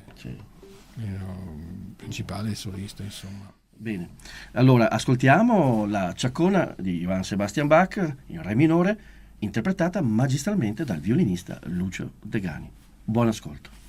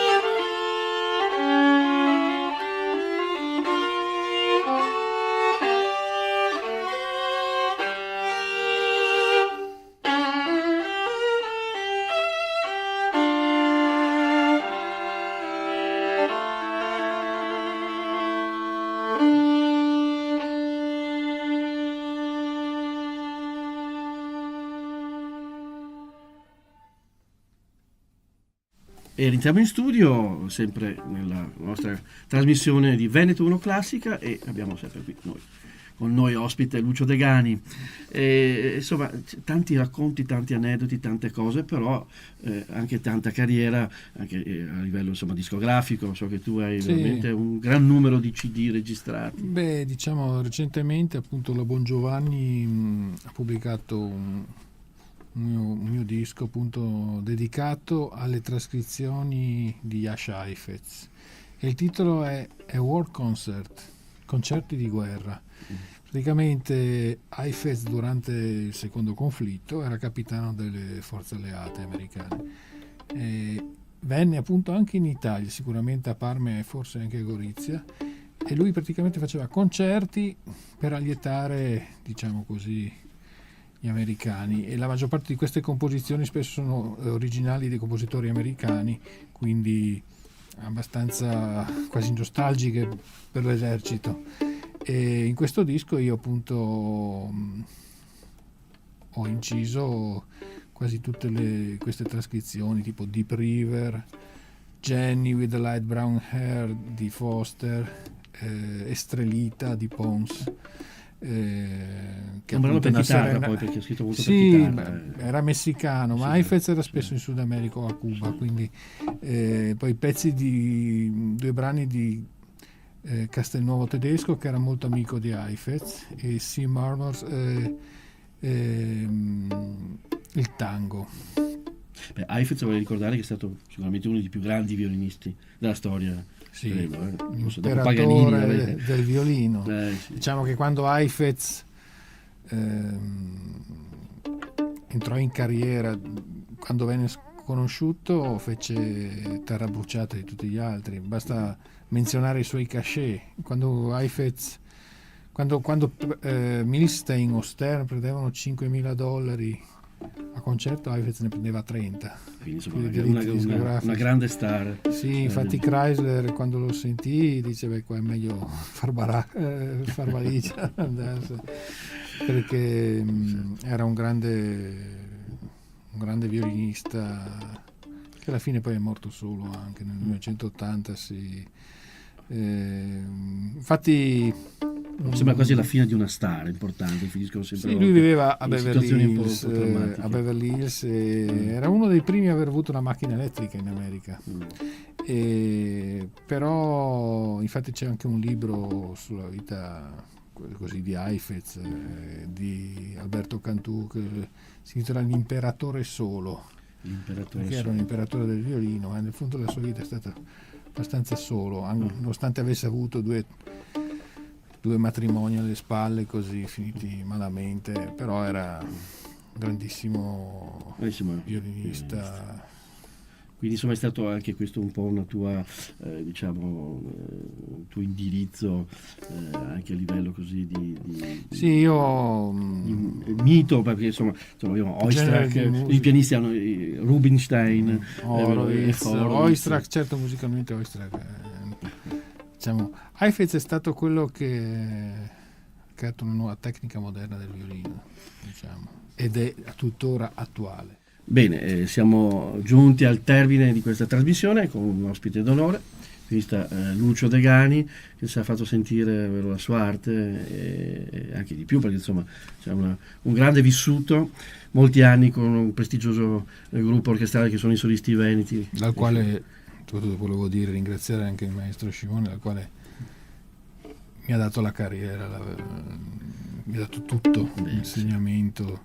Lo studio che io ho fatto prima è servito certamente, però nella vita è stato un maestro anche di vita lui. Certo, allora possiamo dedicare un brano che vorrei prendere dal nostro concerto che abbiamo fatto a metà gennaio. Lo dedichiamo un bis che mi era stato chiesto da una signora tra il pubblico, una scelta quindi che io non avevo minimamente preparato, che è stata una cosa così abbastanza simpatica da eseguire. Cioè, un diavolo, no? Mi ha chiesto un trillo del diavolo. Noi non avendo appunto preparato il trillo del diavolo, io ho suonato la cadenza che Fritz Kreisler ha scritto per quella sonata. Benissimo. Allora, intanto, grazie ancora. Grazie. Spero ancora di poi tornare qui con noi sempre. Senz'altro. Con la Sarà un con la grande tua arte. onore e piacere. Il piacere nostro. Bene, allora ascoltiamo delle magiche note di Fritz Kreisler, della cadenza del Trillo del Diavolo, e lo ascoltiamo sempre nella magistrale e artistica e forza interpretativa del violinista Lucio Degani. Buon ascolto e arrivederci alle prossime puntate di Veneto 1 Classica.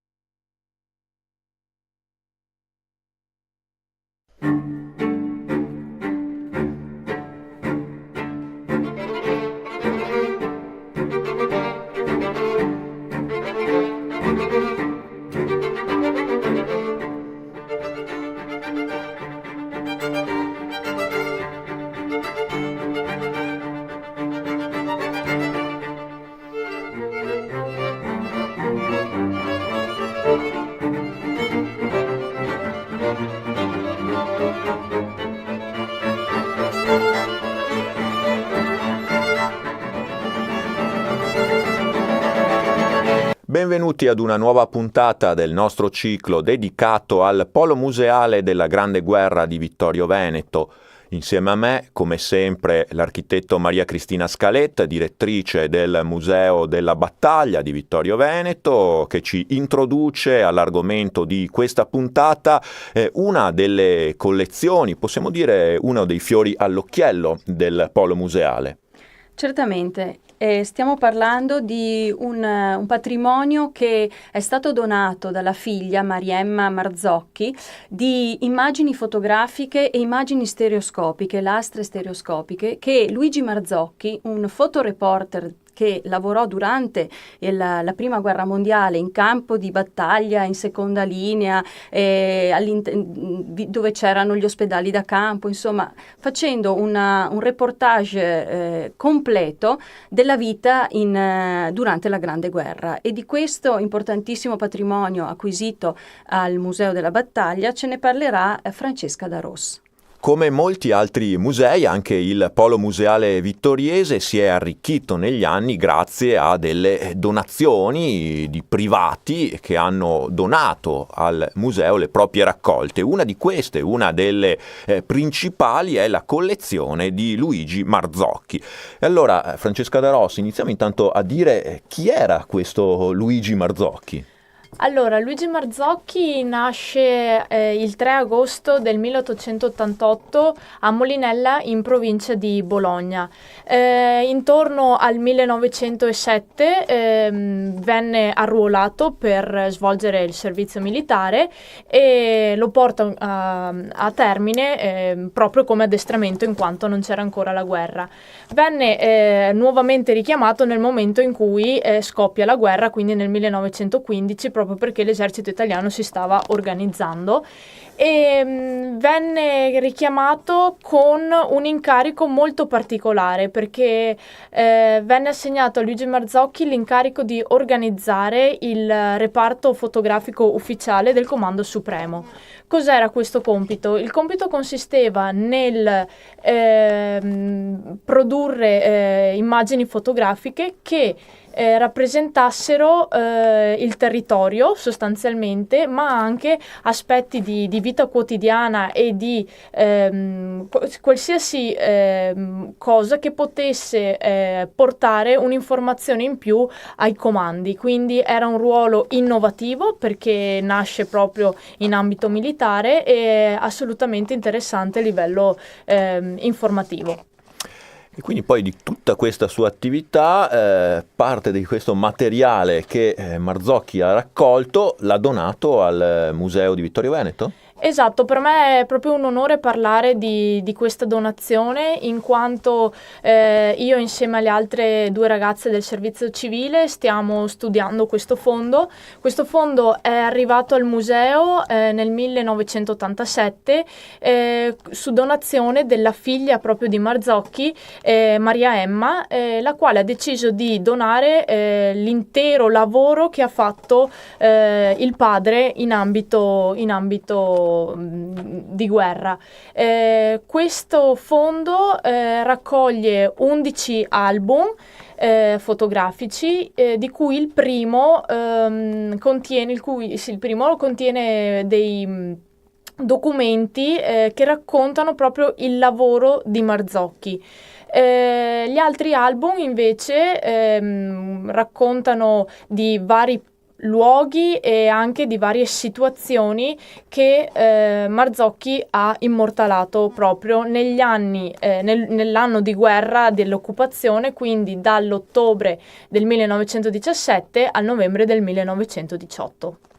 Ecco, visto che lo state studiando, lei e le sue colleghe, approfonditamente proprio per portarne a termine la catalogazione, cosa raccontano queste foto scattate durante la guerra da Luigi Marzocchi? Allora, queste foto, inizialmente c'è da dire una cosa, che oltre ad avere questa funzione a livello militare, c'è da ricordare che la fotografia nasce anche come funzione, aveva la funzione propagandistica. Dunque non si dovevano rappresentare scene troppo cruente e scene che rappresentassero il malessere dei soldati, in quanto potevano queste foto scappare alla censura e arrivare ai cittadini che, non vedendo la guerra, potevano percepire questo malessere dei dei soldati che erano molto semplicemente figli, mariti e chi più ne ha più ne metta, quindi non doveva trapelare il malessere della guerra. Quindi queste foto raccontano la prima parte, le prime 400 foto circa, rappresentano la ritirata dell'esercito italiano dopo Caporetto, e quindi Marzocchi non lascia spazio alla disperazione dei soldati e neanche dei civili, ma bisogna presto riorganizzare l'esercito, e questo traspare proprio dalle foto di Marzocchi. Nella seconda parte viene raccontata sostanzialmente quella che è la battaglia d'arresto dell'esercito austro-ungarico, e anche qui c'è una piccola parte riservata al reparto degli arditi, per poi concludere con i festeggiamenti, la fine della guerra, arrivando proprio ai festeggiamenti e alle celebrazioni del 4 novembre, quindi si vede anche la parte più gioiosa, se così si può dire, della fine della guerra. Quindi un patrimonio davvero interessante, quello costituito dalle foto scattate da Marzocchi, dai suoi collaboratori, foto che sono visibili al museo? Sì, queste foto sono visibili all'interno del percorso di guida del museo tramite delle gigantografie. Infatti sono state selezionate alcune foto molto belle che rappresentano e valorizzano anche il lavoro di Luigi Marzocchi.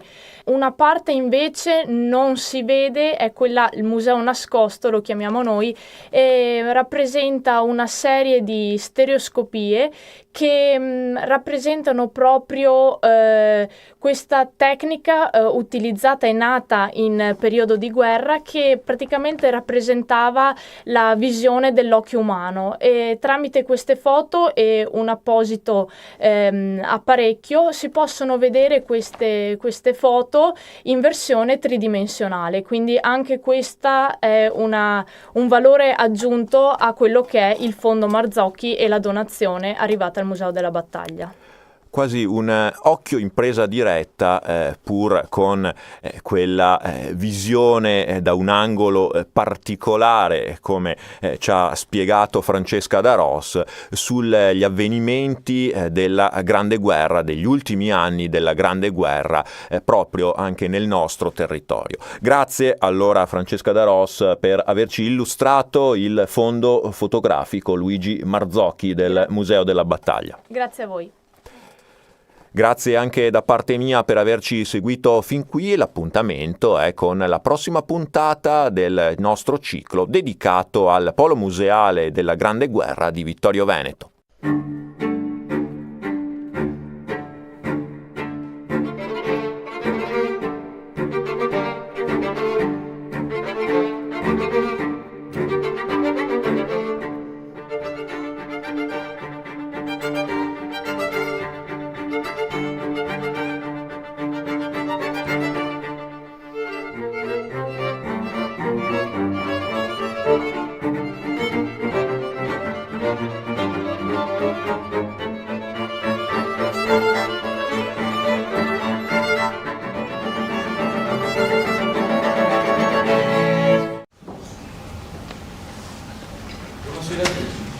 Prima di tutto un grazie a voi che siete qui presenti in un numero che non avrei mai supposto.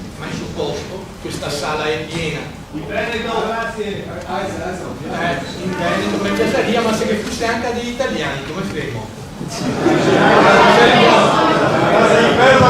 Mi piaceria che potesse seguire tutti. Col cuore lo passo in Veneto. Usiamo così una lingua portata più ampia del nostro Veneto, magari, però col cuore lo passo in Veneto. Tanto grazie che si arrivai tutti così numerosi, e un grazie dunque ai presenti prima di tutto, ma un grazie soprattutto all'Associazione Culturale Raise Venete, che si prodiga in maniera proprio indefessa, con volontariato da parte di molte persone, per ottenere gli spazi che noi qui abbiamo. Ci sarebbe piaciuto poter ringraziare anche per la magnanimità l'istituzione che ci ha messo a disposizione questo spazio, che va comunque ringraziata non per la magnanimità, perché purtroppo logiche commerciali impongono anche una certa richiesta. Proprio per questo, dato che l'associazione è una onlus, mi piacerebbe invitare, faccio a titolo personale, invitare tutti quelli che possono, che sono intenzionati a concorrere magari all'uscita, quelle che sono le spese che sono di poco conto per l'affitto di questo ambiente che, come vedete, è splendido. È un ambiente splendido che presenta questa sala o la sala della biblioteca con carattere completamente diverso, ma che ci dà un'idea dell'ambiente in cui ci muoviamo dal punto di vista non solo monumentale e artistico, però anche proprio culturale. Insomma, il microfono.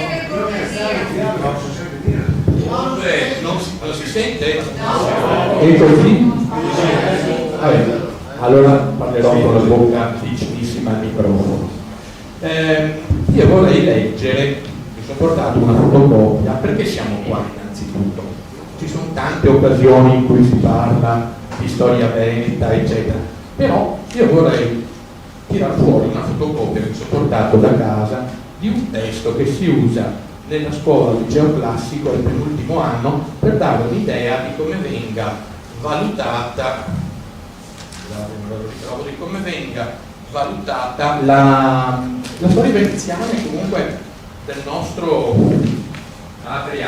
della nostra patria, tra l'altro in un modo che risponde purtroppo ad una logica, ad un punto di vista che non è il nostro e che quindi è inevitabilmente limitativo. Il testo è questo. Non faccio nomi perché forse non sarebbe elegante, ma è un testo questo grandemente diffuso nelle scuole pubbliche. Io parlo per esempio di liceo classico, quindi un tipo di scuola dove questo tipo di studio dovrebbe essere molto sostenuto, molto incoraggiato, molto diffuso. Allora, farò prestissimo. Una nuova crociata è il titolo. La questione dei moriscos in Spagna convince Filippo II che il mondo islamico rappresenta una minaccia e in effetti le azioni della flotta turca hanno creato molti grattacapi a Malta nel 1565 e nel 1570 poi i turchi attaccano Cipro sotto il dominio veneziano e la conquistano l'anno dopo, vero? Continua così. Le circostanze dunque danno forza all'appello del Papa, così che nel 1571 viene stabilito un accordo tra il Papa Filippo II e la Repubblica di Venezia, a cui aderiscono anche la Repubblica di Genova, i Ducati di Savoia e di Toscana, l'Ordine di Malta, finalizzato a una Lega Santa. Fine. Famagosta non esiste, non cade. Il 7 ottobre 1571 la flotta della Lega Santa, comandata da Giovanni d'Austria, Venieri probabilmente era in TV, fratellastro di Filippo II, ingaggia il combattimento con le navi ottomane al largo delle coste greche arrivato nel golfo di Patrasso, ottenendo una clamorosa vittoria. Però anche questo. In Europa appunto viene celebrato, però poi cosa succede? Che alla vittoria non seguono altre azioni militari di rilievo perché la Repubblica di Venezia, maledetta, preferisce sfilarsi dalla Lega e trattare una pace separata con la quale dal 1573, pur rinunciando a Cipro, ottiene dai turchi garanzie e franchigie per la propria flotta mercantile. Mi pare che sia sufficiente come trattazione di un evento come quello che ha rappresentato appunto la battaglia di Lepanto e il confronto tra mondo cristiano e mondo islamico, tra Europa e Venezia in primis e il mondo turco? A me parrebbe di no. Certo risponde a un punto di vista, un'esigenza di chi si governa in questo momento, di chi determina le scelte culturali, la storia da raccontare, e io sento molto diverso. Proprio per questo sarei qui per fare rapidamente una scorsa del mondo europeo e mediterraneo intorno al XVI secolo, almeno sino a Lepanto, e poi vederlo dal punto di vista veneziano, cioè come Venezia si relazioni con questi grandi stati che sono sorti non come piccolo stato o piccola potenza, la Repubblica di Guastalla o la Repubblica di Amalfi e le famose repubbliche marinare, ma come uno stato di pari grandezza, cosa che non si coglie da nessuna trattazione storiografica di quello che è il Minkul Pop di oggi, cioè quello che ci vogliono far passare. E quindi io ritengo che la storia vada anche sottratta, senza voler nulla togliere alle persone del mestiere, a quella piccola di accademici che ritengono una cosa loro, ma debba diventare piuttosto, se non il dominio, almeno vada in mano a persone che la sappiano affrontare anche in termini più semplici, meno cattedratici, magari anche più partecipanti.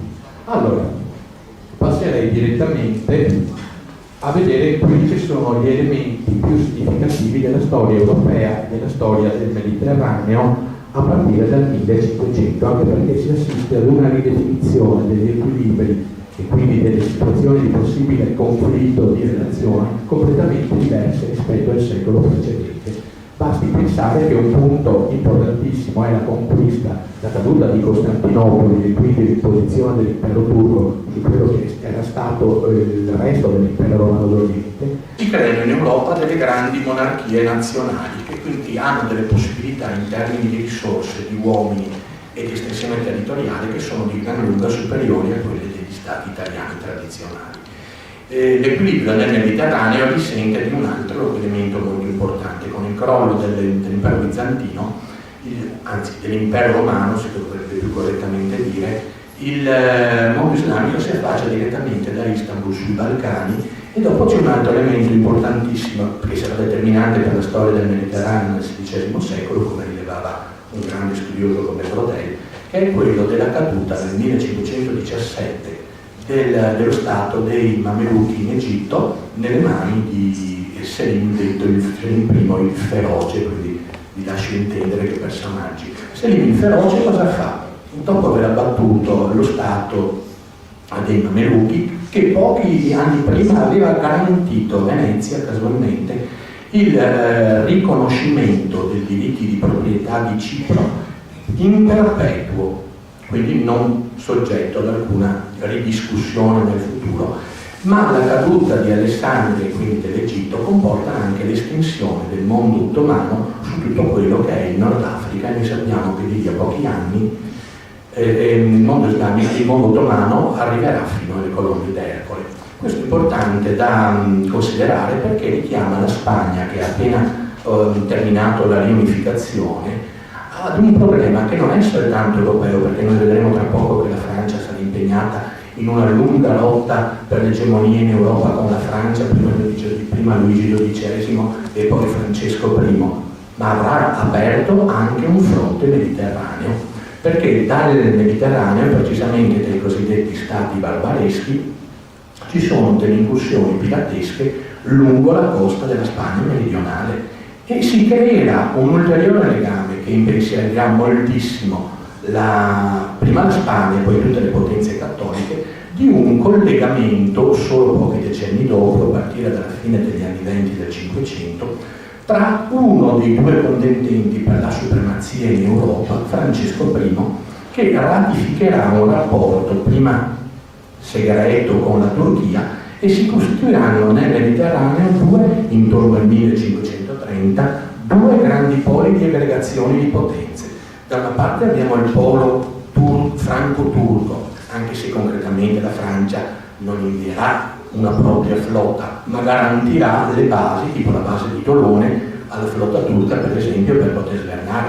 Voi vi rendete conto che la base di Tolone significa che con una breve navigazione si è su Barcellona e sulla costa mediterranea della Spagna. Tutto questo avviene perché questo tipo di contrasto si colloca in un contrasto molto più ampio, che è il conflitto tra la Francia di Luigi XII prima e la sua morte di Francesco I e la Spagna di Carlo V. Carlo V è una, senza dubbio, delle grandissime figure che improntano di sé il secolo XVI. Nasce nel 1500 a Gand, nelle Fiandre, e per questo è noto prima di ricevere il titolo di Carlo V come Carlo di Gand. E un'altra delle grandissime figure che improntano di sé questo secolo sarà la figura di Solimano il Magnifico, che coprirà buona parte della seconda parte della prima metà del 1500 e morirà combattendo nel 1566, quindi proprio pochi anni prima della vicenda di Cipro.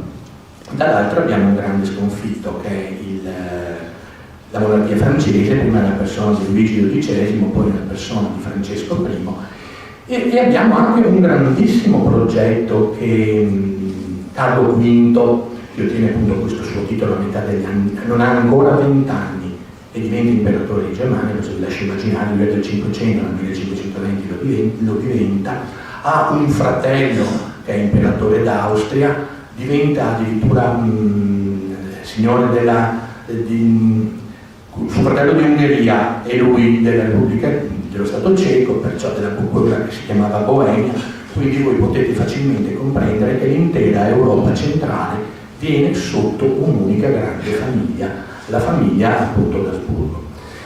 In questo caso l'obiettivo che si prefiggeva Carlo V era quello di una renovatio imperi, cioè un rinnovamento del potere imperiale in chiave di ripresa del potere carolino di Carlo Magno e una parallela renovatio ecclesiae. Perché si sente il bisogno di un rinnovo anche della Chiesa in Europa? Perché nel 1517 si è verificato un altro avvenimento importante che è iniziato lo screzio con Martin Lutero, la pubblicazione delle famose 77 tesi, e quindi buona parte della Germania, soprattutto i principi tedeschi, colgono questa opportunità come l'opportunità per sganciarsi da Roma, dal mondo cattolico, sosterranno le nuove idee protestanti di Lutero, e quindi anche l'Europa diventa un gran subbuglio, iniziano le lotte di religione. Delle lotte di religione ne sentirà tutta l'Europa centrale e si protrarranno fino alla prima metà del Seicento, ma ad esempio un altro Stato che inevitabilmente uscirà da una politica di grande potenza in Europa dopo la morte di Francesco I e di Enrico II di Francia sarà la Francia, perché anche lì si crea il problema delle lotte di religione con gli ugonotti. L'episodio più famoso, la famosa notte di San Bartolomeo, e si arriva in cui vengono fatti fuori per le strade, prima a Parigi, poi in tutto il resto del paese, tutti gli ugonotti, i supposti tali, cioè seguaci della confessione calvinista che passavano, e si arriverà fino alla fine di quel secolo, del XVI secolo, quando solo con un editto, il dito di Nantes, si arriverà a definire che ciascuno ha libertà di professare la religione che crede, però dopo la metà del secolo, del XVI, la Francia esce. Pare possibile che si possa realizzare questo grande rinnovamento imperiale di Carlo V, ma non andrà a buon fine. Le forze dei protestanti, dei luterani nel nord Europa non daranno tregua, addirittura spossato, malgrado avesse solo 56 anni, Carlo V si ritira e morirà poco dopo, addirittura in posizione di eremitaggio in Estremadura. Quindi quali sono le condizioni che a noi interessano? Noi da veneziani dobbiamo vedere quale sia stata la politica che Venezia, la Repubblica Veneta, adottò di fronte a queste grandi insorgenze di nuove civiltà, di nuovi rapporti politici e anche militari all'interno d'Europa. Noi teniamo presente che secondo gli studi di alcuni, soprattutto inglesi, Venezia fu definita il cardine d'Europa, ed è un'espressione che a me piace molto, cardine d'Europa dalla fine del 200 fino alla fine del 400. Perché mi sono chiesto proprio questa definizione cronologica? Perché intorno alla metà del 400 Venezia trova un interlocutore d'Oriente con l'impero ottomano che è molto molto coriaceo. La prima guerra, la guerra veneto-turca, è degli anni 60, dal 1463 al 1479, e vede Venezia ridotta sulla difensiva, perdere gran parte anche dei suoi domini nel Egeo. Poi abbiamo una interruzione e Venezia è comunque impegnata nella politica di terraferma. Noi sappiamo dell'acquisizione del suo stato da terra, sappiamo del tentativo da parte della Repubblica Veneta di governare direttamente i territori sui quali sfociava il Po, e quindi l'esigenza irrinunciabile di scendere a sud verso Cervia, verso Rimini, verso Ravenna. Continue erano richieste di aiuto da parte anche ad esempio degli anconitani e soprattutto delle città delle Puglie, che trovavano in Venezia un possibile difensore da quelli che temevano gli attacchi appunto turchi, come si sarebbe verificato, perché nel 1480 a Otranto i turchi fecero un massacro. ma questo ovviamente metteva Venezia in pessima luce di fronte alle potenze peninsulari e anche di fronte al Papa e anche di fronte agli Stati europei. E quindi noi sappiamo che il Cinquecento si apre da un certo punto di vista positivamente per lo Stato da terra, con maggiore difficoltà per lo Stato da mare. Questi studiosi inglesi che hanno approfondito la nostra storia in quegli anni ritengono che dalla guerra veneto-turca tra il 1499, conclusa con una pace del 1503, sancisca che Venezia non è più l'interlocutore, il nemico, l'avversario primario dell'impero ottomano nel Mediterraneo. Noi in effetti tra questa data e la data del 1509, con quello che ne consegue, conosciamo tutti la vicenda della guerra di Cambrai, della battaglia di Anadello, del disastro che ne seguì, i testi normalmente di storia dicono inizia una inesorabile decadenza. I portoghesi portano direttamente le spezie sul mercato di Lisbona e a Venezia fa la fame, non c'è niente. Io infatti vorrei contraddire questa che è una visione molto stereotipa. Venezia ovviamente non conserva più un atteggiamento offensivo, ma non comincia affatto la decadenza. Inizia invece una intelligentissima ridefinizione di quelli che sono gli obiettivi di questa Repubblica. Una Repubblica che ha interlocutori europei nel Mediterraneo molto molto difficili e ci lascia vedere il suo comportamento. Ce ne ho più avanti in un lampo anche all'uscita della Lega Santa dopo la battaglia di Lepanto, che non può che farci vedere quale fosse l'intelligenza della classe di governo veneziana di fronte alla realpolitik che lei si presentava davanti. Ad esempio, il fatto che nel 1476 un tentativo da parte della dinastia Aviz, mi scuso con l'accento, non so se sia Aviz o Aviz in portoghese, di espansione nella penisola spagnola viene stroncato da una sconfitta ad opera appunto di sovrani spagnoli. E il Portogallo a seguito di quella sconfitta cosa può fare? Non può fare altro che aprirsi al mare. Potrebbe sembrare una notazione banale a noi di portoghesi, che siamo qui nell'Alto Adriatico, che ce frega. In realtà i portoghesi cominciano a navigare l'Atlantico e come tutti dopo di loro anche Colombo vogliono trovare i mercati delle spezie dove andarsi a rifornire direttamente, saltando tutta una serie di intermediari che faceva come polo terminale Venezia, il mercato di Rialto delle spezie, e ci riescono. Il problema è molto sentito a Venezia, non solo a Venezia, ad esempio anche nella Repubblica di Ragusa, e c'è un fatto che in genere viene sottaciuto, che nel 1509 per la prima volta una flotta portoghese, dopo che nel 1498 Bartolomeo Dias aveva aperto il periplo dell'Africa circumnavigando il Capo di Buona Speranza, noi abbiamo i portoghesi che cominciano a stabilirsi nella zona di Calicut, con Álvarez Cabral e altri. E i veneziani si rendono immediatamente conto che se è successo questa iniziativa di andarsi a rifornire direttamente dal produttore, loro non potranno più essere intermediari. E ad esempio nel febbraio, mi pare, del 1509, al largo di Calcutta, nelle acque di Diu, c'è una battaglia che vede da una parte la flotta portoghese armata di cannoni contro un assembramento di navi che erano prevalentemente del sovrano del Gujarat, erano di egiziani, c'era anche un supporto turco e almeno nominalmente c'era anche l'appoggio della Repubblica Veneta e di Ragusa. Perciò noi vediamo uno Stato che è straordinariamente attivo, che ha una visione assolutamente chiara del nuovo scacchiere che si apre.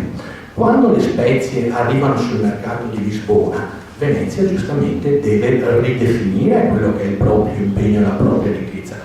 E non ha alcun problema, perché? Perché c'è ancora l'Egitto e con l'Egitto si commercia e si accede all'Oceano Indiano attraverso l'Egitto, e quindi Venezia riesce ad aggirare, ma nel 1517 questa possibilità non c'è più. Quindi c'è un principio chiarissimo che i governanti di Venezia hanno in mente: si può far fiorire l'economia solo se i porti del Mediterraneo, che ora sono controllati dai turchi, da Istanbul, Costantinopoli, sino alle colonne d'Ercole, sono resi accessibili ai mercanti veneziani.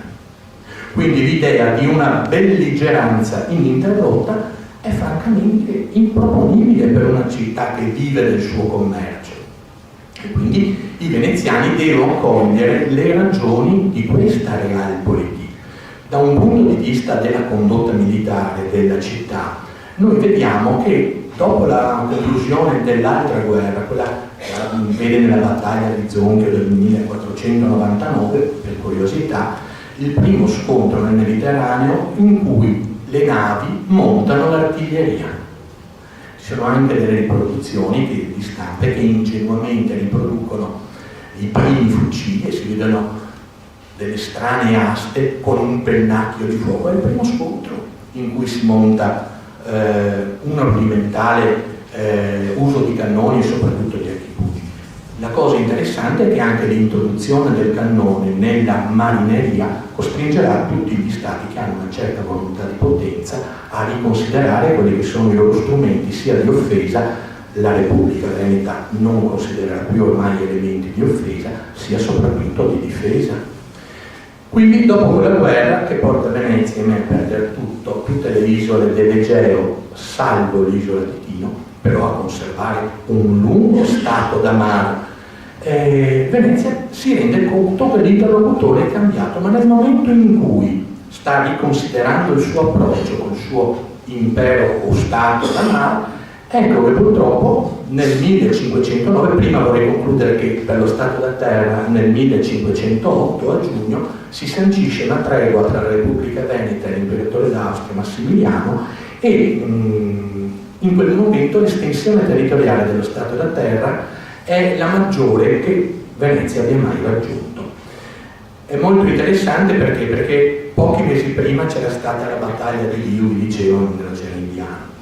E i veneziani avevano sentore di questa loro grandezza e a me piace citare un'iscrizione, tra l'altro in una lingua italiana veneta, che potete tutti trovare in fondamenta dell'abbazia, dove c'è il grandissimo arco gotico, tardo gotico di Santa Maria Valverde. La cosa interessante qual è? Che dice del 1500, io leggo ogni mattina quando esco da casa, del 1505 furono principiate queste case, cioè delle abitazioni, alla laude de Dio et della Virgine Maria e de Missier Leonardo Loredano, e la cosa più interessante è et de tutto il suo glorioso stato, che Dio felice lo conservi. 1505. Dio l'avrebbe ascoltato fino al 1509, anzi fino all'8, periodo della massima espansione, poi ovviamente scatta una ridefinizione globale. Gli anni che vanno dal 1509 al 1516, pace di Noyon, voi sapete che sono anni per Venezia durissima, per le scorrerie degli spagnoli qui a Mestre che la incendiano. Venezia deve salvarsi prima di tutto, non può dedicare l'attenzione che richiede anche lo stato da mare. La situazione è sempre molto fluida, Venezia con una capacità diplomatica riesce a gestirsi in una situazione internazionale che è difficilissima e alla fine arriva al 1529 con la ratifica del 1530 della pace di Bologna, con una pace che restituisce per intero quello che era lo stato da terra, ovviamente esclusi i porti delle Puglie, che sono riandati al cosiddetto legittimo proprietario, escluse le Saline di Cervi, esclusa Ravenna, esclusa Rimini e tutti quegli stati che sono entrati da parte dello Stato della Chiesa. Venezia in questo periodo è stata fortunatamente non coinvolta da guerre con il tutto. La pace dura dal 1503. Venezia ha cercato di giostrarsi fra le grandi potenze europee come le conveniva, non come sarebbe stato giusto eticamente, ma come concretamente le conveniva. Dopo aver cercato di allearsi con Francesco I per evitare un pericolosissimo accerchiamento asburgico su tutto il confine europeo, Francesco I nel 1529 fa lui una pace separata. Venezia ovviamente non può contrapporsi a Carlo V e fa la pace. Gradualmente comprende che di questi due belligeranti il più capace, il più forte è Carlo V e va con Carlo V. Ma ecco che inizia un primo problema, il problema della nuova guerra veneto-turca, quella che si conclude con Prevesa. Venezia farà tesoro di questa esperienza, perché al largo di Prevesa la flotta di una Lega Santa, sono tutte sante, si trova in grande superiorità numerica. Quindi tutti si aspettano che venga facile, 2-0, e invece viene sconfitta. Addirittura vi è quell'episodio del ritiro dal combattimento delle navi genovesi dell'ammiraglio Andrea Doria, del resto erano sue, perciò se avessero ricevuto qualche ammaccatura bisognava anche farle riparare. Fatto sta che Venezia ne esce scornata quando si dice nel 1571, anzi 72, Venezia si ritira dalla Lega Santa. Chissà come mai. Qua con Carlo V Venezia trova unità di intenti, perché Carlo V si rende conto che è un problema avere gli ottomani alle porte, e nel 1535 conquista Tunisi. Sarà una durata di poco tempo. Venezia cosa fa allora? Dice: convergono i nostri interessi, e finché convergono si combatte assieme. Ma anche là, terminata la guerra, si avrà un altro lungo periodo di tempo tranquillo.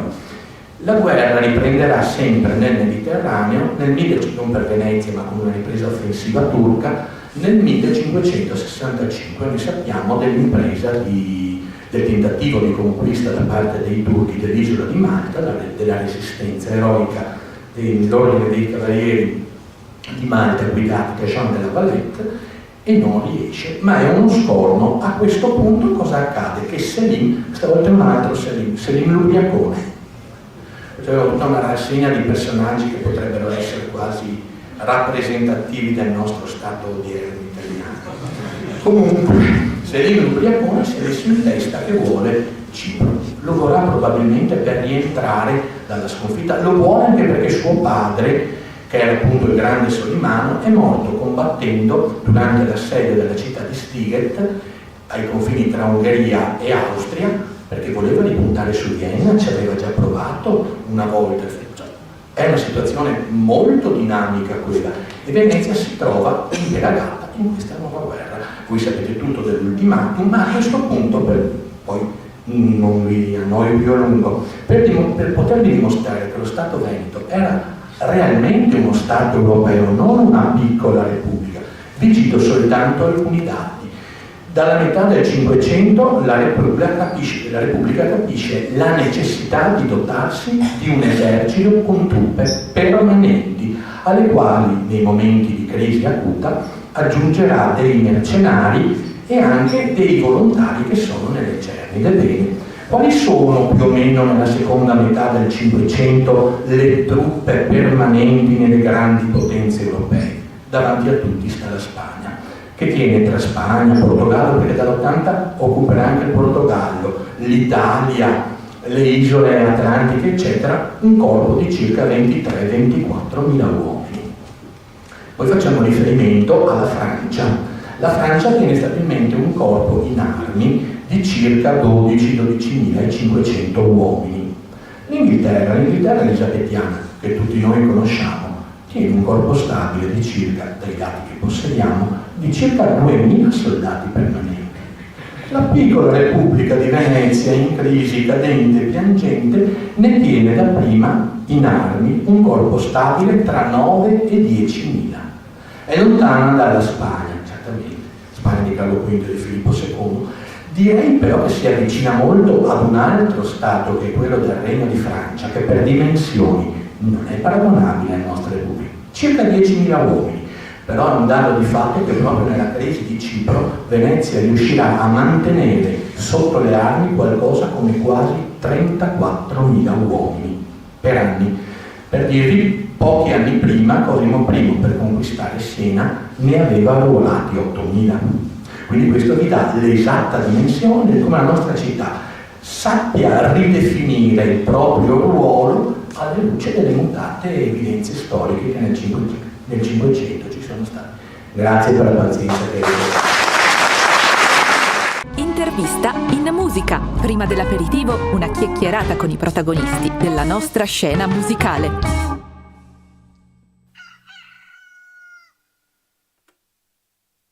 Gotta get rid. You gotta get rid. Yeah. You gotta Gotta get rid. Gotta get rid.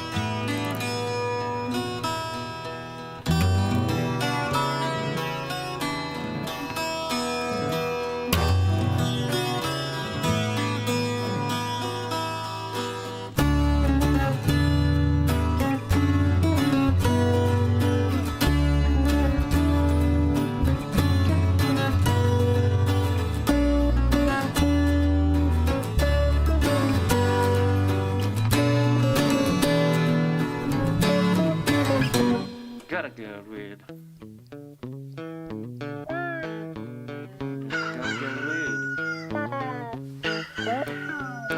I said, gotta get rid. Gotcha, get rid.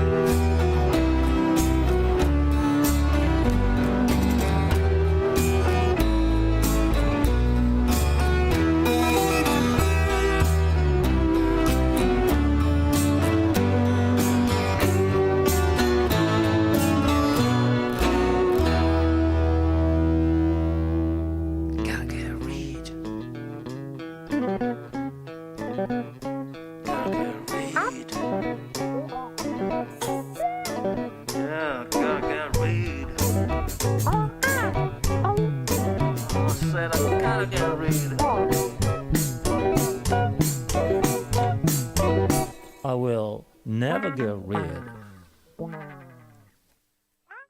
La musica non è molto diversa dalla vita, come nel vissuto. Ci sono attimi di felicità, incertezza, serenità, angoscia, mistero, dubbio, relax, demoni, imprevisti. Ecco, mentre tutto è calmo e si sta gustando una situazione ideale, può capitare qualcosa che cambia tutto in pochi istanti. Non l'avevamo previsto. È così che immagino la musica. Bene, ben ritrovati ai nostri ascoltatori e anche a chi ci sta guardando sul web, sulla nostra pagina Facebook e nel nostro sito internet Veneto 1. Benvenuti da Roberta Ghizzo e diamo il benvenuto anche caloroso a Tolo Marton. Buongiorno. Buongiorno, grazie dell'ospitalità.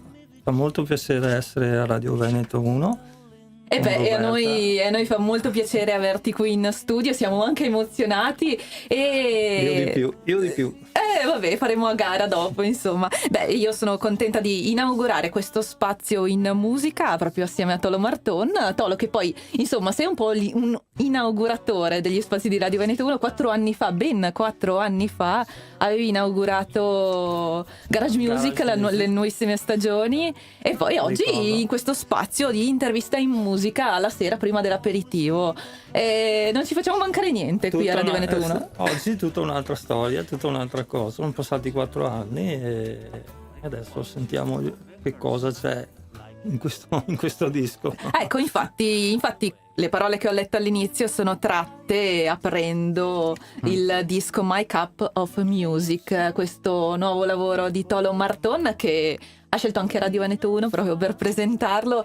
Però avete ascoltato il primo brano I Gonna Get Rid in sottofondo, cioè avete ascoltato e avete visto anche online delle immagini scelte proprio tra le immagini che ci ha inviato Tolo per raccontare un po' questa sua carriera, perché è davvero davvero enorme, è davvero grande. I Gonna Get Rid e My Cup of Music. Intanto comincerei da questa tazza di musica che ci presenta quest'oggi, da dove arriva questo nome e come mai? Perché la tazza di musica è la tazza di musica con cui io mi sento in questo momento, in questo periodo, a mio agio. È un po' una parafrasi di my It's not my cup of tea in inglese, quando dicono, per dire, non è il mio forte, non è il mio genere, ma in senso lato nella vita, no? Quando ti dicono hai visto quel film di Panettone di quest'anno? E io dico no, guarda, non è il mio genere. Sì, non è roba mia, come diciamo qua invece. Non so che mi piace un granché. E questo è My Cup of Music, vuol dire questo, cioè è la musica con cui mi sento a mio agio, mi sento bene in questo momento. E questa Cup of Music è divisa anche in 3 sezioni: Fantasy Cup, Sentimental Cup and Mysterious Cup. La diciamo tutta all'inglese. Yes. Queste 3 animi, queste 3 sensibilità di Tolo Marton che ha voluto esprimere in questo album.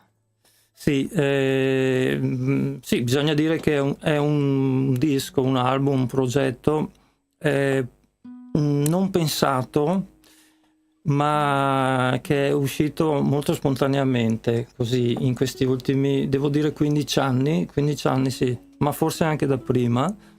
Queste melodie, questi temi mi sono venuti fuori nei momenti in cui non pensavo a niente, magari con la chitarra in mano, così magari pensavo a oggi cosa devo fare, se devo ricordare, e intanto le dita si appoggiavano in qualche punto della tastiera e suonavano da sole, cose molto lente, e poi dicevo però questa musica che stavo sentendo, perché la stavo ascoltando, non la stavo suonando, la stavo ascoltando anch'io, ma forse mi devo ricordare di questo pezzettino, e così mi registravo dei piccoli momenti di queste musiche, ripeto, che sono venute fuori in tanti anni, per poi riascoltarle chissà in futuro. Insomma, non l'avevamo previsto, è così che immagino la musica, l'hai proprio scritto ed è così che è nato tutto. Sì, la previsione, non bisogna mai prevedere troppo le cose, come anche nella vita, quindi la vita e la musica, ho fatto questo parallelo volutamente perché sono molto simili, anzi sono uguali, ognuno col proprio suono, il proprio linguaggio, però alla fine è la stessa cosa. Noi andiamo ora ad ascoltare un brano, quello che un po' ha colpito me, perché insomma posso anche fare questa cosa, posso scegliere, e quindi Vendo musica, Tolo Marton. Vendo musica in città, vendo musica in città, certe note sono appena nate, altre me le portano le fate. Vendo musica in città, vendo la musica in città. Se chiudete gli occhi la vedrete. If you close your eyes you're gonna see her. I found this guitar al mercatino, and I always keep her close to me vicino. Selling music in the city, selling music in the city. Price is small, it's just a smile. Price is small, it's only a smile. Vendo musica in città, selling music into town. I got my guitar al mercatino, I always keep her close to me vicino. She can imitate un violoncello. If you want to, I'll make her sound like a violino. And by the way, il mio lutaio dice che io sono un poco matto, ma lui non sa che io con lei ho stipulato un certo patto. Noi ci siamo accordati.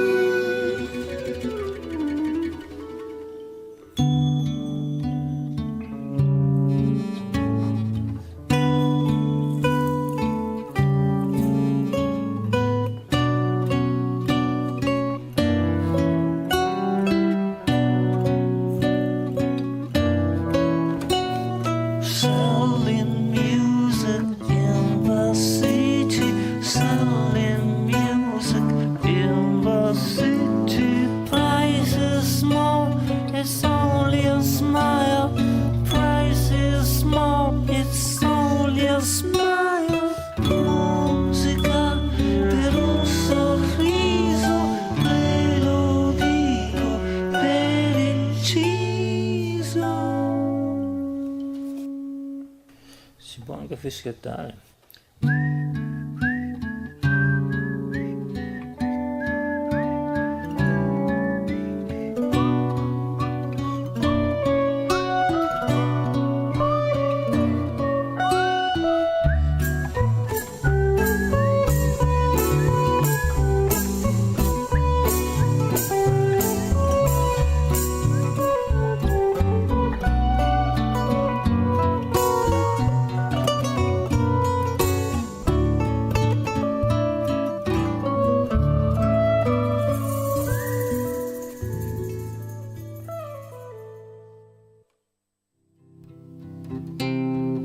E noi torniamo in studio assieme a Tolo Marton che ci ha fatto ascoltare appunto questo brano dal suo album My Cup of Music. Questo era Vendo Musica e era una filastrocca, un brano dolcissimo, insomma, però insomma ricorda tante cose, perché poi ci ricorda quando cantiamo le canzoni, quando pensiamo a chiunque, insomma, nella sua vita è venuto in mente una filastrocca, un qualcosa, inventare le parole ad una canzone e metterci magari delle parole inglesi, mettere le parole in italiano, un po' tutti noi, e quindi è per questo che insomma mi emozionava. È molto spensierata questa canzone. Semplice, proprio per come per i bambini, insomma, mi dicevi, la cantano i bambini. E infatti è vero, questo mi ha scritto più di una persona dicendomi che i loro bambini piccoli, anche piccoli, dicono dai mettimi ancora questa canzone qui, la canticchiano, sì. A me fa piacere, questa è nata in un sogno, come spesso succede, perché si sogna anche musica, e mi ricordo che ho sognato una persona con un carrettino che cantava Vendo Musica. Aspetta, lo facciamo vedere ai nostri ascoltatori, forse è questa persona qui che è disegnata qui nell'album. Tra l'altro questo disegno è stato realizzato da Barbara Badetti, che poi ha realizzato anche tutto il progetto della copertina, che è una bravissima pittrice, e anche a lei è venuto in mente, sentendo questa canzone, le è venuto in mente un'immagine di questo genere, quindi vedi, tutto torna, no? Ecco, però, Tolo, c'è da dire che tu vendi musica in città, ma la tua città è un po' il mondo, perché sei sicuramente uno dei più grandi, il più grande forse musicista del nostro territorio, però sei anche e soprattutto conosciuto all'estero.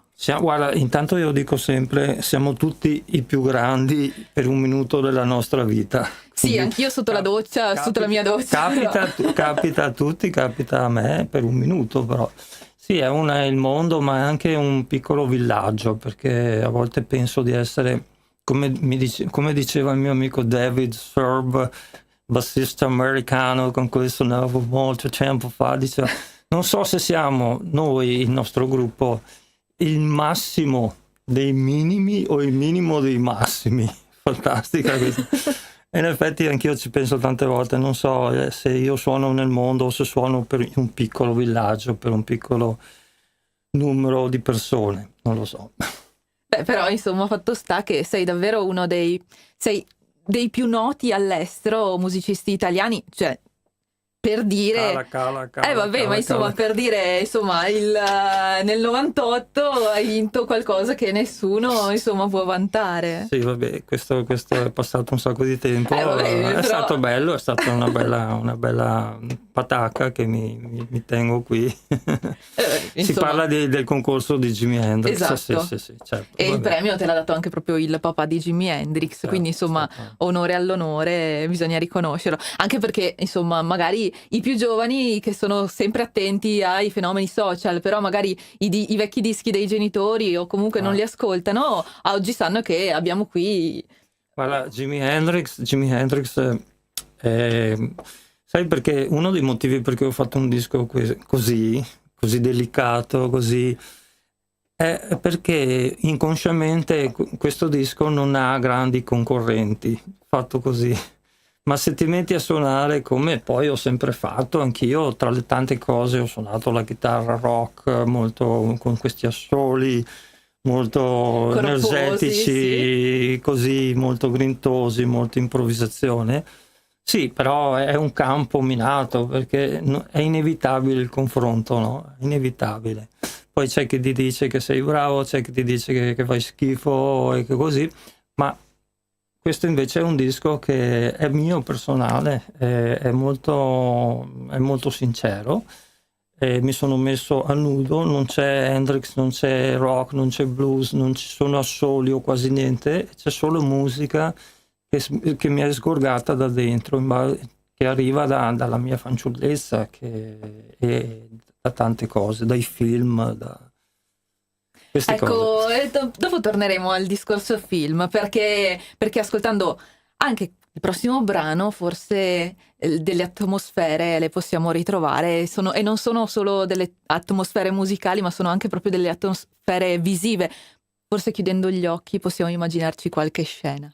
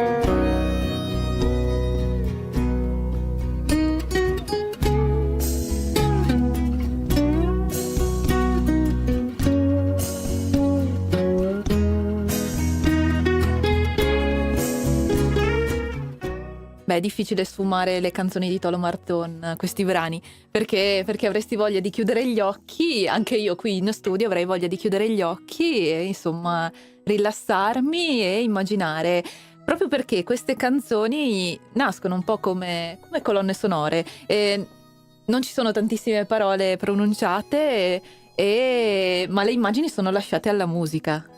È nato proprio così il progetto?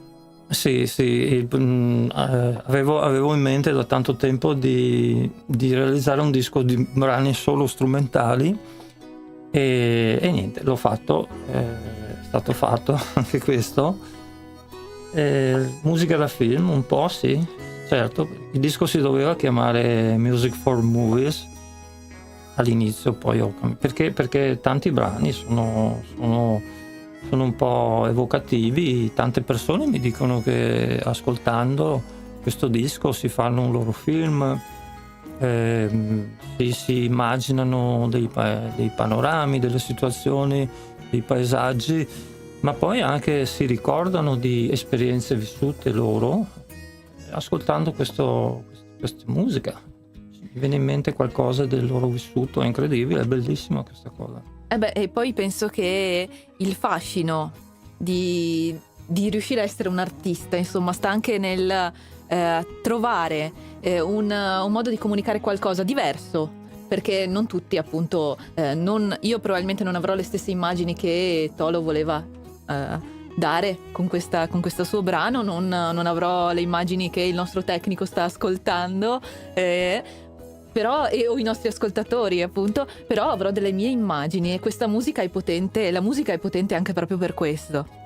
La cosa bella della musica è che provoca in ognuno di noi delle cose simili, nel senso che si possono mettere nello stesso contenitore, ma ognuno ha la sua personale, che sia un ricordo o un momento molto importante della propria vita vissuto.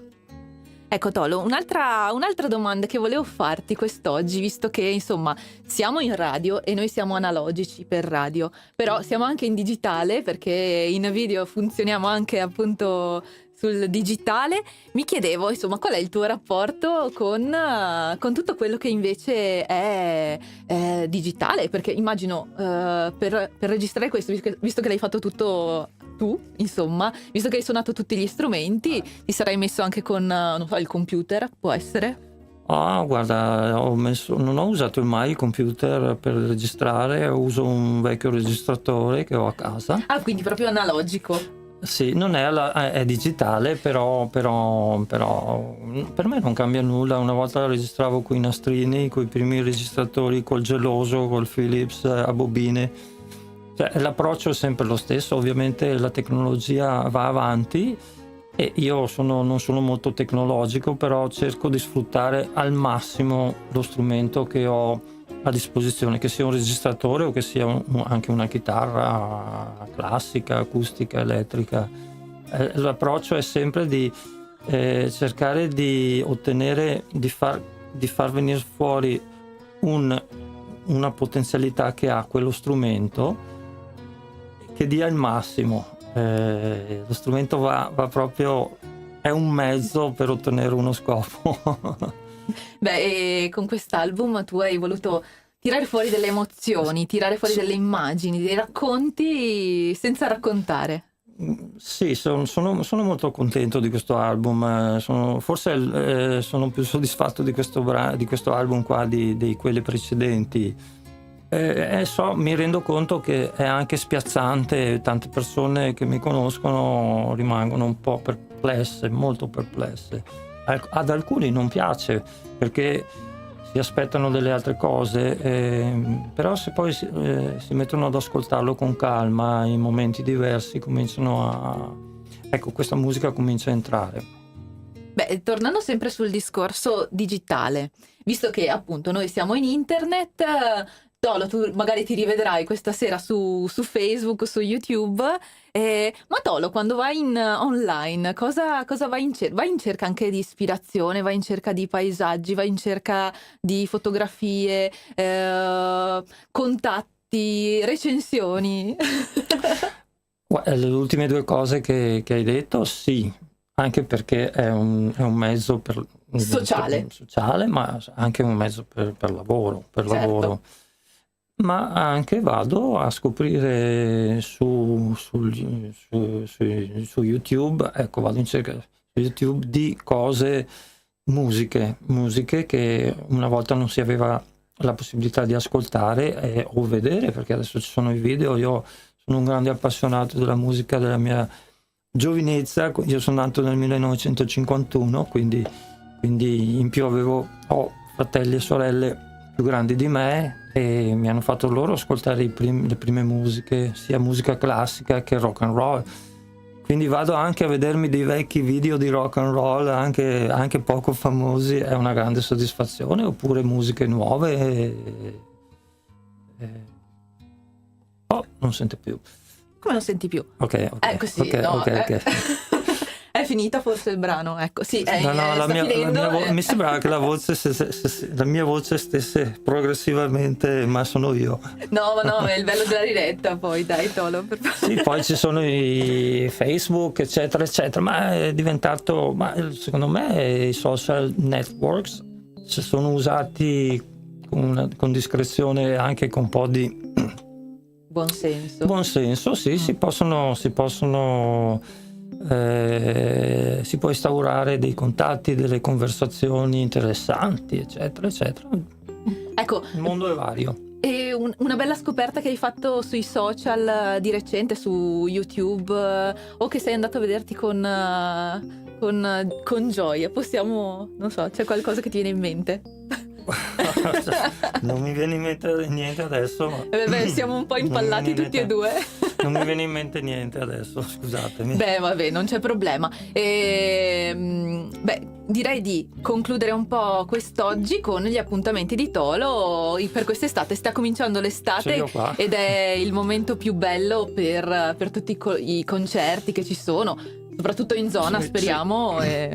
Ci tengo a annunciare queste serate, le prime qui nelle nostre zone. C'è Vascon, festa d'estate per prima, che sarà il 24 di giugno ed è una seratona, ed è il 30° anniversario della festa, siamo tutti di Treviso, è dedicata, quella sera del 24 giugno è dedicata ai trevigiani. Ovviamente sarebbe bello che ce ne fossero di più, musicisti di più, ma i tempi sono quelli che sono, per cui abbiamo 4 gruppi di Treviso.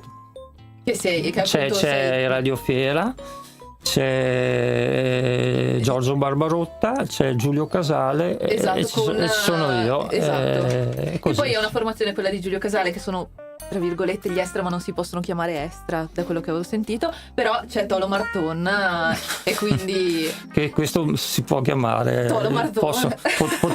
Potete chiamarmi Tolo Marton. Grande Tolo. Bene, noi siamo però ci hai detto solo una data e questa era il 24. Poi a luglio abbiamo il 7 luglio al festival Brudstock a Fontana Fredda di Pordenone, che è un festival molto vintage, mi dicono, è la prima volta che ci vado.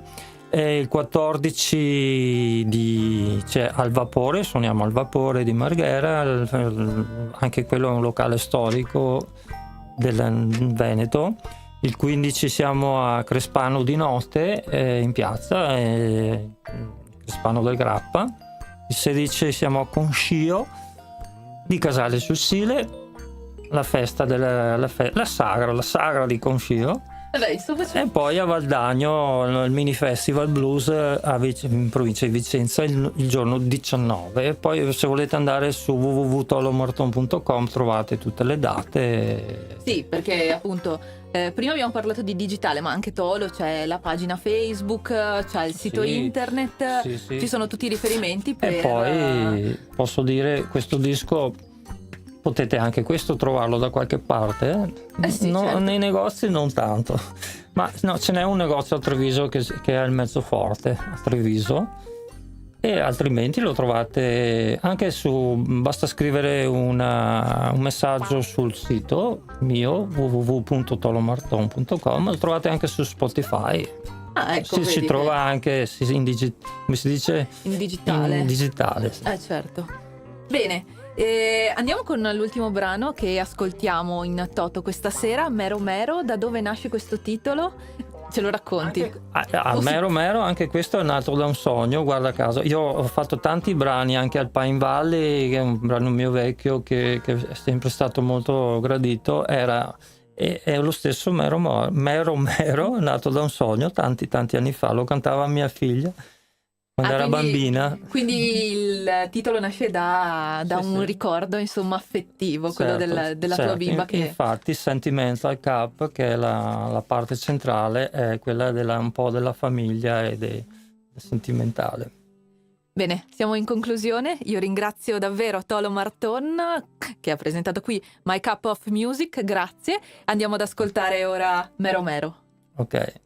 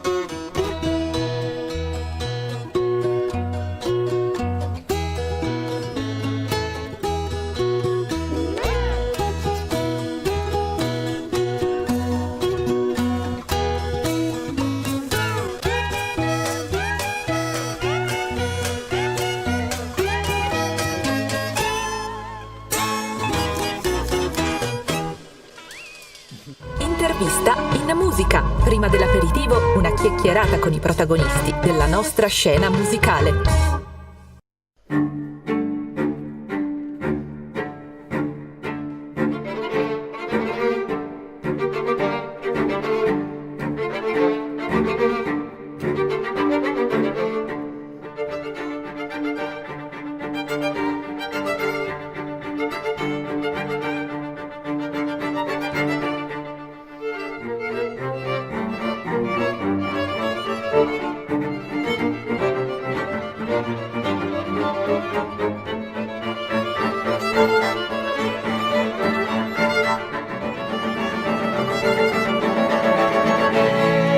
Benvenuti ad una nuova puntata del ciclo dedicato al Polo Museale della Grande Guerra di Vittorio Veneto. Con noi la direttrice del Museo della Battaglia, l'architetto Maria Cristina Scalet. Di cosa parleremo oggi? Allora, oggi partiamo dal Museo della Battaglia di Vittorio Veneto e quindi la storia di questo importantissimo museo dedicato alla memoria della Grande Guerra. Ce ne parla la dottoressa Martina Dorigo, laureata in Storia dell'Arte all'Università di Venezia, una delle volontarie del Servizio Civile Nazionale. Entriamo nel vivo della prima puntata di questo nostro ciclo dedicato al Polo Museale della Grande Guerra di Vittorio Veneto e partiamo proprio da uno dei cuori del Polo Museale, il Museo della Battaglia.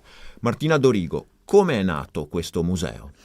Allora, noi oggi vediamo il museo in una veste nuova e rinnovata, ma la sua storia è molto più lunga. Il museo è stato inaugurato nel novembre del 38, ma per capirne veramente l'origine dobbiamo ritornare ancora più indietro ai tempi della guerra e far riferimento a una figura importante, quella di Luigi Marson, che ne è stato poi il fondatore. Luigi Marson era un ragazzo vittoriese, un ragazzo del 99 che negli anni della guerra studiava al liceo a Belluno. Nel 17 si arruola come volontario tra i granatieri di Sardegna e combatte subito a Zenzon di Piave. Nel 18 vive dei mesi in trincea a Caposile. E questa fu un'esperienza che sicuramente lo segnò moltissimo, perché visse la guerra in prima linea, in trincea, quindi una guerra di posizione, logorante, anche da un punto di vista soprattutto personale e psicologico. È in quei giorni che Marson raccoglie dalle mani di un soldato ungherese morto un rosario che questo soldato stringeva tra le mani. E questo oggetto, che non è un oggetto bellico, ma un oggetto personale, è stato il cimelio, diciamo, che ha dato origine poi alla sua importante raccolta di oggetti. Infatti, alla fine della guerra, Marson si iscriverà all'università a scienze naturali e lavorerà poi nella ditta del padre. Negli anni però continuerà a coltivare questa sua passione di raccolta di cimeli della guerra, ottenendo anche delle autorizzazioni ufficiali della pubblica sicurezza e della prefettura di Treviso a raccogliere cimeli ed oggetti legati alla guerra. E in effetti questo primo oggetto, questo rosario, in qualche modo caratterizzerà poi anche lo sviluppo della collezione, perché dicevamo non è un oggetto propriamente bellico, un'arma o simile, che sarà proprio poi uno degli aspetti della collezione messa insieme da Luigi Marson. Esatto, sarà un aspetto distintivo della collezione di Luigi Marson e in realtà poi anche del Museo della Battaglia, soprattutto come oggi nella sua veste rinnovata. La collezione di Luigi Marson ha proprio questa caratteristica di inglobare armi, divise, ma anche oggetti che si rifanno a una guerra vista da un punto di vista più personale e intimistico, quindi il rosario ne è l'oggetto forse più rappresentativo, ma anche Marson raccolse numerose lettere e diari personali che ci danno quindi una testimonianza diretta dei sentimenti, dei momenti privati vissuti dai soldati in trincea. E tra l'altro il nome di Marson è tuttora legato al Museo della Battaglia. Sì, perché tutt'oggi il nipote dell'allora Luigi Marson, oggi l'ingegner Luigi Marson, che porta lo stesso nome del nonno, è presidente onorario del museo. Abbiamo detto il Museo della Battaglia, fondato nel 1938, ma naturalmente il museo attuale non è più quello di allora, è cambiato in questi decenni. Esatto, il museo oggi è un museo nuovissimo perché è stato inaugurato nel 2014, sempre nella loggia della comunità di Ceneda, la sede rimane la stessa, però in una veste totalmente nuova. Il museo era nato ed era stato aperto nel 1938, nel 2012 poi è stato chiuso proprio per una ristrutturazione e appunto un rinnovamento delle sale, degli ambienti espositivi. grazie a un importante finanziamento europeo e regionale che hanno permesso la nuova sistemazione. Il museo oggi è un museo molto moderno, contemporaneo, che diciamo invita a una visita interattiva e ha la caratteristica di essere particolarmente immersivo. Ho detto che è un museo molto moderno perché all'interno del percorso espositivo ci sono supporti audiovisivi, quindi video da poter vedere e ascoltare. È un museo interattivo perché ci sono proprio dei cassetti da aprire, da scoprire, con cimeli, lettere, oggetti, fotografie da poter guardare e approfondire. La sistemazione e la distribuzione delle sale è totalmente nuova. Il museo è oggi organizzato in tre piani. Al piano terra si è voluto riprodurre l'ambiente della trincea. La trincea è forse il simbolo della prima guerra mondiale, quindi una guerra di posizione, e la riproduzione di questo ambiente è stata fatta anche da un punto di vista molto sensoriale. Quindi si entra in un ambiente buio con delle pareti alte che cercano di riprodurre chiaramente quelle della trincea. Anche il pavimento è sconnesso come doveva essere quella della trincea, e si sentono i rumori che sentivano anche i soldati in quei luoghi, quindi gli aerei che passano, le bombe, lo scoppio delle bombe che vengono lanciate. Quindi davvero un'esperienza multisensoriale.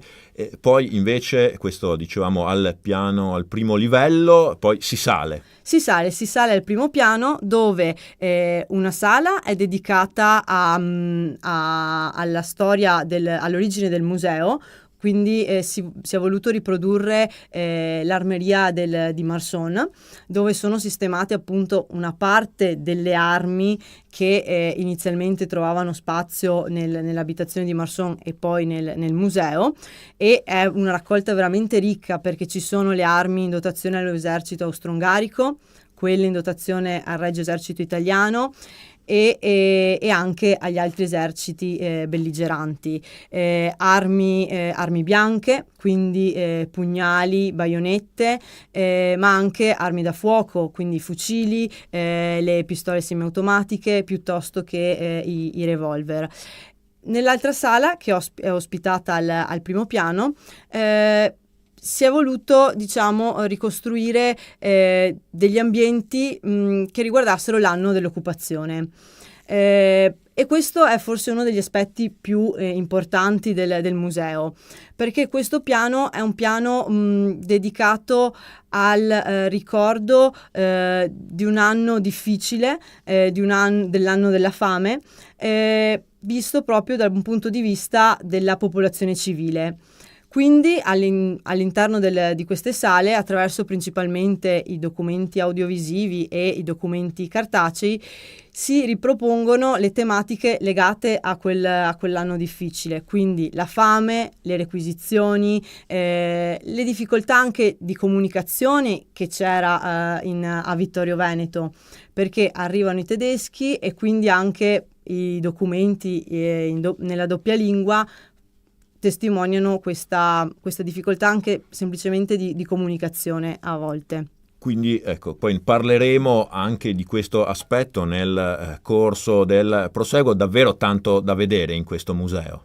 Sì, tanto, anche perché poi oltre al primo piano c'è un secondo piano in cui si è voluto conservare l'aspetto del museo originario.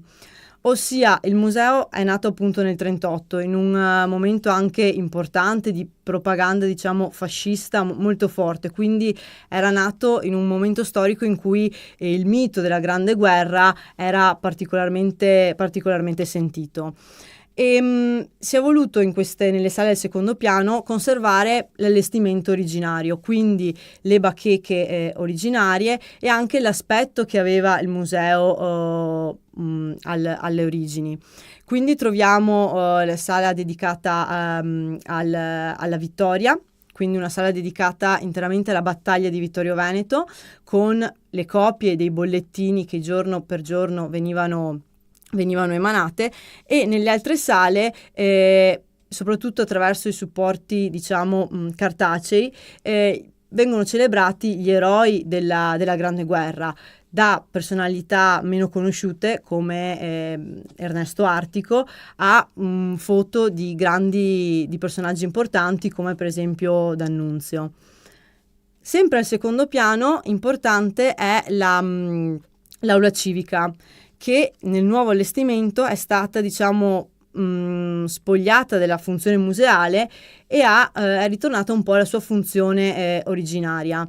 È un'aula che un tempo ospitava insomma, nelle origini il consiglio della comunità di Ceneda, e che oggi è riservata a incontri, convegni o conferenze.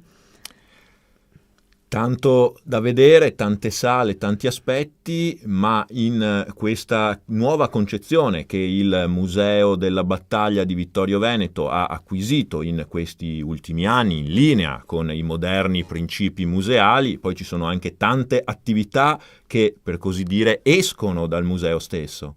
Sì, allora il museo, le persone che vengono a visitare il museo possono farlo in maniera autonoma. Il museo è aperto tutti i giorni ad esclusione del lunedì dalle 9:30 alle 12:30 e nel weekend, quindi il sabato e la domenica, dalle 10 alle 13 e dalle 15 alle 18. Oltre però alla visita autonoma, il museo offre molti altri servizi. È possibile su prenotazione svolgere delle visite interattive, quindi con l'accompagnamento degli operatori, poter diciamo avere un supporto per visitare il museo usufruendo di tutti i supporti, diciamo, audiovisivi, video che il museo ospita.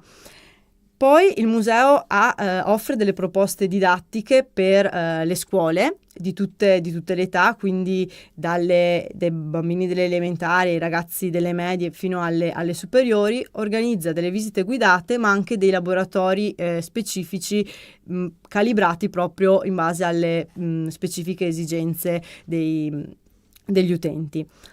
Oltre a queste attività, il museo ospita anche conferenze e convegni sul tema della Grande Guerra o comunque della storia locale e anche delle mostre temporanee. Infatti un ambiente importante che fa sempre parte del museo è quello della chiesetta di San Paoletto, dedicata proprio alle esposizioni temporanee. E insomma, l'invito, se non l'avete ancora fatto, è di andare a visitare il Museo della Battaglia di Vittorio Veneto o di tornarci, perché come ci ha raccontato Martina Dorigo, ci sono sempre nuovi aspetti e nuove curiosità da scoprire. Grazie intanto alla dottoressa Martina Dorigo. E noi vi diamo appuntamento alla prossima puntata del ciclo dedicato alla scoperta del Polo Museale della Grande Guerra di Vittorio Veneto.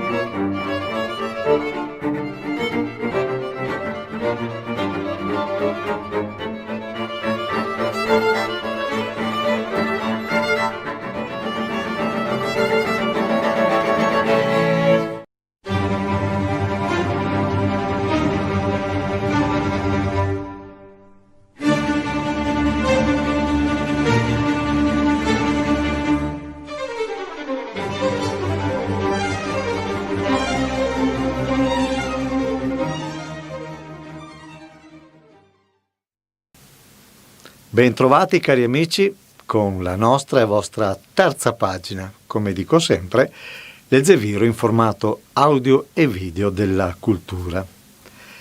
Credo di averne già fatto cenno. Storicamente alla cultura l'informazione stampata ha sempre riservato una posizione di rilievo, appunto la terza pagina del giornale. Tutte le testate nazionali e locali, e per dare evidenza al servizio di interesse generale dato alla cultura, hanno scelto di pubblicare questa terza pagina stampandola tutti con lo stesso carattere tipografico. Alla pagina della cultura venne riservata l'eleganza del carattere di stampa chiamato il Zeviro, peraltro ben noto anche per la sua nitidezza.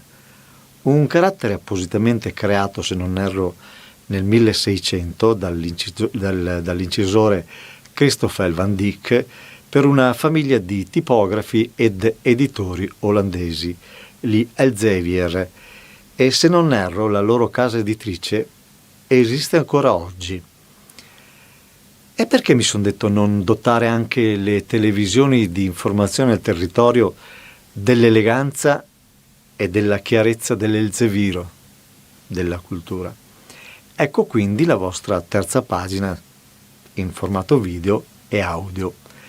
Mi sembra quantomeno giusto, corretto dotare di una delle massime espressioni della cultura, la musica, che informa il territorio, mettere in evidenza con eleganza e chiarezza che le nostre imprese svolgono un genuino servizio di interesse generale, sostenendo anche la cultura.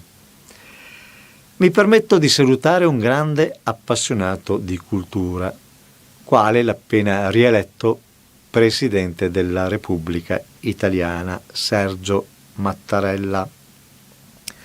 Era evidente sin dall'inizio che nulla sarebbe cambiato e in un certo senso mi faccio complice del signor Presidente nel dire che avrebbe meritato di riposare, ma al contempo lo ringrazio del sacrificio di aver accettato questo nuovo incarico.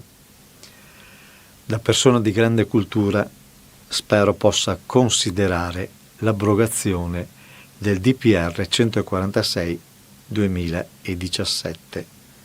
Quando l'ha firmato certo non poteva conoscere, non poteva sapere che avrebbe violato il principio costituzionale del pluralismo dell'informazione, peraltro a lui molto caro. Speriamo questo messaggio gli possa arrivare e possa aiutare gli oltre 500 editori locali costretti a chiudere e i più di 5.000 loro dipendenti, nostri dipendenti, costretti alla disoccupazione. Ebbene, tra di voi chi volesse darci una mano, firmare la petizione per evitare questo disastro a migliaia di famiglie, può farlo dal portale web www.reasat.eu. Chissà, mai dire mai. Il programma di oggi ci vede in compagnia di un duo programmato per una nuova produzione, ma purtroppo il maestro Scattolin ha avuto qualche linea di febbre nei giorni scorsi e abbiamo preferito posticiparla, dato il momento.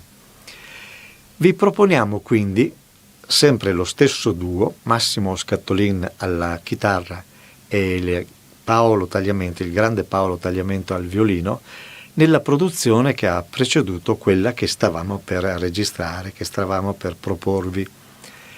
La continuazione ve la faremo vedere e ascoltare a fine mese, salute permettendo ovviamente. Di questa produzione al tempo abbiamo anche fatto, era il 2019, e stampato un CD, Two for Live Concert, primo e unico CD prodotto da Radio Veneto 1, una testimonianza che ci fa piacere. Ecco appunto il CD che avete già visto in sovraimpressione. Il programma di questo CD, Niccolò Paganini, prima sonata in La minore dal Centone opera 64, il cantabile opera 17 in Re maggiore e la sonata concertata in La maggiore, da Paganini a Mauro Giuliani, Gran duo concertante, opera 85 in La maggiore, di Pablo de Sarasate, Zigheu Nerveissen, la zingaresca, opera 20 in Do minore. Sempre di Massimo Scatolin e Paolo Tagliamento vi faccio vedere anche il nuovo CD che hanno fatto tributo a Ennio Morricone, qualcosa di sublime, merita davvero di essere ascoltato, ve lo consiglio. Bene, buon ascolto con questa prima parte. La seconda parte la registreremo le prossime settimane e a fine mese ve la proporremo. Buon ascolto.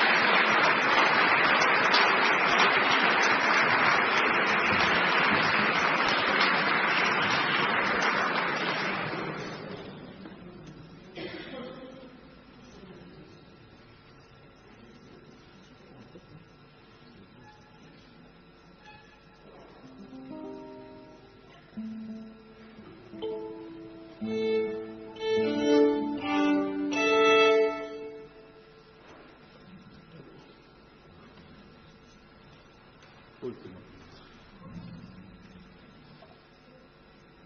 Giustamente il pezzo più facile alla fine, giustamente.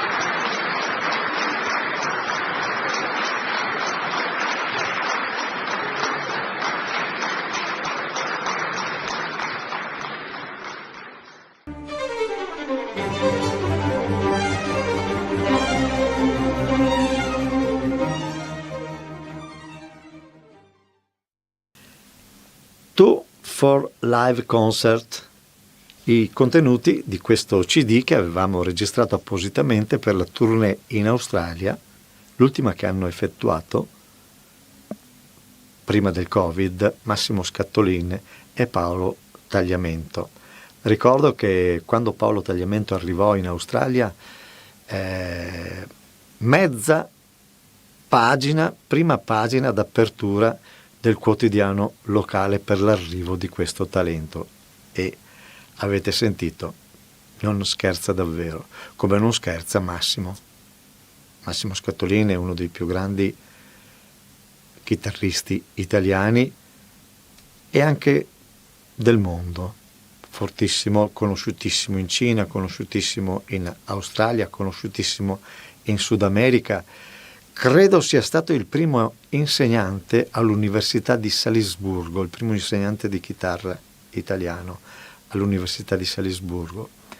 Bene, ci siamo divertiti, ci divertiremo con la continuazione del concerto che avete sentito questa sera, che registreremo le prossime settimane, e vi proporremmo come nuova produzione verso la fine del mese. Grazie. Le solite raccomandazioni, mi raccomando, mi pare che tutto si stia mettendo benino, mascherina, distanziamenti, rispettare la legge a 360 gradi. La spesa, rigorosamente prodotti italiani, facciamo lavorare i nostri. Grazie e alla prossima.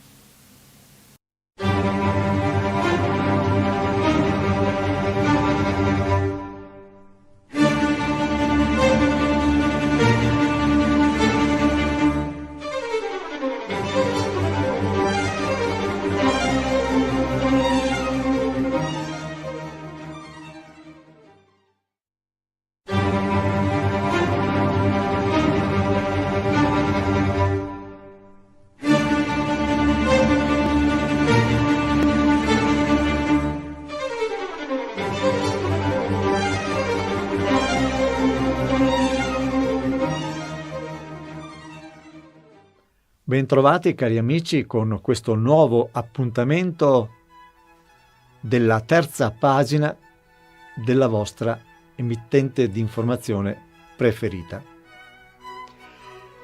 L'Elzeviro si occuperà per questo fine settimana, siccome è stato da poco celebrato il 1600° anno dalla nascita di Venezia, appunto di Venezia. Abbiamo pensato di proporvi per il 25 aprile un qualcosa di straordinario, ma non solo. È anche la festa della liberazione e nella seconda parte vedremo idealmente Vittorio Veneto, città della vittoria, dove un paio d'anni prima, nell'ambito delle celebrazioni del centenario della Grande Guerra, avevamo ricordato il tenente Alessandro Tandura, un eroe della liberazione, della primissima liberazione, e dopo vi racconteremo il perché. Cominciamo quindi con il 25 aprile 2017, quando l'amministrazione di Venezia, con il sindaco dottor Luigi Brugnaro, il consigliere con le deleghe alla tutela delle tradizioni dottor Giovanni Giusto, in prima linea, sono riusciti ad ottenere da Sua Eccellenza il dottor Carlo Boffi, prefetto di Venezia, persona di grande cultura, l'autorizzazione di effettuare in piazza San Marco, nel giorno di San Marco, patrono di Venezia, ancora oggi considerato da tutti i veneti il loro santo patrono, la piazza a lui dedicata di fronte alla sua celeberrima basilica. Dovete sapere che Piazza San Marco è proprietà demaniale dello Stato, non del Comune di Venezia.